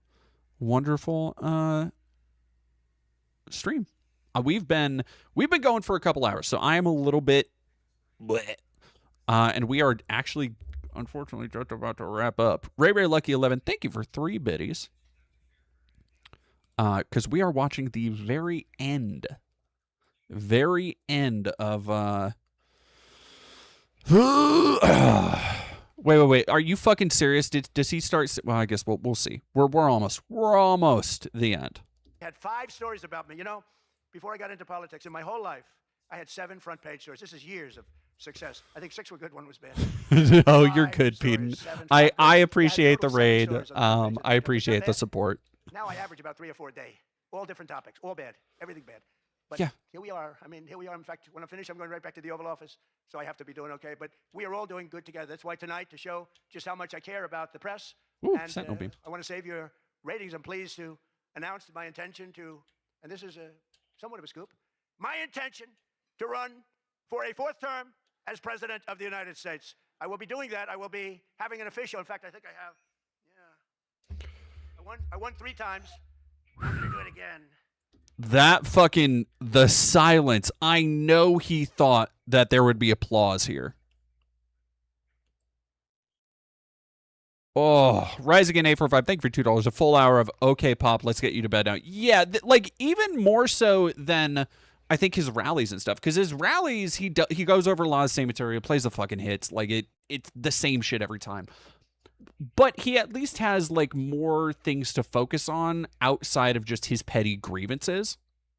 And so when it's just him laying out grievances and personal issues he has with people. Thank you. I'm going to do it. Should be easy. I'm getting very good at running for president. No, I won 3 times, did very well the second time, by the way. It's a rigged election, but we don't have to talk about it. You know, it's interesting, when you come back and you do a good job like we did, and you don't care about it so much, but we do have to tighten up these elections because they really are in seriously bad shape. But on a serious note, I want to say once again, I just want to thank you all. It's been an interesting evening. I didn't really know what to expect, and it's far worse than I actually thought, but if you want to know that too.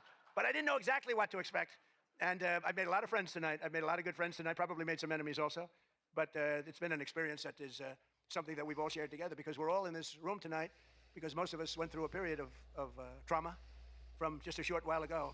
And, you know, some people said they wanted to come, but they were afraid to come, and you people weren't afraid to come. There were a lot of people that said, Jackie, they don't really, they didn't have the courage to come, and we don't want that to happen, and I'm sure it's not going to happen. We're going to do things. Again, I want to thank our law enforcement, keeps us safe, all law enforcement.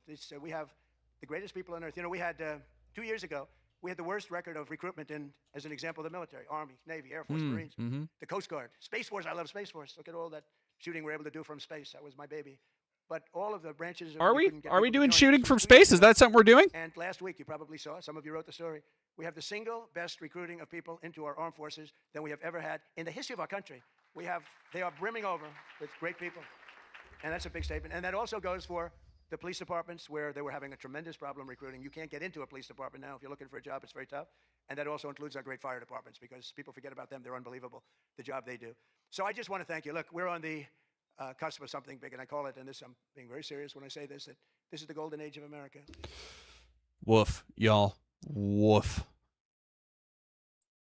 Ray Lucky, thank you for another 10 biddies. Hot Clown, damn, the new Spanker particle effects are kind of sexy though. One of the things I will say about the visuals is I do kind of like the particle effects. I think the particle effects are cool, and it's really colorful. That's a thing. It's colorful. Those are kind of two of the only great things I can say about it. It's yeah. So that is, oh boy. The speech, well, we skipped a bunch of it because the speech, by the way, we just got done watching, oh, and actually, you know what, chat? Eden, we have the perfect person. We're going to go stream an up-and-coming streamer who I love supporting, a friend of the channel, the Black Nerd Gaming, who does politics and covers a lot of the same, like, chud space. So that's who we're going to go over and raid. They're streaming right now, so go give them some support. Go over and say hi. My partner got home a little while ago. I'm going to go hang out, relax with them. And be sure to tune into the channel, do all the stuff, and we will see you all Monday. I'm pretty sure Monday. And go say hi to Black Nerd Gaming. Go like, subscribe, and stick around for their political stream and stuff. And thank you again so much for the raid.